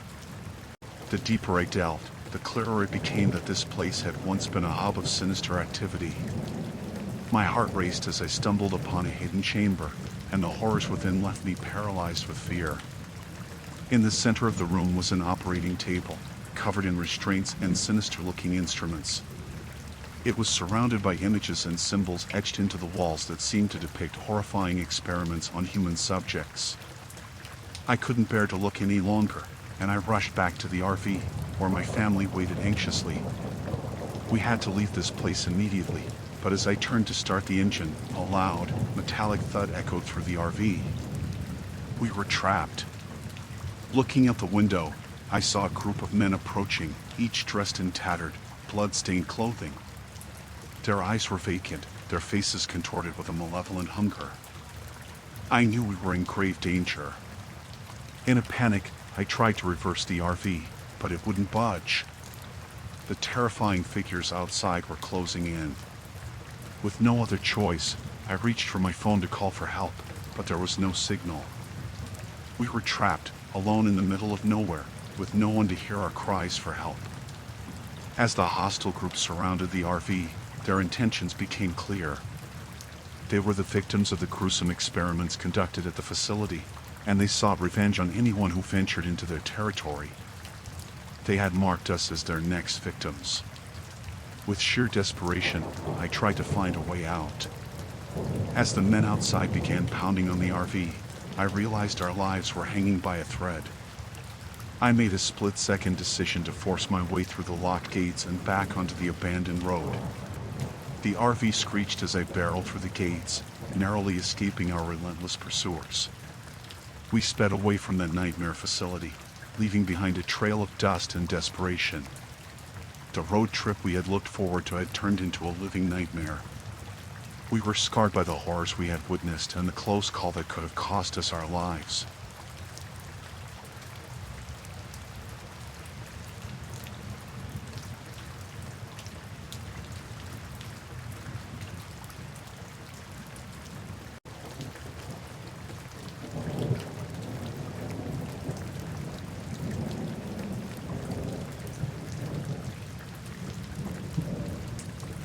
I remember it like it was yesterday. I had just left a games night at my parents' house and was driving home late at night. The suburban streets were dark and quiet, with only the occasional flicker of a street lamp to break the silence. As I rounded a corner, I saw it. A car pulled over to the side of the road, its hazard lights blinking like desperate cries for help. I decided to do the neighborly thing and pulled over, figuring I could at least offer some assistance. I parked my car behind the stranded vehicle, and when I got out, I noticed a man sitting in the driver's seat. He looked up as I approached, his face etched with a mixture of frustration and fear. "Hey, are you all right?" I called out to him. He turned to me and said, "Just go away. I don't need any help." I hesitated for a moment, thinking that maybe he just wanted to be left alone. But then he shouted again, this time with a note of desperation in his voice. "Wait. I've changed my mind. I do need help. Can you come over here?" I approached cautiously, my heart thumping in my chest. The man seemed frantic, and I couldn't quite make out his features in the dim light. As I got closer, I suddenly felt a chill run down my spine. He had a gun in his hand, and the glint of metal in the darkness sent shivers through me. Panic surged, and I took a step back. "What do you want?" I stammered, my voice trembling. His eyes bore into mine, and he said, "I need your car. Give me your keys, and maybe you'll walk away from this." My mind raced as I considered my options. The situation had gone from being a good Samaritan to a nightmare in the blink of an eye. I could feel the cold, hard surface of my car keys in my pocket, and I knew that I had to make a decision, and quickly. I took a step back, feigning compliance, and then, in one swift motion, I bolted for my car, the adrenaline pumping through my veins. I heard the man shout, but I didn't look back. I fumbled for my keys, jumped into my car, and started the engine. As I sped away, I could see the man in my rearview mirror, his figure shrinking into the distance. The fear and shock were still coursing through me, and I knew I had narrowly escaped a horrifying encounter. I drove to the nearest police station, my hands gripping the steering wheel, and recounted the entire ordeal to the officers. They assured me they would investigate and urged me to be cautious on the roads. The events of that night left me with a deep sense of unease, a chilling reminder that danger can lurk in even the most mundane of situations. I couldn't help but wonder what might have happened if I had hesitated for just a moment longer, if I had made a different choice. It was a night I would never forget, a harrowing encounter that left me shaken and forever changed.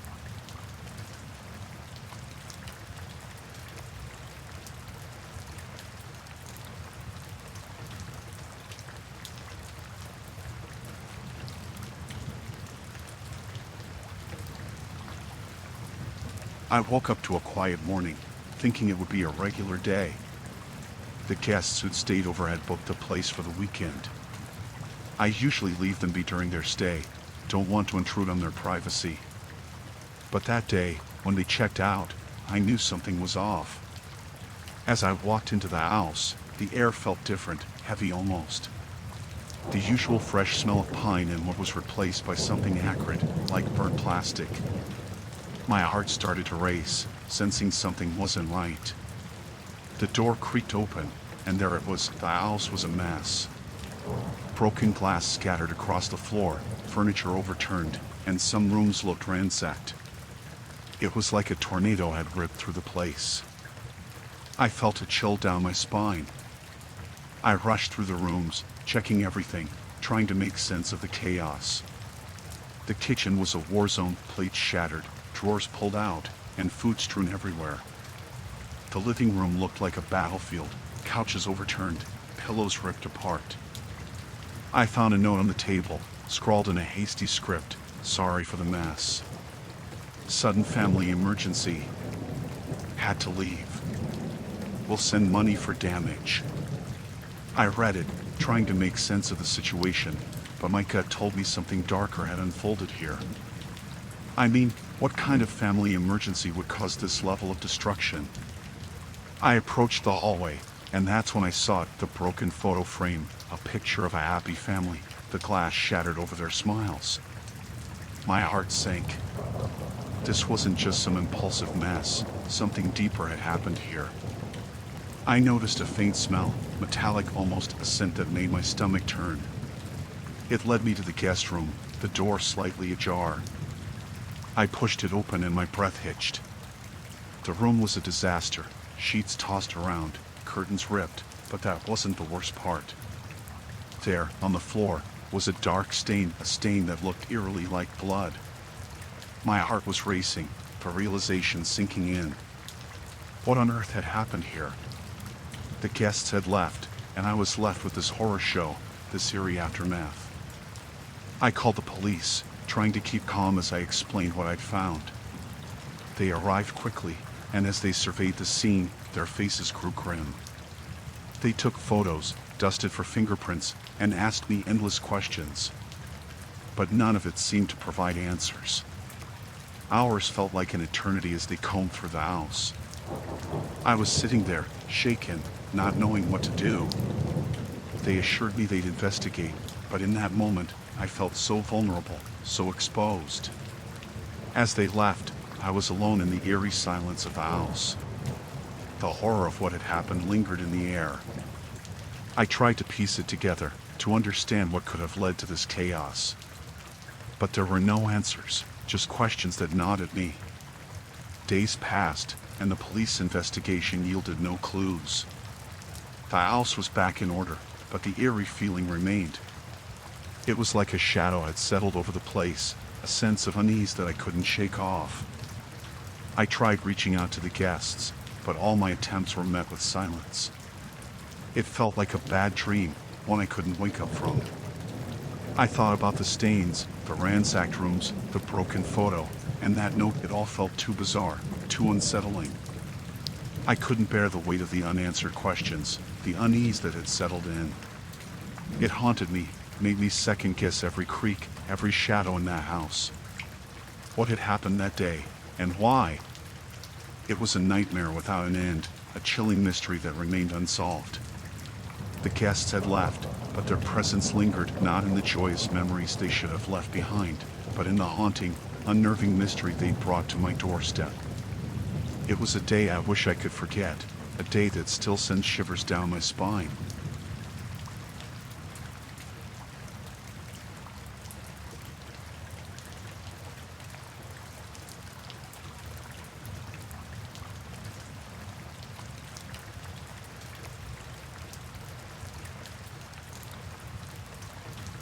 I'm not sure if you're pulling my leg or really want to hear about that horrific night. Okay, brace yourself. So, it was a chilly weekend getaway, and a bunch of us decided to rent this cozy little cabin in the woods. Looked like something out of a travel magazine, rustic, charming, and nestled among the trees. But appearances, well, they can deceive. First impressions with the host were unusual. He had this aloof, almost creepy vibe, not the friendly, welcoming attitude you'd expect. Anyway, we thought, maybe he's just shy or something. We started settling in, and there were these small oddities, nothing too serious at first. Little things misplaced, subtle signs of intrusion. Initially, we brushed it off, thought we were just being paranoid city dwellers in the woods. As the sun began to set, that's when things took a strange turn. We were out on the porch, enjoying the tranquility of the surroundings when a sudden noise cut through the silence, a distant scream echoing through the woods. We looked at each other, all spooked. Dismissing it as some animal or a prank, we tried to get back to having a good time, but a sense of unease lingered. It was like an invisible weight on our shoulders, a feeling that something wasn't quite right. Later that evening, we stumbled upon a locked room in the cabin. The host had explicitly told us it was off limits, but curiosity got the better of us. One of us, let's call him Mark, fiddled with the lock, tried to open it, but it wouldn't budge. It felt like a silent warning, don't go there. Fast forward to the night, things started getting seriously weird. We heard eerie sounds outside, footsteps creeping around the cabin, and whispers. Not the kind you hear from your friends, no, these were gut-churning, spine-tingling whispers that made our hair stand on end. The electricity went off, plunging us into pitch darkness. Our phones barely had a signal. Panic began to set in, and we tried to keep our cool, sticking together, trying to reassure each other. But in our hearts, we knew something was very, very wrong. Suddenly, there was a knock on the door. A chilling, relentless knock that sent shivers down our spines. We hesitated, debated, but eventually, Mark, the brave soul, decided to check it out. I remember the look on his face when he opened the door, shock, disbelief, and sheer horror. There, standing in the moonlight, was a figure, a shadowy, sinister silhouette, clad in darkness. It felt like the embodiment of fear itself. Before any of us could react, the figure bolted, disappearing into the woods. We were frozen, stunned, and terrified. We wanted to leave, to escape that nightmare, but then we realized the keys were missing. The cabin was locked from the outside. Trapped. Our hearts raced, pounding in unison as we realized the gravity of the situation. Panic set in, and we scrambled, trying to find a way out. That's when we found it, a hidden door. A secret passage that led to that forbidden room. We couldn't resist, our curiosity overpowered by fear and dread. What we found there, oh God, it was the stuff of nightmares. Pictures, documents, news clippings, all linking our host to a series of unsolved disappearances in the area. It was like a serial killer's hideout, a grim reminder of the horrors that took place there. Our minds were racing, trying to piece it all together.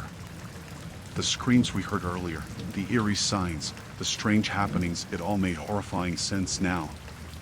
We were in the den of a predator, a place where unspeakable things happened. Time was slipping away, and we knew we had to get out, had to escape. But the realization that we were trapped, locked in by this maniac, it hit us hard. Our only option was to run, to flee into the woods and hope for the best. We gathered what little courage we had left and made a dash for it.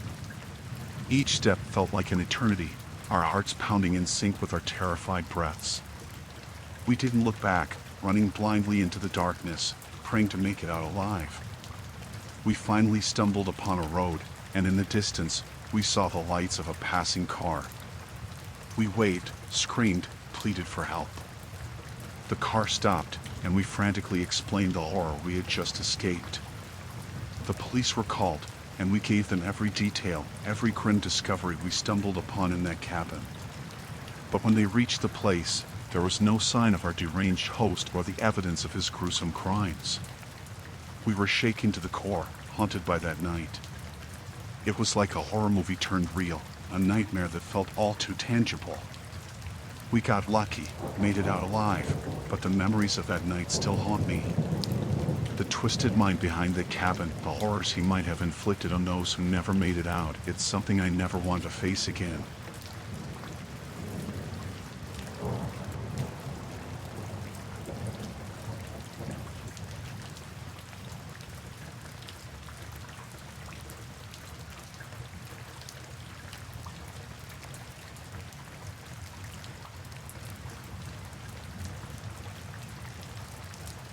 I was driving down this lonely road, trees towering on both sides. It was getting late, and the darkness was creeping in. Then I saw this figure on the side of the road, thumb out, hitchhiking. I slowed down, thinking I'd offer a ride. Seemed harmless, you know? He looked normal enough, jeans, worn-out jacket, scruffy hair. But when he got in, something felt off. The air in the car went kinda tense, and I tried to make small talk, but he was quiet, just staring ahead. As we drove, he started mumbling to himself, whispering things I couldn't catch. I felt a knot form in my stomach, like something wasn't right. I tried to ignore it, hoping it was just nerves. Then he asked me to pull over, said he needed to pee. I stopped, and he got out, disappeared into the trees.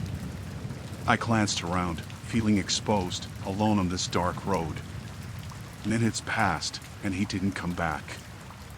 I started to feel anxious, wondering what was taking him so long. That's when I heard rustling in the bushes. My heart pounded. I knew he wasn't alone out there. He emerged from the shadows, grinning, something wild in his eyes. His grin sent chills down my spine, and I regretted stopping.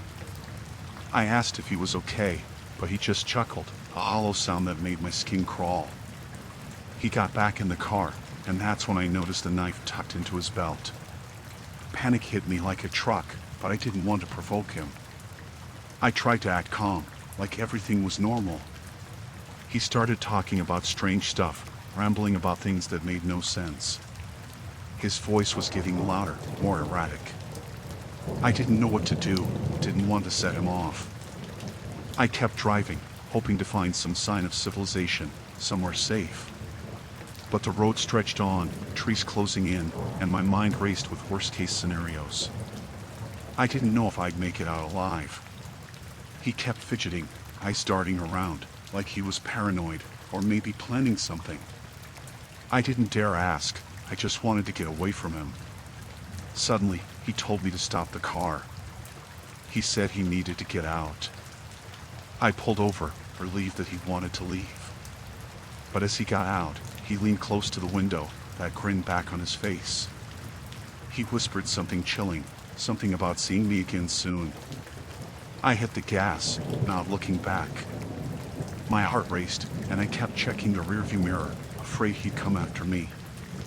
I drove until I reached a gas station, somewhere with people around. I felt safer there, but the fear lingered. I reported it to the authorities, but they couldn't do much. They said without more info, it was just my word against his. I felt helpless, haunted by the encounter, scared he might come back for me. I couldn't sleep, couldn't shake off the feeling of dread. I kept imagining his face, that knife, his words echoing in my head. I avoided driving alone, avoided those backwoods like the plague. Even now, I'm on edge, wondering if I'll see him again, wondering what he meant by seeing me soon. It's like a nightmare that won't fade, a chilling encounter that's left me shaken to the core.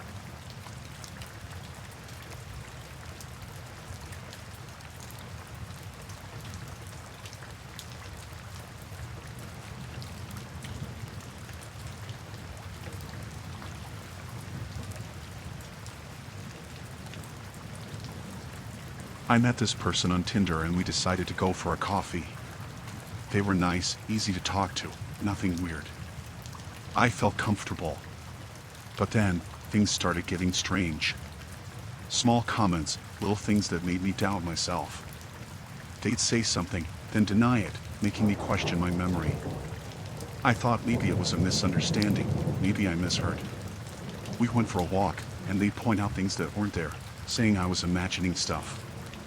It made me feel uneasy, like my mind was playing tricks on me. I tried to ignore it, brush it off as my imagination. Then they'd bring up stuff from my past, details I never shared. It felt invasive, like they knew everything about me.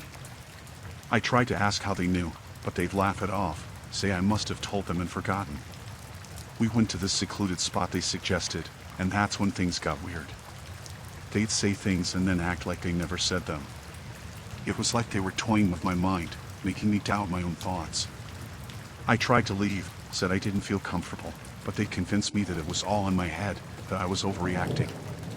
I started questioning myself, wondering if maybe I was being too sensitive. They'd manipulate situations, making it seem like I was overreacting or imagining things. It felt like I was going crazy.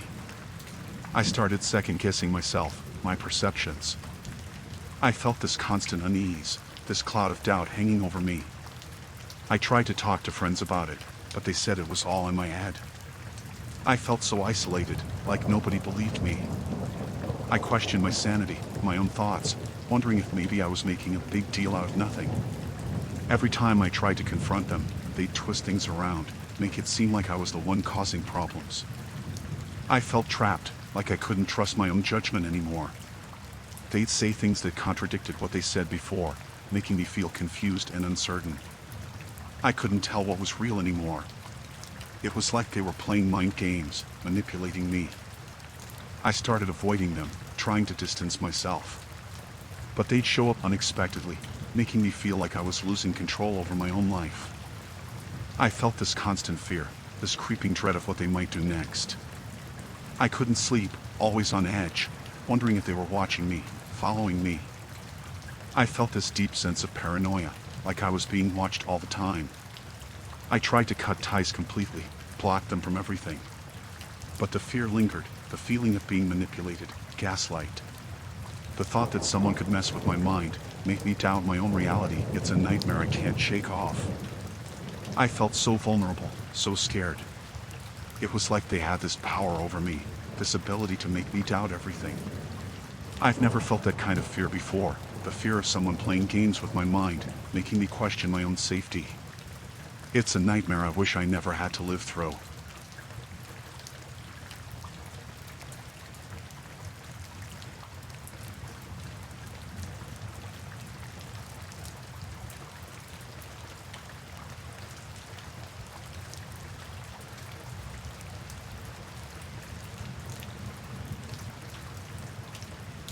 I've been babysitting for the Williams family for a fair few months now. They're a wealthy bunch, and their house is like something out of a magazine, big, spacious, and honestly, a bit intimidating. But the kids are sweet, and it's good money, so I can't complain. Tonight was just like any other night.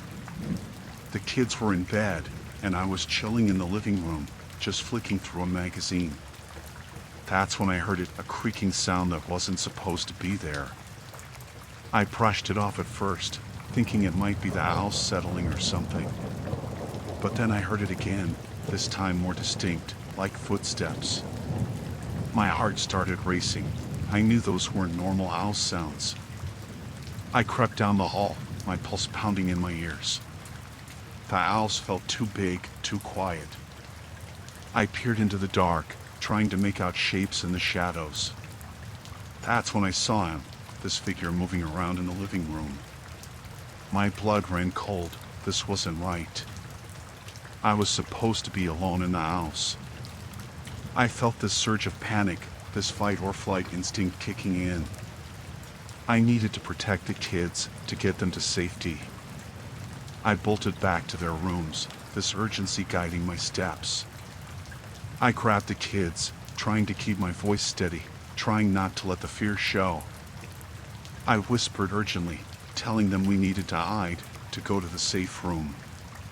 They looked scared, but they listened, this trust in me that I couldn't let down. We made a dash for the safe room, this little fortress tucked away in the house. I could hear him, this intruder, moving closer. My heart was pounding, my palms sweating. We managed to get inside, locking the door behind us. I felt this overwhelming relief, this momentary sense of safety. But then the reality hit me. We were trapped in this room, waiting for whoever was out there to leave. The kids were scared, huddling together, their eyes wide with fear. I tried to calm them down, telling them it was going to be okay, but I wasn't sure myself. I could hear him moving around outside the safe room, this eerie silence broken only by the sound of his footsteps. I felt this overwhelming sense of vulnerability, this fear that he might find us. I searched for anything we could use, something to defend ourselves if he got in. But the room was sparse, just a few supplies and no real means of protection. I felt this sheer terror, this helplessness of not being able to do much.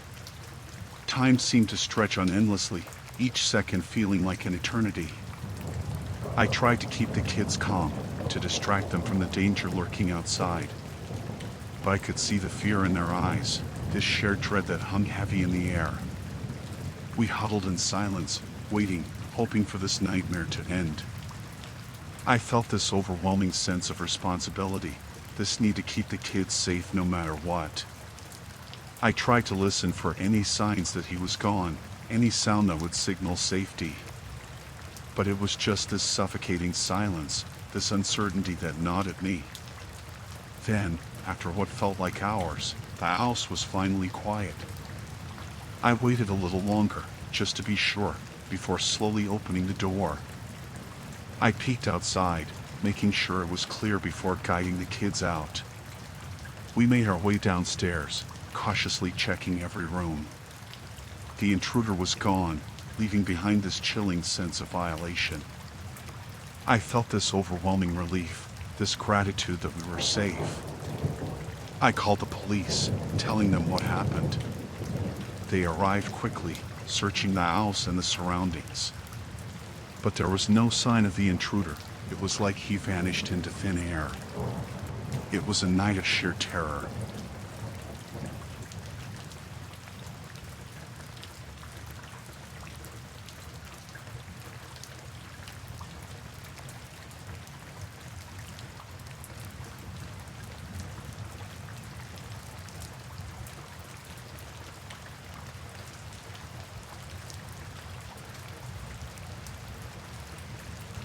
It was a usual night at the gas station, nothing out of the ordinary. I was tidying up the counter when I noticed something high on the floor. There, scattered around, were some old photographs. I picked them up and squinted at them, trying to make out the details. They were snapshots of a woman, smiling. At least that's what it looked like at first glance. But the more I looked, the more I realized something was off about those pictures. There was a sense of unease that crept in as I studied them. The woman's smile seemed forced, almost strained. Her eyes had this haunting emptiness, like she was hiding something dark behind that smile. I couldn't quite put my finger on it, but those pictures sent a shiver down my spine. I couldn't just leave them lying around, so I tucked them behind the counter, thinking the owner might want to check if someone had dropped them. As the night wore on, I couldn't shake off the feeling those pictures left behind. It was like a cloud hanging over the place, making the silence of the late hours even more eerie. And then she walked in, a woman in her mid-30s, wearing a long coat that seemed a bit too heavy for the season. Her eyes darted around the store, and when they met mine, I felt a jolt of unease. It was her, the woman from the pictures. My skin prickled as she approached the counter, a forced smile on her lips that mirrored the ones in the photographs. She bought a few things, but I couldn't shake off the feeling that something was off about her. It wasn't just the pictures, it was the way she moved, her demeanor, like she was hiding something beneath that calm facade. She left, but something made me go and check behind the counter. The pictures were gone, vanished as if they were never there. My heart raced. Had she taken them back? But why? What was so important about those pictures? I tried to push the thoughts away, to focus on my work. But then I noticed something outside. Her car was still parked, right under the flickering streetlight. She was just sitting there, staring straight ahead, not moving an inch. It was unsettling, to say the least. What was she waiting for? I tried to ignore the feeling of dread creeping in, tried to convince myself that it was all just a coincidence. But my gut told me otherwise. There was something deeply unsettling about those pictures and her behavior. I kept stealing glances at her car, trying to make sense of the situation. But the night wore on, and she didn't move. I tried to distract myself with other tasks, but the unease lingered, like a shadow haunting every corner of the store. Suddenly, the lights flickered. It was a brief flicker, but it was enough to send a chill down my spine. I glanced outside, and she was gone. The car, the woman, vanished into the night. I felt a knot in my stomach, a sense of foreboding that something was very wrong. The atmosphere seemed thicker, the air heavier, as if something was about to happen. I wanted to call the cops, but what would I say? A woman bought something and then sat in her car? It sounded absurd, even to me. Then, a noise. A faint, scraping sound from outside, like nails on a chalkboard. My heart raced as I realized it was coming from the back of the gas station. I grabbed a flashlight and hesitantly made my way outside, my pulse pounding in my ears. I shone the light towards the back, and that's when I saw her. She was standing there, in the shadows, staring right at me. Her eyes, hollow and cold, made my blood run cold. I wanted to run, to scream for help, but I was frozen in place. She slowly raised a finger to her lips, gesturing for silence, and then disappeared into the darkness. I sprinted back inside, heart pounding, hands trembling. I locked the doors, but the feeling of dread lingered, a heavy weight on my chest. I didn't sleep that night. Every creak, every sound had me on edge. What was she planning? What did those pictures mean? The next morning, I checked the area where I saw her, and there it was, a piece of torn photograph. It was her, but this time, her smile was twisted, almost maniacal, as if she was reveling in some sinister secret. I went to the police, showed them the torn photo, and told them everything. They promised to look into it, but their assurances did little to calm my frayed nerves. I kept replaying the events in my head, wondering what she wanted, what she was hiding. That sense of unease, that feeling of being watched, it stayed with me long after that night. Sometimes, it's not the things you can see that are the scariest. It's the unknown, the unanswered questions that haunt you the most. That woman in those pictures, they left a mark on me, a strange fear that never quite went away.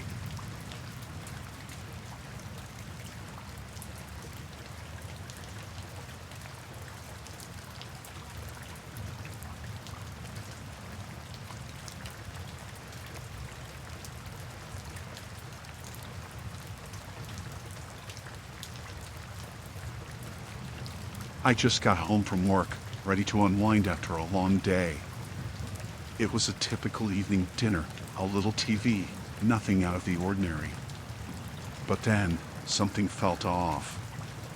It was a subtle sensation, a tingling unease that settled at the base of my neck. As I moved through the house, a peculiar sensation of being watched crept over me. Every creak, every whisper of sound seemed amplified, and I found myself glancing over my shoulder, half expecting to find someone there. But the house was empty, or so I thought. Then, I noticed it, the faintest traces of movement in the corner of my eye, shadows flickering where they shouldn't be. At first, I brushed it off, attributing it to tiredness or imagination running wild. But as the evening wore on, the feeling persisted, nagging at me like an itch I couldn't scratch. I did a double take at my bedroom door, which seemed slightly ajar, just a fraction more than I'd left it. My pulse quickened, and a chill ran down my spine. I was certain I had closed it before leaving this morning. Doubt knotted my thoughts, but I didn't want to alarm myself unnecessarily. I scanned the room, looking for any signs of disturbance. Everything appeared in place, yet an inexplicable sense of intrusion lingered. I shrugged it off, attributing it to stress, but my instinct screamed otherwise. Nightfall arrived, and the uneasy feeling persisted, amplifying with each passing hour. I could almost sense a presence, as though someone was lurking in the shadows just beyond my line of sight. The night was quiet, almost too quiet. Every creak of the owls sounded amplified, and the silence was stifling. I felt like a prey being watched by a predator, the sensation gnawing at the edges of my sanity. As I made my way to bed, a flash of movement caught my eye, subtle, fleeting, but unmistakable. My heart skipped a beat, and a chill swept over me. I scanned the room, searching for the source of the movement, but found nothing. Yet the feeling of being observed persisted, intensifying with each passing second. I struggled to shake off the growing unease as I settled into bed, pulling the covers tightly around me. Every shadow seemed to take on a life of its own, morphing into potential threats in my mind. I was on edge, my senses heightened, attuned to the slightest sound. Then, a faint rustle, barely audible, but enough to snap me out of my uneasy trance. I lay frozen, listening intently, straining to discern any movement in the darkness. There it was again, the sound of someone or something moving somewhere nearby. Fear gripped me, and I fumbled for the bedside lamp, my hand trembling. But as the room flooded with light, there was nothing. No one was there, just the empty room and the eerie silence that wrapped around me like a suffocating shroud. I dismissed it as my imagination playing tricks on me, yet the feeling of being watched persisted, a suffocating weight on my chest. The night stretched on, each minute feeling like an hour. As I drifted closer to sleep, a flicker of movement, a shadowy figure darting across the room. My heart hammered in my chest, and I bolted upright, adrenaline surging through my veins. But when I turned on the lights, the room was once again empty. I couldn't ignore it anymore, the creeping dread that had taken root in my mind. Someone was watching me, stalking me, and the realization sent a shiver down my spine. My home, my sanctuary, now felt like a trap. The vulnerability was palpable, a sense of violation that left me utterly defenseless. I couldn't shake off the feeling that every move I made was being scrutinized, observed by an unseen intruder. With a surge of adrenaline, I searched the house, every corner, every nook, but found no one. My nerves were frayed, and the fear of the unknown gnawed at me like a relentless predator. I contemplated calling the police, but what would I say? There was no concrete evidence, just this suffocating feeling of being surveilled. I felt isolated, trapped within the walls of my own home. I huddled in the corner of my room, clutching a baseball bat for a false sense of security. The hours dragged on, every noise sending my heart racing. I was teetering on the edge of paranoia, haunted by the presence I couldn't see. And then, in the dead of night, I heard it, a sound, unmistakable and chilling. Footsteps, soft but distinct, echoing through the hallway. Panic surged through me, my mind racing with scenarios of imminent danger. I was paralyzed by fear, consumed by the realization that the intruder was real, closer than ever before. The sound drew nearer, closer to my door, and my breaths came in shallow, rapid bursts. The doorknob rattled, a jolt of terror shooting through my body. Someone was on the other side, trying to gain entry. Fear constricted my chest, my thoughts racing as I contemplated my next move. I had no escape, nowhere to run. My mind raced through options, all leading to a dead end. The door rattled violently, and I braced myself, ready for the worst. And then, silence, a deafening silence that filled the room. The sound ceased, and the dread lingered in the air like a heavy fog. I stayed huddled, trapped in that moment of terror, unsure if the danger had passed or if it was just the calm before the storm. The night wore on, and the tension in the air was palpable. I dared not move, not even to turn off the lights.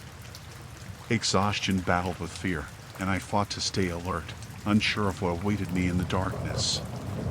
Dawn broke, the light filtering through the windows, bringing a sliver of relief. I cautiously emerged from my barricaded corner, the adrenaline rush slowly waning. The house was still, undisturbed, but the unsettling feeling lingered. I searched every inch, every room, but found no trace of the intruder. It was a night of terror, an encounter with an unseen threat that left me questioning my safety, my sanity.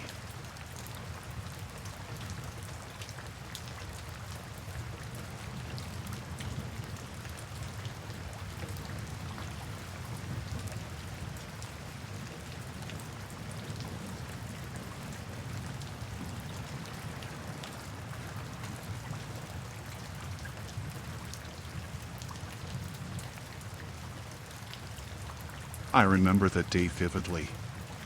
It was a long drive ahead, and I needed a break. I pulled into this rest area along the highway. It seemed normal, nothing out of the ordinary. Families picnicking, travelers stretching their legs. Just your typical rest stop. I parked, got out, took a deep breath of fresh air. It felt good to stretch after hours behind the wheel. As I walked around, I noticed a group of people, a family maybe, enjoying a picnic nearby. They seemed happy, carefree. I wandered a bit, exploring the area. That's when I noticed something odd, a child's toy abandoned near a bench. It was a red ball, worn out, like it had been there a while. Strange, I thought, but I figured a kid had just forgotten it. Then, as I moved further, I saw more things, a pair of sunglasses lying on a table, a backpack tucked under a tree. All left behind, as if the owners had just vanished. It didn't make sense. The unease started creeping in. I couldn't shake the feeling that something wasn't right. I saw a couple of people looking around, as if searching for something or someone. It was unsettling. I decided to use the restroom before leaving. But when I walked in, it was empty. No one. That's when it hit me, a strange quietness hung in the air, an eerie stillness that shouldn't have been there.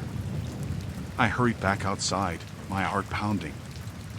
I scanned the area, searching for any signs of life. But it was as if everyone I had seen earlier had disappeared into thin air. Panic started to rise within me. I noticed a map near the restrooms, one of those markers showing all the rest areas on the highway. That's when it hit me, every pin on the map, every rest stop had a red circle around it. A chill ran down my spine. I started to put the pieces together, the abandoned belongings, the strange quietness, the marked map. It was like a puzzle, one that was leading to something terrifying. I couldn't ignore it. I approached a couple nearby, trying to remain calm. I asked if they had seen anything unusual, anyone acting strange. They looked at me puzzled, shook their heads. It was as if they hadn't noticed a thing. I decided to get out of there, but as I walked back to my car, a sense of dread settled in. That's when I saw it, a small trail of footprints leading off into the woods nearby. It was subtle, easy to miss. Curiosity got the better of me.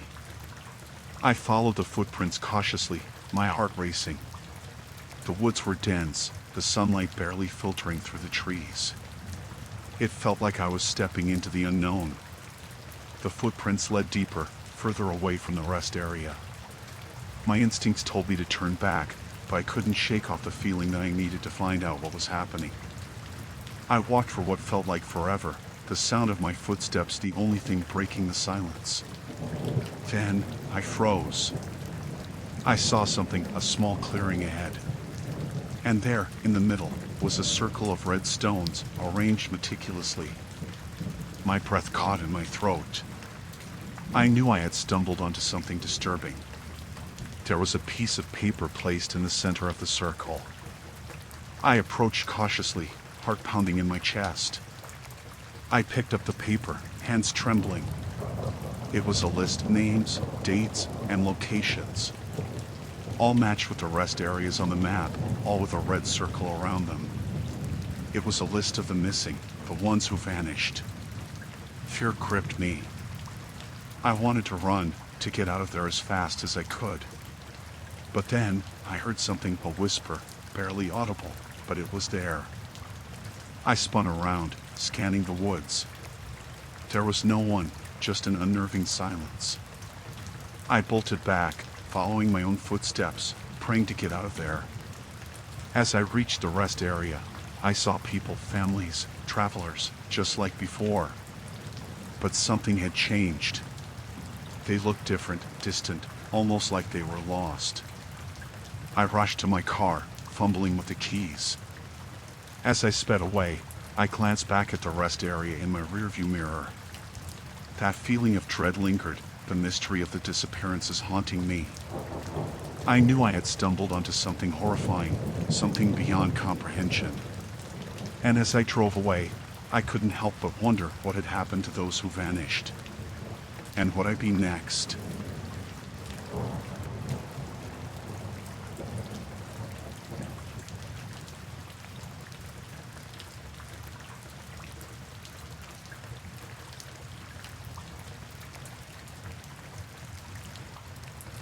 The open road stretched before us, promising unforgettable experiences and memories. We had a route planned, complete with scheduled stops and points of interest. However, it was one unexpected stop that would turn our journey into a living nightmare.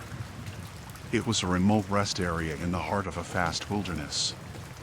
The sun was beginning to dip below the horizon, casting long shadows among the trees.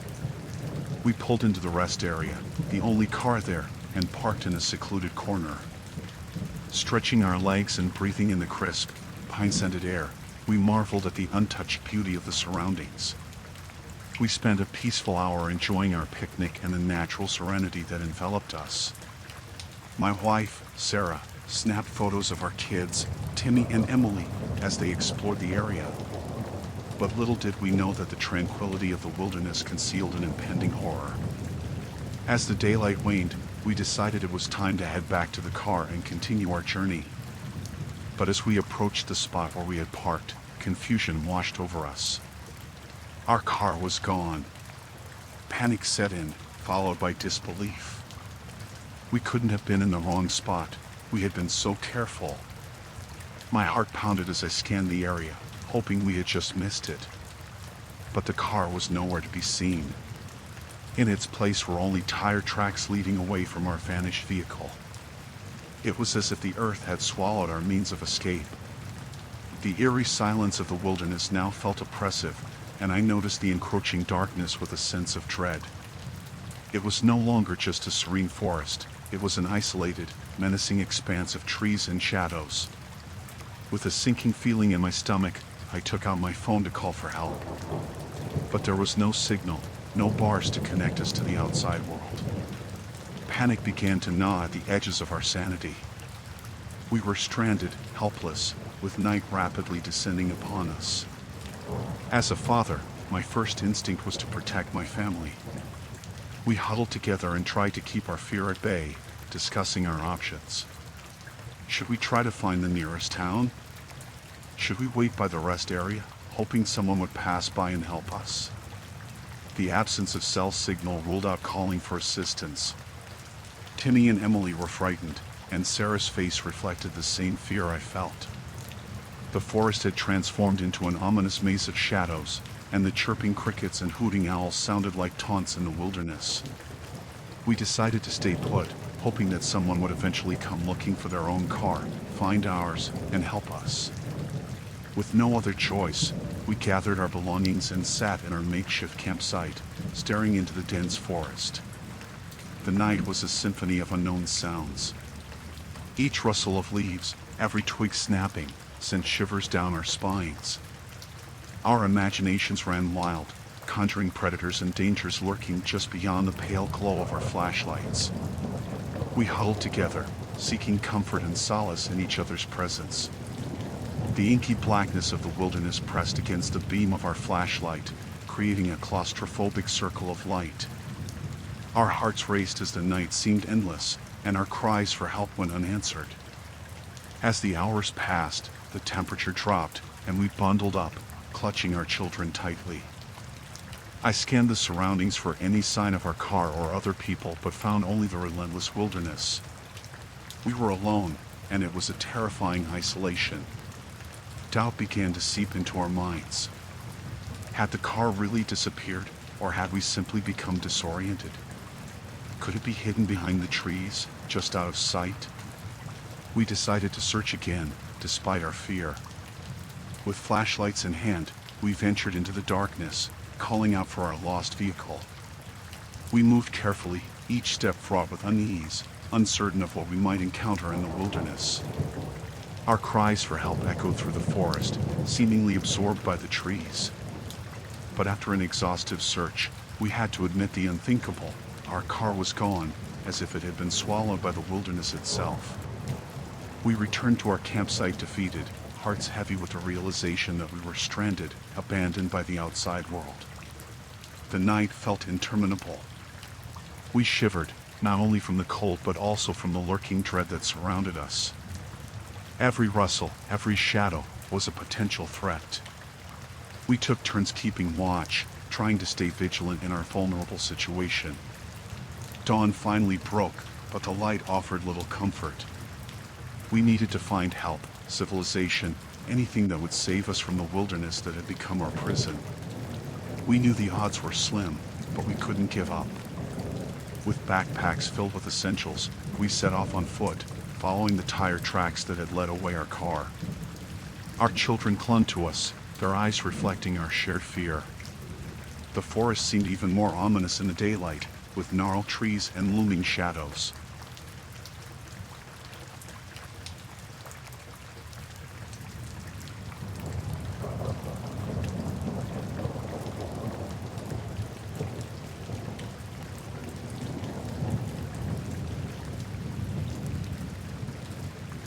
I was home alone on a quiet night, the only company being the faint hum of the TV in the background. The phone rang, jolting me from my thoughts. I answered, expecting to hear a friend or family member on the other end. But the voice that came through was unfamiliar and chilling.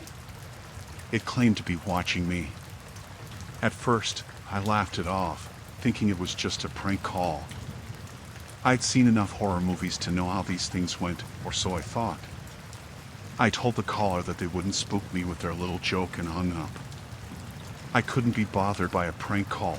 It was just a nuisance, or so I believed. A minute passed, and the phone rang again. I hesitated but answered, my amusement fading. This time, the caller described what I was wearing, down to the color of my pajama pants. A cold shiver ran down my spine. This was no ordinary prank. As fear settled in, the phone abruptly went dead. I was left in an eerie silence, my heart pounding in my chest.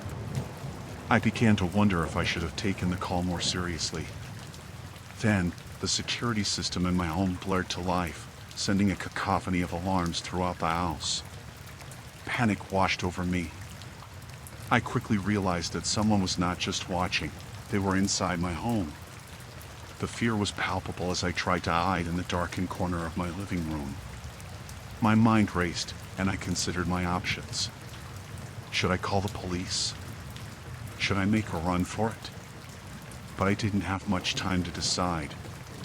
The intruder stepped into the room, and I could barely make out their silhouette in the dim light. I held my breath, praying they wouldn't see me. My heart seemed to be pounding loud enough to give me away. The stranger moved closer, and their intentions became clear. They were searching for me. I knew I had to act quickly if I wanted to survive. With trembling hands, I reached for my cell phone and dialed 911. The dispatcher's voice on the other end was a lifeline, providing a glimmer of hope. I whispered my address, my voice barely audible, but the intruder heard. They turned toward me, their eyes locked on my hiding place. I held my breath, fearing the worst. The dispatcher was my lifeline, urging me to stay on the line, but I couldn't risk the intruder hearing me. The intruder took a step closer, and I knew it was now or never. I made a break for it, darting through the darkened house with my phone clutched tightly in my hand. The dispatcher's voice grew frantic on the other end. As I reached the front door, the intruder was hot on my heels. I swung the door open, stumbled onto the porch, and saw the flashing lights of a police car approaching. With a final burst of adrenaline, I ran toward the officers who were now rushing toward me, guns drawn. The intruder, realizing they were outmatched, retreated into the shadows. The police searched the area, but the intruder had disappeared. I was left shaken, traumatized by the chilling encounter. The sense of violation in my own home would haunt me for years to come. The investigation would continue, but the intruder remained elusive. My home was no longer a sanctuary, and the night would always be a reminder of the horrifying ordeal.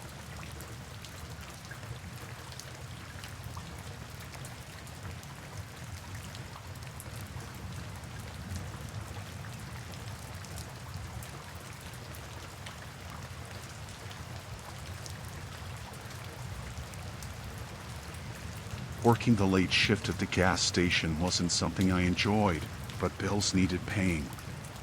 It was quiet, usually a few customers buying cigarettes or snacks, nothing out of the ordinary.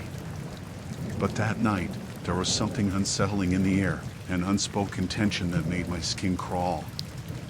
He walked in around midnight, a tall man with piercing eyes and a demeanor that seemed out of place. There was an intensity about him, an unsettling air that made me instinctively nervous. His gaze lingered too long, and a chill ran down my spine. He approached the counter with an air of confidence, asking for a pack of cigarettes. But his requests took a strange turn, asking peculiar questions that didn't quite make sense. He wanted specific brands, numbers, almost as if there was some hidden code in his inquiries. I tried to brush it off, chalking it up to late-night oddities, but there was something about the way he spoke that sent alarm bells ringing in my head. His eyes bore into mine, as if he was searching for something beyond the surface.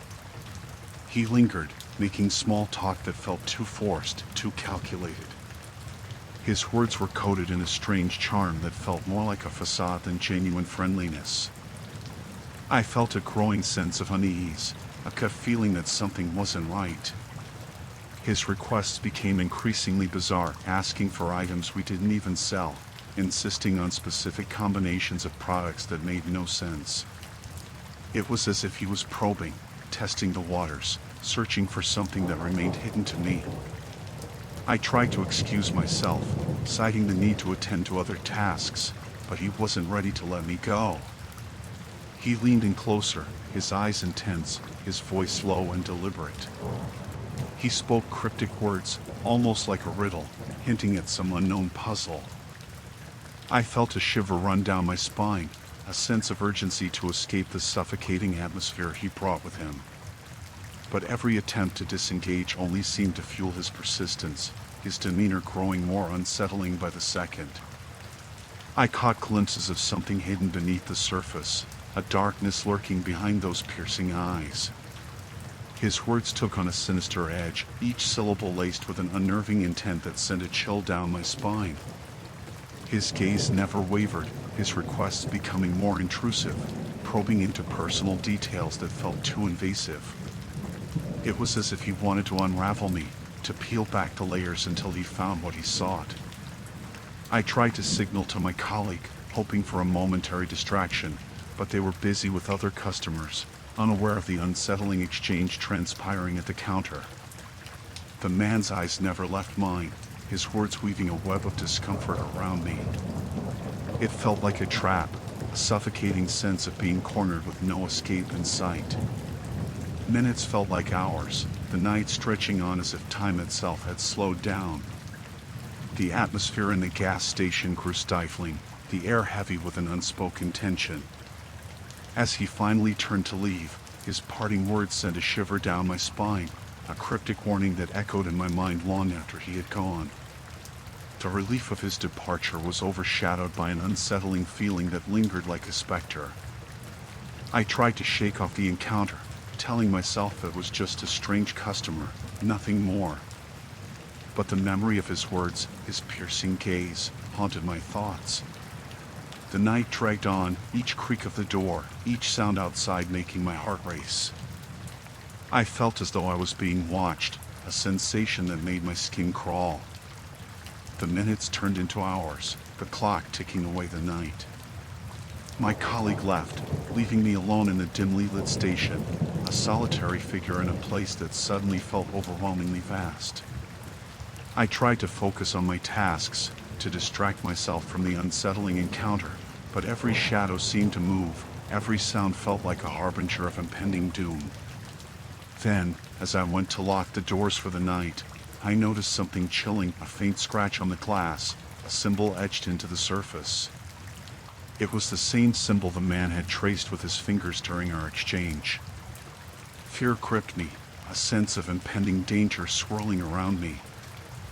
I locked the doors, triple-checking them, trying to shut out the growing dread that threatened to consume me. I called the police, trying to explain the unsettling encounter, the odd requests, the cryptic warnings.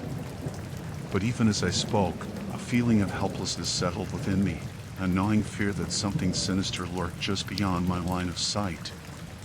The night seemed endless, the shadows morphing into grotesque shapes that played tricks on my mind. Every creak, every rustle outside felt like a malevolent presence closing in. I barricaded myself in the back office, the flickering light of the security monitors offering little comfort. I watched the screens, my heart racing at every shadow that passed by the cameras. Hours passed, and the darkness outside seemed impenetrable. I felt like a cornered animal, trapped in a suffocating silence broken only by the occasional sound that made my blood run cold.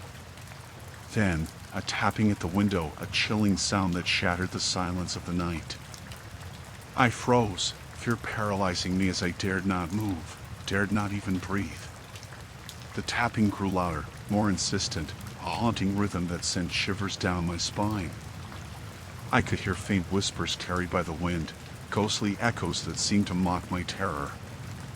The police arrived, their flashlights cutting through the darkness as they scoured the area. But there was no sign of the man, no trace of his presence except for the eerie symbol etched into the glass. The night finally ended, but the terror remained, the memory of that chilling encounter etched into my mind, a reminder of the inexplicable fear that had gripped me. Days turned into weeks, and the incident faded into the past, but the gas station held an atmosphere tinged with an unsettling energy that I could never shake off.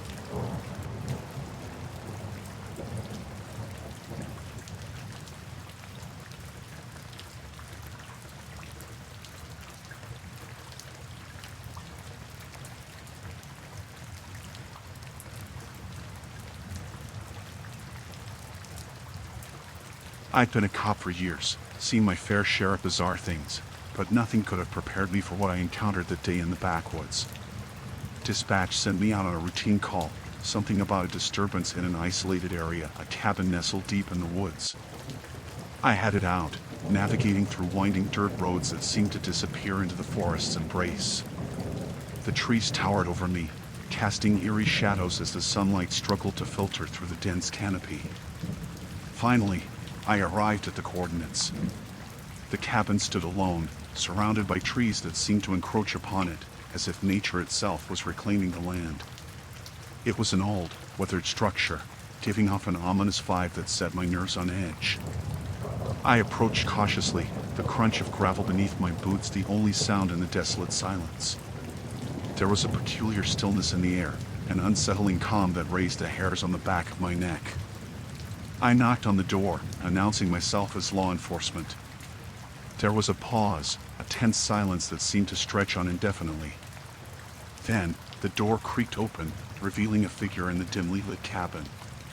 The man standing before me was strange, to say the least, wild-eyed, unkempt, and wearing clothes that looked like they hadn't seen a washing machine in years. He spoke in a raspy voice, barely above a whisper, inviting me in with an unsettling grin. I stepped inside cautiously, my senses on high alert. The interior was dimly lit, casting long shadows across the worn-out furniture. The place reeked of neglect, a musty smell that clung to the air. As I glanced around, I noticed more figures lurking in the corners of the room, shadowy silhouettes that seemed to materialize from the darkness. They were a family, or so they claimed, a motley crew of individuals with an unsettling aura. Their behavior was off, disjointed conversations that hinted at something amiss. I tried to gather information, but their responses were cryptic, veering between eerie laughter and uncomfortable silence. I couldn't shake the feeling that something was deeply wrong here, a primal instinct urging me to leave, to escape the ominous presence that surrounded me. But duty compelled me to stay, to assess the situation and ensure everyone's safety. The longer I stayed, the more unnerved I became. There was a tension in the air, an unspoken threat that loomed over the cabin like a dark cloud. My senses were on high alert, every fiber of my being urging me to tread carefully. I attempted to gather information about the disturbance, but their stories were inconsistent, fragmented, almost as if they were deliberately withholding the truth. I noticed peculiar things, a glint of something metallic beneath the floorboards, hushed conversations that ceased abruptly upon my approach, and a peculiar marking etched into the wall. Then, a feeling of dread settled in, a gut-wrenching realization that I might not be leaving this cabin unscathed. It felt like I'd stepped into a situation far beyond my comprehension, a tangled web of secrets and danger. I knew I had to call for backup, to have more eyes on this bizarre situation. But as I reached for my radio, my hand froze. Their piercing gazes were fixed on me, an unspoken warning to leave well enough alone. My heart pounded in my chest as I contemplated my next move. The atmosphere grew thicker, suffocating, a tension that seemed to coil around me like a vice. Suddenly, the power in the cabin flickered, casting the room into momentary darkness. In that brief moment, I glimpsed something, a flash of movement, figures darting across the room, swift and silent. Fear gripped me as I realized the gravity of the situation. I was outnumbered, trapped in a cabin with a family whose intentions were unclear, but undoubtedly sinister. I made a split-second decision to retreat, to get out of that cabin and call for backup. But as I turned towards the door, it slammed shut, sealing me inside with them. Panic surged within me, my heart racing with a primal fear. I tried the windows, but they were barred shut, trapping me in a nightmare from which I couldn't escape. The family members circled around me, their faces twisted into unsettling grins. They spoke in hushed tones, their words carrying a menacing undertone. My mind raced, searching for a way out, an escape from the clutches of this strange and unsettling family. But the cabin felt like a prison, its walls closing in around me, suffocating me with a sense of impending doom. I pleaded with them to let me go, to allow me to leave unharmed. But their responses were cryptic, their intentions veiled behind a facade of eerie calm. Time seemed to stand still, every second feeling like an eternity in that stifling atmosphere. I felt like prey, cornered by predators whose intentions were unknown but undoubtedly malicious. My training kicked in, urging me to stay calm, to strategize an escape plan. But fear had a vice-like grip on me, paralyzing my thoughts, rendering me helpless in the face of this chilling encounter. The minutes stretched into hours, the cabin feeling like a prison from which there was no escape. I felt like a pawn in their game, a piece in a puzzle I couldn't comprehend. Just when despair threatened to consume me entirely, I heard the distant sound of approaching sirens. Relief flooded through me, the cavalry had arrived, salvation was within reach. The family's demeanor shifted, a fleeting moment of panic crossing their faces. In that moment of distraction, I seized the opportunity, making a desperate dash towards the door. The lock gave way, and I burst out into the open, greeted by the sight of fellow officers rushing towards the cabin. I stumbled towards them, gasping for breath, my heart pounding in my chest. I relayed the urgency of the situation, warning them of the dangers lurking inside. Backup arrived swiftly, surrounding the cabin, their voices ringing out in commands as they cautiously approached. As I watched from a safe distance, I couldn't shake the bone-chilling encounter, the strange family, the eerie cabin, and the unspoken threat that lingered in the air. The family was taken into custody, but the eerie feeling of that encounter remained etched into my memory, a chilling reminder of a nightmare I barely escaped.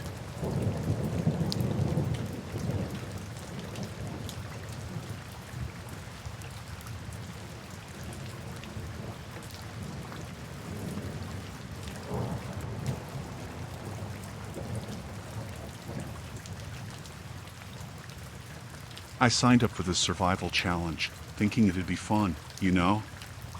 Out in the wilderness, testing my skills. But things went south real quick. We were dropped off in the middle of nowhere, miles away from civilization. The goal was to survive for a week, no phones, no help. I was pumped, excited for the adventure. The first few days were tough, but I managed. Built a shelter, hunted for food, tried to stay positive. But then things got weird. One evening, I heard footsteps, faint but there. I brushed it off, thinking it was just an animal. But the feeling lingered, like someone was watching me, waiting. That night, I heard whispers, voices in the dark. I thought it was my mind playing tricks, but it felt too real. I stayed awake, clutching my makeshift weapon, waiting for dawn. Days passed, and the feeling of being watched grew stronger. I kept my guard up, always looking over my shoulder.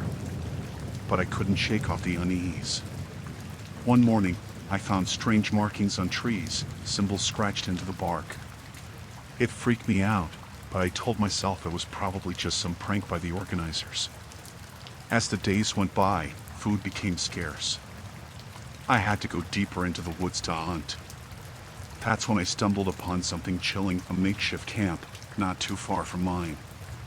There were remnants of a fire, empty food cans, but no one in sight. I felt a chill run down my spine. I wasn't alone. Panic surged. Who else was out here with me? I tried to stay calm, focused on surviving, but every sound made me jump. The whispers at night grew louder, like they were circling me. Then, one evening, I saw a figure in the distance, just for a moment. It disappeared into the trees before I could make out who it was. Fear gripped me. Was someone stalking me? I didn't sleep much after that. Every rustle of leaves, every crack of a branch sent shivers down my spine. I felt like prey, like someone was playing a twisted game with me. I wanted to bail, to get out of there, but it was a challenge, and quitting wasn't an option. I had to tough it out, even though every instinct screamed to run. One night, I woke to find my camp ransacked. Supplies were scattered, my shelter damaged. I panicked, heart pounding in my chest. I knew I had to leave. I packed what I could and started moving, not caring about the challenge anymore. I needed to get out, to find help. But as I ventured deeper into the woods, I heard footsteps behind me. I ran, not looking back, adrenaline pumping through my veins. I didn't know who or what was chasing me, but I didn't want to find out. Fear drove me forward. Hours passed, and I finally stumbled upon a road.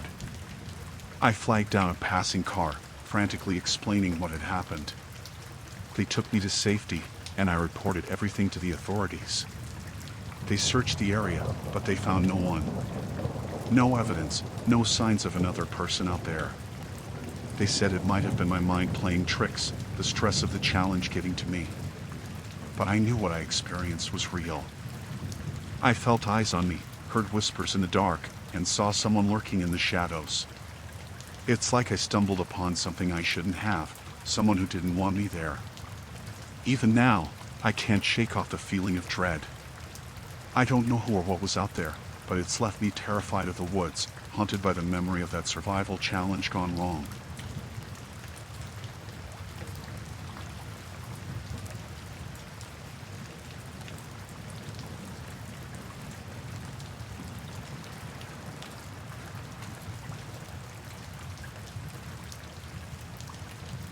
I was babysitting for this family, just a regular night, or so I thought.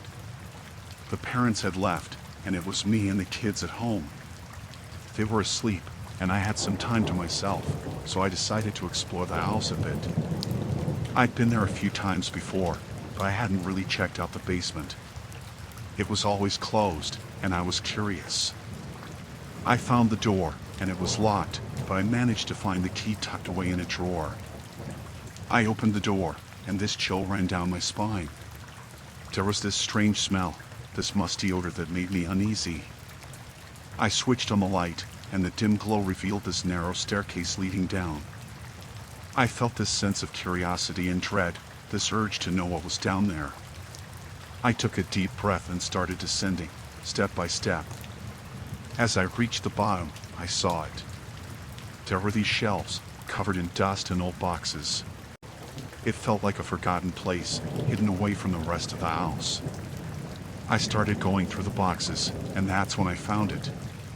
There were these old photographs, but they weren't just any pictures. They were photos of the family, but in each one, their faces were scratched out. I felt this surge of fear, this sense of something terribly wrong. I didn't understand why someone would deface these photos like that.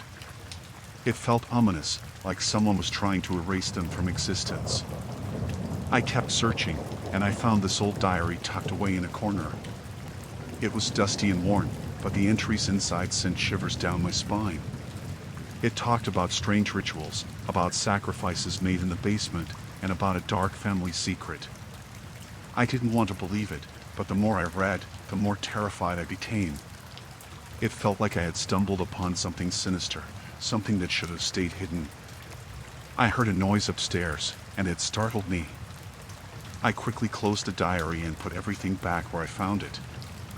I felt this overwhelming need to get out of there, to escape that dreadful place. I closed the basement door, but I couldn't shake off the fear. I didn't know what to do with what I had discovered. I wanted to tell the parents, to warn them, but I didn't want to seem nosy or make them think I was imagining things. I tried to push the thoughts away, to focus on taking care of the kids. But every noise made me jump, every shadow felt like it was watching me. I couldn't shake off this feeling of dread. Later that night, as I was putting the kids to bed, I heard something again. It was this faint chanting, this eerie sound that seemed to be coming from below. I felt this panic rising in me. I tried to tell myself it was just my imagination, but the fear was overpowering. I didn't want to go near the basement again, but I felt this pull, this need to know what was happening. I mustered up the courage and went to check, and the door was open. I didn't remember leaving it that way. I felt this icy coldness in the air, this oppressive feeling that made it hard to breathe. I switched on the light, and the basement was empty. But I could still hear the chanting, this haunting sound that seemed to echo in my mind. I didn't know if I was hallucinating or if something was really happening.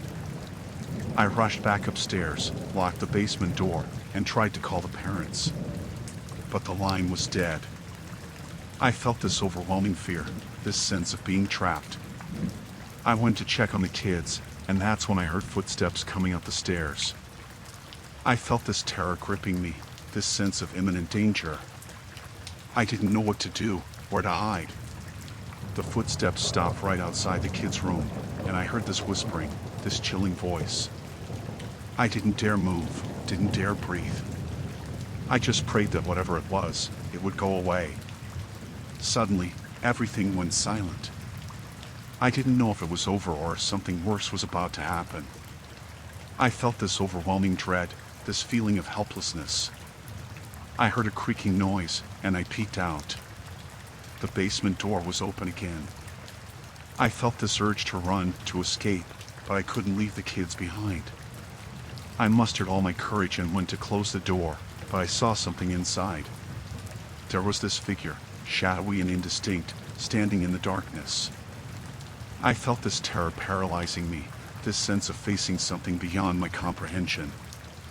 I slammed the door shut, locked it, and ran to the kids' room. I grabbed them and rushed outside, not looking back. I didn't know what I had seen, but I knew we had to get away. I called the police from a neighbor's house, told them everything. They arrived at the house, but they didn't find anyone or anything in the basement. I felt this mix of relief and fear, not knowing if it was really over. The parents arrived home later, and I told them what happened. They looked shocked, but they didn't say much. I didn't know if they believed me or if they thought I was making it up.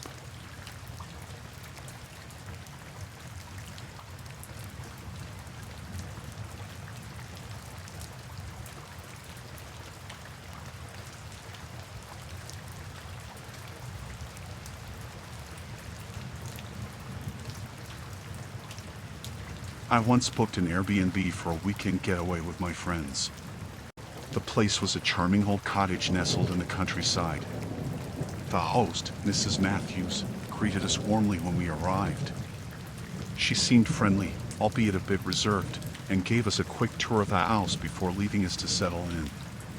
The cottage had a peculiar charm. It was cozy, but there was an unsettling feeling lingering in the air. The atmosphere felt heavy, as if the walls held onto something dark and hidden. As the night progressed, strange things started happening. We heard eerie noises, like whispers echoing through the halls. Shadows danced in the corners of our eyes, disappearing when we turned to look. We dismissed it, attributing it to an old house settling in. Curiosity got the better of us, and we decided to dig into the cottage's history. We found out that the property was linked to a tragic event from years ago. A young couple had lived there, and the husband had passed away under mysterious circumstances, leaving the wife in despair. Rumors floated around town about the husband's death, hinting at foul play. Some claimed the wife had been seen wandering the property at night, whispering to herself. It sent chills down our spines, and we began to wonder if the strange occurrences were related to this tragic history. Things escalated quickly after that. Doors would slam shut on their own, objects would inexplicably move from one place to another, and a sense of unease lingered, especially at night. We couldn't shake the feeling that someone, or something, was watching us. One night, as we sat by the fireplace, recounting stories, we heard a mournful wail that seemed to come from nowhere. The chilling sound echoed through the cottage, sending shivers down our spines. Fear gripped us as we tried to rationalize what we had heard. The next day, while exploring the cottage, we found a hidden room tucked away in the attic. It was a small, dusty space filled with old photographs, letters, and belongings of the deceased husband. Among the items was a diary, belonging to the husband, chronicling his descent into madness before his untimely death. The diary revealed disturbing details about the husband's obsession with the supernatural. He believed that the cottage was haunted by a malevolent presence, and he had been conducting strange rituals to communicate with the spirit world. The more we read, the more uneasy we felt. It seemed the husband's obsession had consumed him, leading to his demise. We couldn't help but wonder if his spirit lingered within the walls of the cottage, seeking solace or revenge. That night, things took a terrifying turn. We heard footsteps pacing in the hallway outside our rooms, but when we investigated, there was no one there. The air grew icy cold, and a feeling of dread settled in. We were no longer alone in that house. As the night wore on, the activity intensified. Objects flew off shelves, shadows darted across the walls, and we could feel a presence lurking in every dark corner. It felt like the cottage was alive with a malevolent energy, and we were at its mercy. In a state of panic, we decided to leave immediately. But as we made our way to the door, it slammed shut with an unnerving force, trapping us inside. Fear consumed us as we realized there was no escape. Whispers echoed through the cottage, growing louder and more menacing. Shadows danced in the dimly lit rooms, taking on sinister shapes. We felt a presence closing in on us, suffocating and terrifying. Desperation set in as we frantically searched for a way out. We tried calling for help, but our phones had no signal. The haunting sounds and eerie whispers surrounded us, instilling a deep sense of dread that we were never getting out. In a final act of desperation, we gathered in the attic, hoping to find answers or a way to break whatever hold the cottage had over us. But as we reached the attic, we found the diary open, pages flipping wildly as if moved by an unseen force. The diary's final entry spoke of a ritual, a way to appease the restless spirits that haunted the cottage. We didn't fully understand it, but in our terror, we decided to try it. We followed the ritual's instructions, hoping it would bring an end to the torment. As we completed the last step, an eerie silence fell upon the cottage. The air grew still, and the whispers ceased.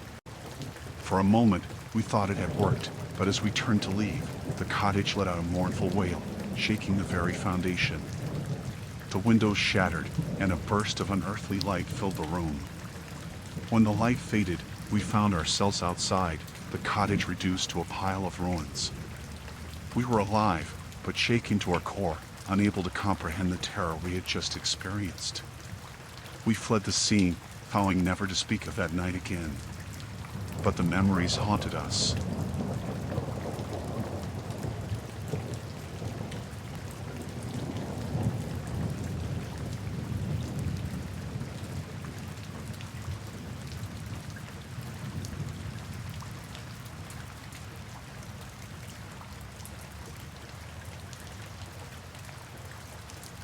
I was driving on this old road, not too far from town, when I noticed something odd. There was this guy standing by the side, wearing some homemade costume or something. He had a bandana over his face, dark clothes, and this determined look like he owned the place.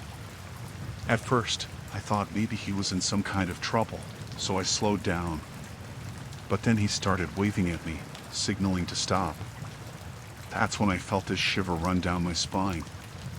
I mean, who stands by the side of the road dressed like that? It was like he was waiting for someone, or something, to come along. I decided to keep driving, but he didn't like that. He pulled out something from his pocket, a homemade sign with weird symbols on it. I didn't get a good look, but it was enough to freak me out. I just stepped on the gas and drove past him, but I couldn't shake off that uneasy feeling. As I continued down the road, I saw another person on the side, dressed similarly. I thought maybe it was some sort of protest or local event, but then I noticed they were signaling me to stop too. I didn't want any part of it, so I just kept driving. But then I saw more of them. They were lurking in the shadows by the road, watching every car that passed by. I could see something glinting in their hands, like weapons or tools. My heart started racing. What kind of messed up situation was this? I couldn't just turn around. There was no way I was driving back through that. I had to keep going, hoping to reach a more populated area, find help. But the further I went, the more of these people I saw. It was like they were on some mission, and I was caught in the middle of it. I started to feel like they were following me, keeping pace with my car. I'd see them in the rearview mirror, just lingering on the edges of the road. I tried to shake them off, taking turns, speeding up, but they were persistent. I felt this fear creeping up, this sense of being hunted. I had no idea what they wanted, but it sure as hell wasn't anything good. My mind was racing, trying to think of what I could do, but I was just a regular person caught in this bizarre situation. As I approached a curve, I saw a bunch of them blocking the road. They were standing there, blocking the way, holding weapons. I hit the brakes hard, swerving to avoid them. I didn't know what they were capable of, but I sure as hell didn't want to find out. I managed to navigate around them, but they were relentless. They started chasing my car, running after me like some twisted horror movie. I was panicking, trying to think of any way out of this nightmare. I saw a gas station up ahead and decided to make a run for it. I swerved into the station, my heart pounding in my chest. I rushed out of the car, trying to alert the people there. They must have seen the terror on my face because they hurried to lock the doors. I tried to explain what was happening, but they just looked at me like I was crazy. I watched through the window as those people surrounded my car, inspecting it like they were looking for something. I felt this sickening dread.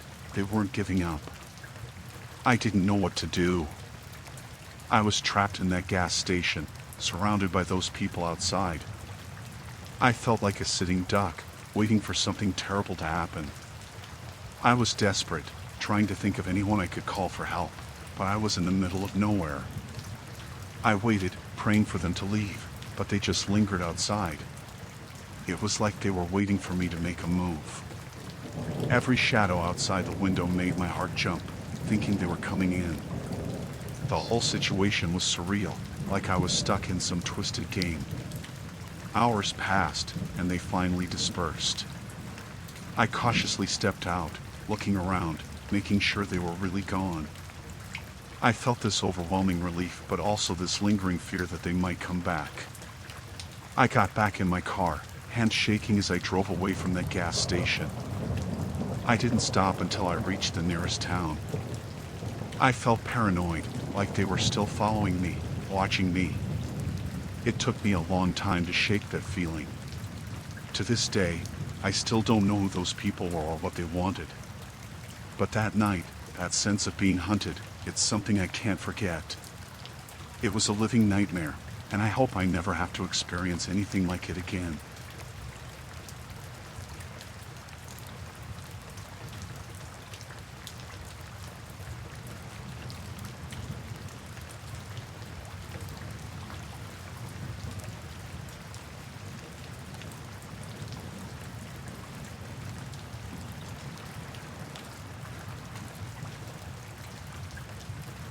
We lived in a quiet community nestled in the woods, far from the chaos of the city.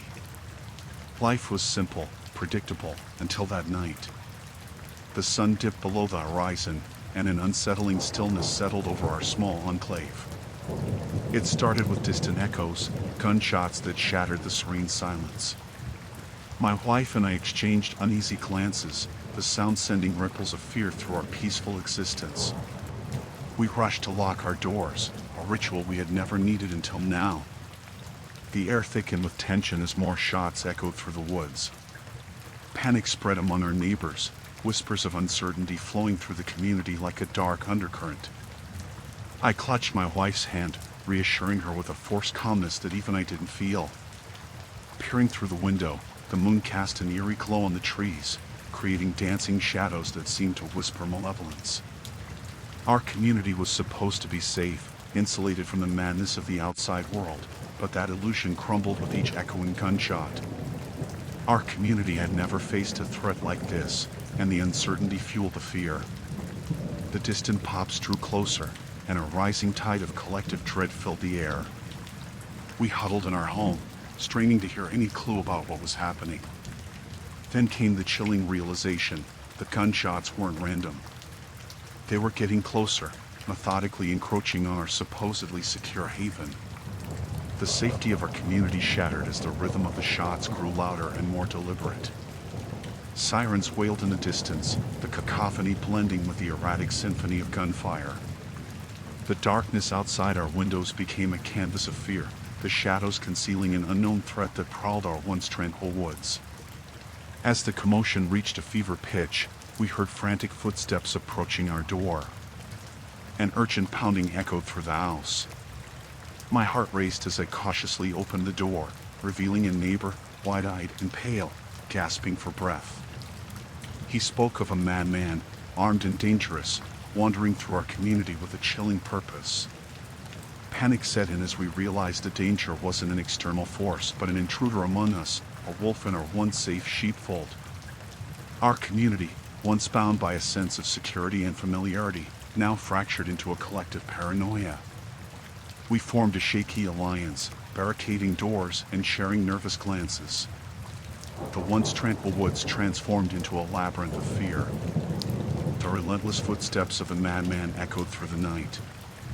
Each creak of the floor, every rustle of the leaves outside, became a potential harbinger of the impending threat. We whispered hurried plans, navigating the shadows with trepidation. As we moved through the community, the air grew thick with tension. Fear wasn't just an emotion, it became a palpable presence, clinging to us like a suffocating shroud. The madman's presence was felt but unseen, a ghost haunting our once secure haven. Then, in the eerie glow of a flickering street lamp, we saw him, a silhouette moving with malevolent intent. He wasn't a faceless intruder. He was a manifestation of our collective nightmare, a tangible embodiment of the chaos that had invaded our sanctuary. Chaos erupted as he spotted us. The chilling glint of his weapon reflected the moonlight, and a wave of terror crashed over us. Panic fueled our flight, each footfall echoing the desperate beats of our hearts. The once familiar paths became a maze of fear, a labyrinth with no apparent escape. We stumbled through the woods, branches clawing at us like unseen fingers of the night. The distant shouts of neighbors, the haunting laughter of the madman, it all melted into a disorienting symphony of horror. Our small community was no longer a haven, it was a nightmare unleashed. As we ran, the realization sank in, there was no sanctuary. The woods, once our refuge, had become a trap. The madman pursued with relentless determination, his laughter echoing through the trees, an ominous soundtrack to our desperate flight. Exhausted and breathless, we stumbled upon a clearing where we stayed until morning. When the police arrived, he was long gone, but the memory of that night is far from gone, even now, years later.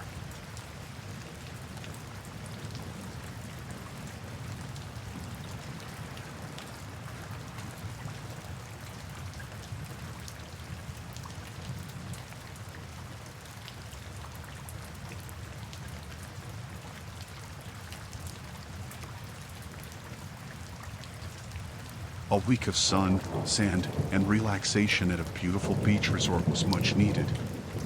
We had rented a cozy beachfront cottage, the kids were ecstatic, and my husband and I were looking forward to some quality time together. Little did I know that this trip would turn into a nightmare I'd never forget. Our first few days were filled with laughter, building sandcastles, and taking long walks along the shore. But on the fourth day, something changed.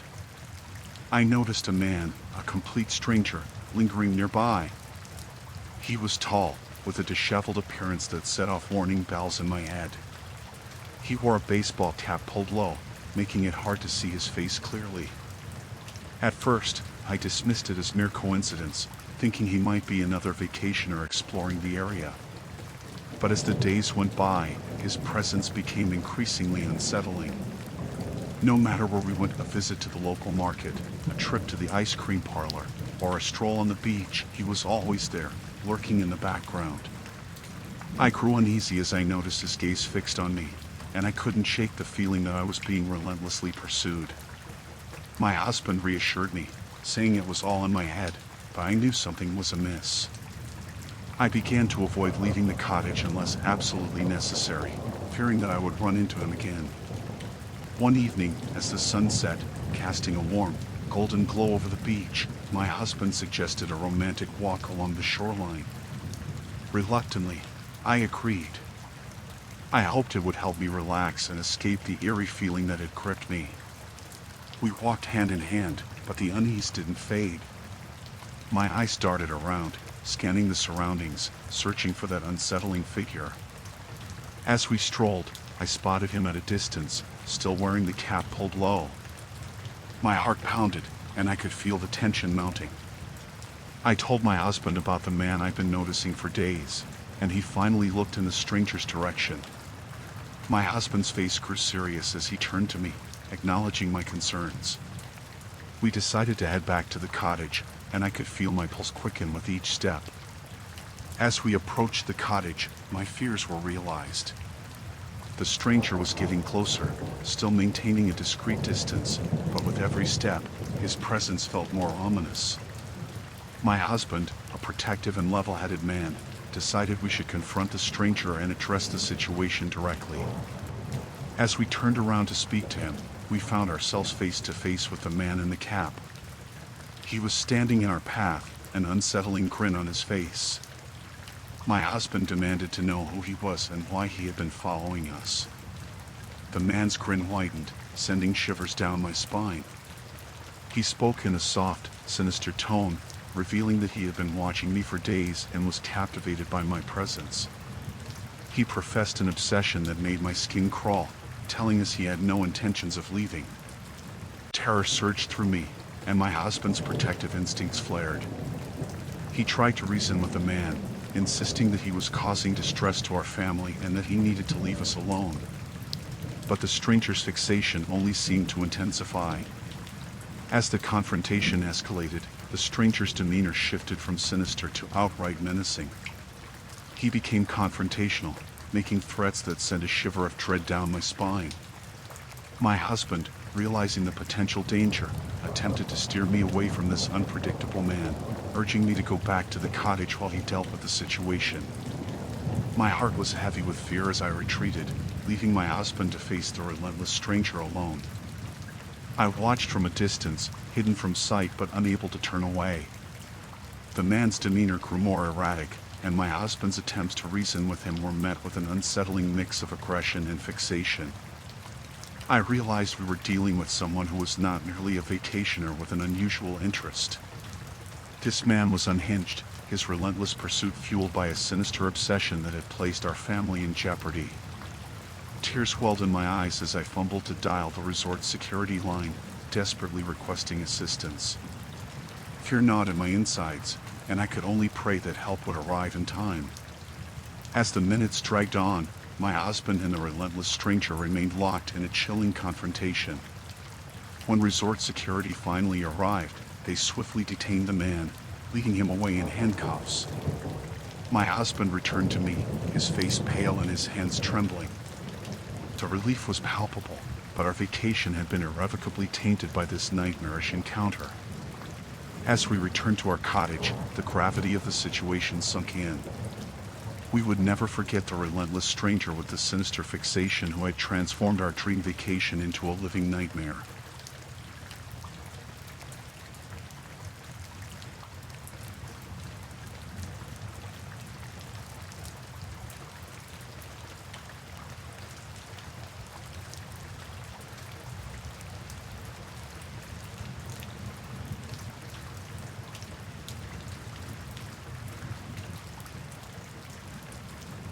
I remember it was a chilly night when I left my friend's party.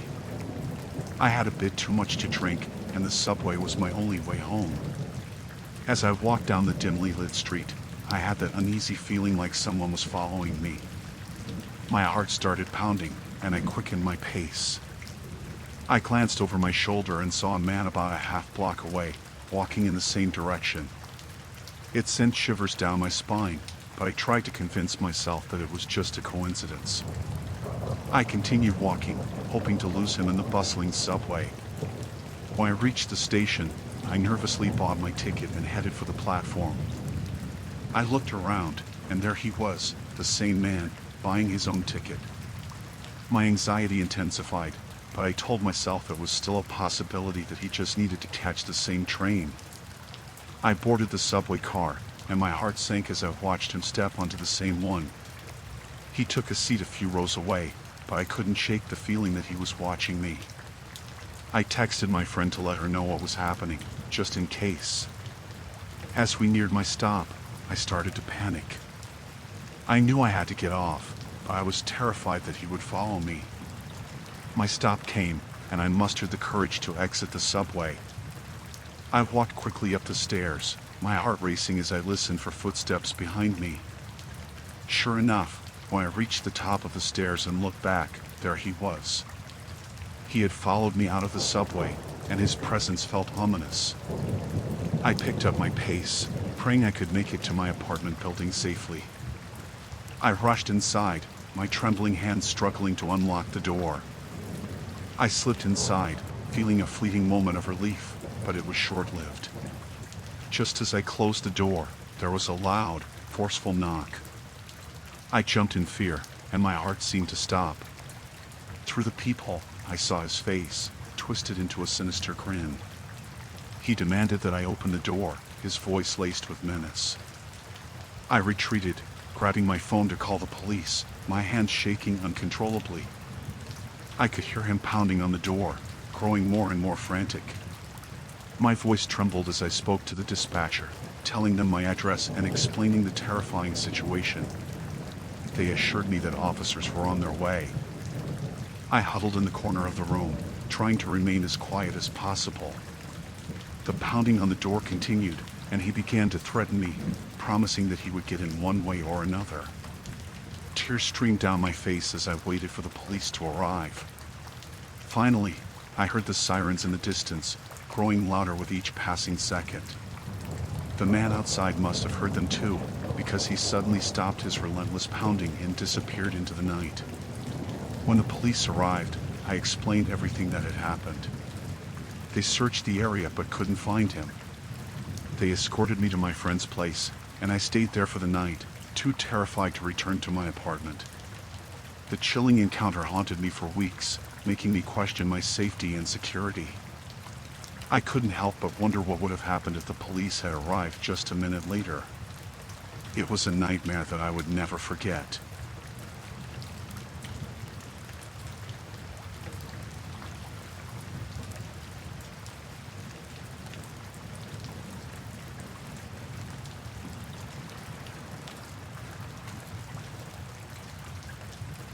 I had this thing with photography, you know? I love to capture moments, the kind that made you stop and think.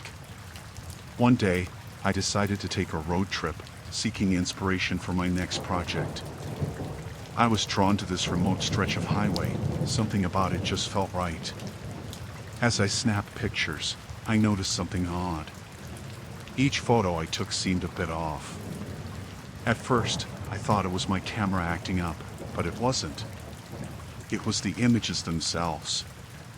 There was this underlying sense of unease in every frame. The more I photographed, the clearer it became. The roadside held secrets, things that the naked eye couldn't see but the camera could capture. Shadows in the corner, subtle distortions, a sense of foreboding, things that made me shiver. I tried to rationalize it, blaming it on lighting or angles. But the feeling in my gut said otherwise. Each photo revealed more, a dark truth hidden in plain sight. It felt like I was unveiling something I shouldn't be seeing. As the day turned into night, I decided to call it quits. But even as I packed up, that sense of unease lingered. I couldn't shake the feeling that I was leaving something behind, something important. That night, I couldn't sleep. The images haunted me, the unease growing stronger. I couldn't resist the pull to go back and take more photos. It was like an obsession, this need to uncover the truth. The next morning, I returned to the same spot. As I clicked away, the unease intensified. The photos were becoming more disturbing, as if they held a secret message only visible through the lens. I noticed a pattern, a recurring shape in the background of every picture. It was faint, almost imperceptible, but it was there, a silhouette, blurry yet unmistakable. I couldn't place what it was, but it felt ominous. Then, I heard it. A faint whisper, barely audible, like a distant echo. I froze, scanning the area, but there was no one around. Fear gripped me, and I snapped a few more pictures in a hurry, wanting to leave. As I reviewed the photos, my blood ran cold. The shape in the background, it wasn't just a shape. It was a figure, a dark silhouette, almost human-like. It was in every picture, lurking in the shadows. I felt this overwhelming urge to get out of there, to flee. But before I could, a chill ran down my spine. The whisper was back, closer this time, almost beside me. I turned, but there was nothing there. My heart raced, adrenaline surged. I grabbed my things, scrambling to leave. But as I drove away, I glanced at the photos once more. In the last frame, the figure wasn't in the background, it was right behind me, its presence chillingly close. I sped off, heart pounding, panic gripping me. That night, I couldn't sleep. I couldn't shake the feeling that I'd captured something malevolent, something that shouldn't exist. I couldn't bring myself to look at the photos again. The unease lingered, a constant reminder of that encounter. I never went back to that stretch of highway, and I never touched my camera again.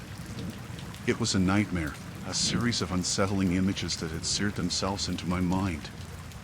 I knew what I had captured was real, something dark and chilling that had just beyond our sight. and I prayed that whatever it was, it stayed far away.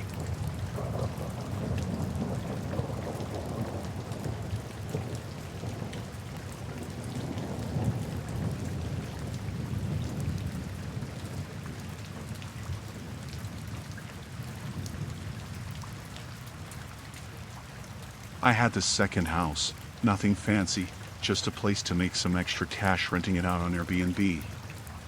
I had guests there before, no big deal.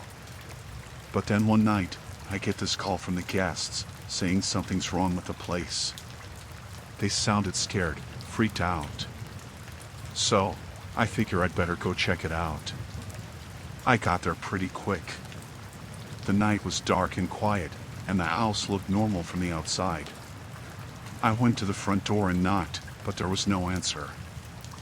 I had a key, so I let myself in. As soon as I walked in, I felt it. Something was off, you know? The place was dimly lit, and it was cold, but not the kind of cold you'd expect. It was like the air itself was heavy, like I was breathing something thick. I called out, asking if anyone was there, but there was just silence. I started to go through the rooms, looking for these guests. Everything was in order, except for one thing: the basement door was slightly open. I went down, feeling uneasy. The air got colder, and I could barely see anything. Then, I heard a noise, a sort of scraping sound. I called out again, louder this time. That's when I heard a voice, faint, coming from deeper in the basement. I went towards the voice, and that's when I saw them, the guests. They were huddled in a corner, looking terrified, staring at something I couldn't see. They were shivering, pale, wide-eyed. I asked them what happened, but they just pointed behind me. I turned around slowly, and there was someone standing there, a figure in the shadows. It was a man, but something was off about him. He was just staring at us, unmoving. I asked him what he was doing there, but he didn't answer. The silence was heavy, uncomfortable. Then, without a word, he started to move towards us, slow and deliberate. I told the guests to get behind me, trying to stay calm, but inside, I was panicking. This guy, he had this strange aura, like something was seriously wrong with him. He came closer, and I could see his face now, emotionless, cold eyes, and this eerie smile that sent shivers down my spine. I stepped back, my heart racing. He kept coming, like he wasn't even real. I tried to reason with him, to ask what he wanted, but he just kept moving, that creepy smile never leaving his face. I couldn't take it anymore. I told the guests to run, to get out of there. I wasn't going to stick around and find out what this guy was capable of. I grabbed one of the guests and bolted towards the stairs, but I could feel him following, slow and steady. As we reached the top, I looked back, and he was right there, inches away. I slammed the basement door shut, locked it, and pushed a heavy cabinet in front of it, my hands shaking. I didn't wait around to see if he could get through. I grabbed the guests and got them out of there, to safety. We called the police, but by the time they got there, the guy was gone, and the place was quiet again. I sold the house not long after. I didn't want anything to do with it. I couldn't shake off that feeling that something had been seriously wrong in that basement.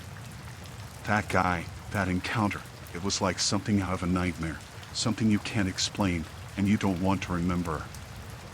I still wonder who that guy was, what he was doing there. But honestly, I don't want to know. All I know is that I never felt safe going back there, and I never will. That night, that chilling encounter, it's something I'll never forget.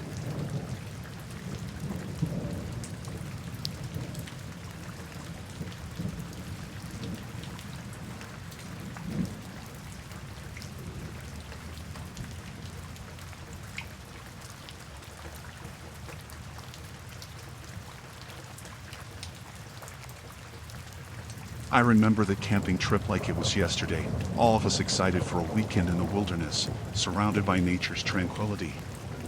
We picked a remote spot deep in the woods, a perfect escape from the chaos of city life.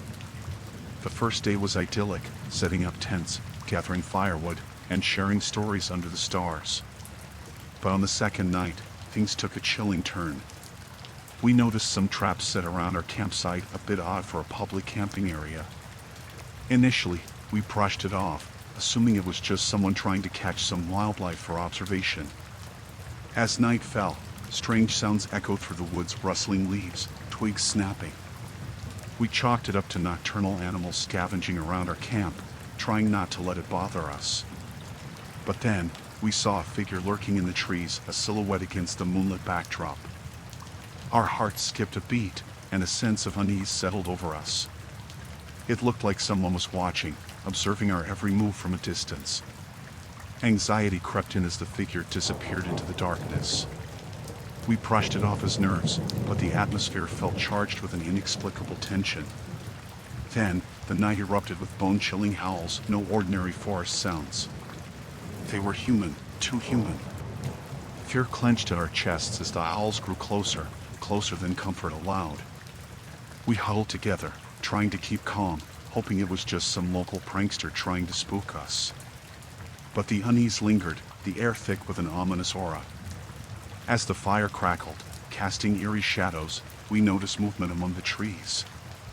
Shapes darted in and out of the shadows, fleeting glimpses that sent shivers down our spines.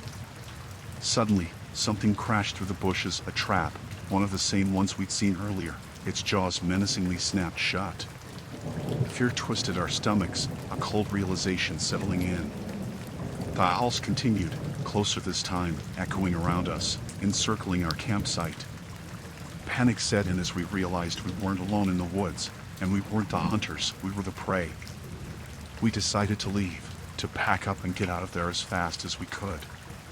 But every step felt watched, every rustle in the bushes seemed like a lurking threat. We heard whispers, chilling whispers that made our blood run cold. It wasn't just one person out there, it was a group closing in around us. Our attempts to leave only seemed to escalate the situation. The traps we dismissed as harmless now felt like a warning, marking our every move. The night felt endless, filled with paranoia and the sound of footsteps that weren't ours. Every shadow felt like an ambush waiting to happen. We tried to navigate the forest, but it felt like an insurmountable maze, pushing us deeper into unfamiliar territory. Fear surged within us as we realized we were completely disoriented, lost in the darkness. The forest seemed to play tricks on us, branches cracking, leaves rustling, distant whispers. It felt orchestrated, calculated, and our hearts pounded with the fear of the unknown. Every glance over our shoulders revealed fleeting shapes, figures that vanished as quickly as they appeared. We couldn't shake the feeling of being watched, hunted. Exhaustion weighed us down, but we couldn't stop, the terror driving us forward.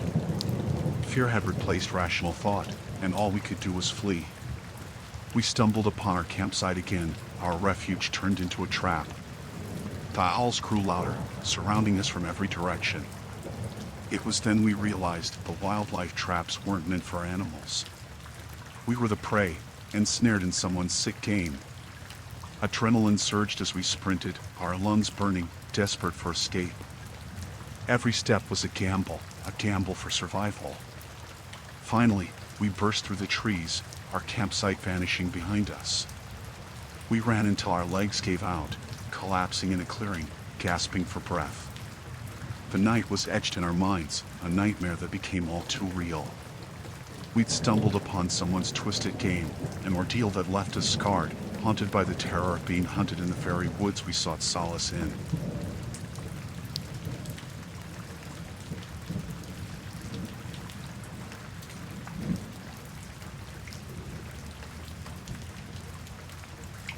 As I finished up my shift at the gas station, the night stretched out in an eerie quiet. The flickering neon lights outside cast an unsettling glow, but it was part of the usual routine: close up, lock the doors, and head home.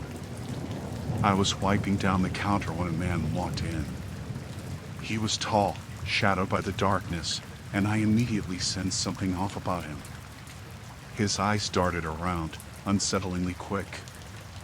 "Sorry, we're closing," I said, keeping my voice steady. But he just stood there, silent. His gaze lingered on me a little too long, making my skin crawl. I could feel a knot forming in my stomach. Finally, he spoke, his voice too low, too hoarse. He asked for directions, something about a road that didn't exist. I stuttered, telling him I didn't know it. He didn't leave, though. He just stared, that intense gaze fixated on me. I forced a smile and pointed to the clock, saying we were closed. But he ignored it, taking a step closer. My heart raced. I could feel the panic rising within me. His presence was suffocating. He leaned in, too close for comfort, and I caught a whiff of something foul. I fumbled for the phone, pretending to dial the police, hoping it would scare him off. He didn't move, just stood there, watching me, a chilling grin on his face. Every second felt like an eternity. My hands trembled, and I could barely manage to keep the phone steady. "Listen, I'm closing," I insisted, my voice quivering. But he remained, his eyes piercing through me. There was no reasoning with him. I felt sheer terror bubbling inside me. Then, he reached into his pocket, and I tensed, fearing the worst. But he just pulled out a crumpled bill, slid it across the counter, and left without a word. I stood there, shaken, watching him disappear into the night. As soon as he was out of sight, I bolted the door shut, my heart still pounding. I checked the locks twice, ensuring they were secure. With trembling hands, I counted the cash, finding the bill he'd left behind. It was wrinkled, stained, and almost felt like a twisted trophy. After that, I called the police, giving them every detail I could remember. The night dragged on, and I couldn't shake the feeling of dread that lingered. I was haunted by his piercing eyes, that chilling grin etched in my memory. Long after the police left, I sat there, wide awake, haunted by what could have happened. Every creak outside made my heart leap. It was a night etched in fear, a night I wouldn't forget. Closing up that gas station would never be the same again.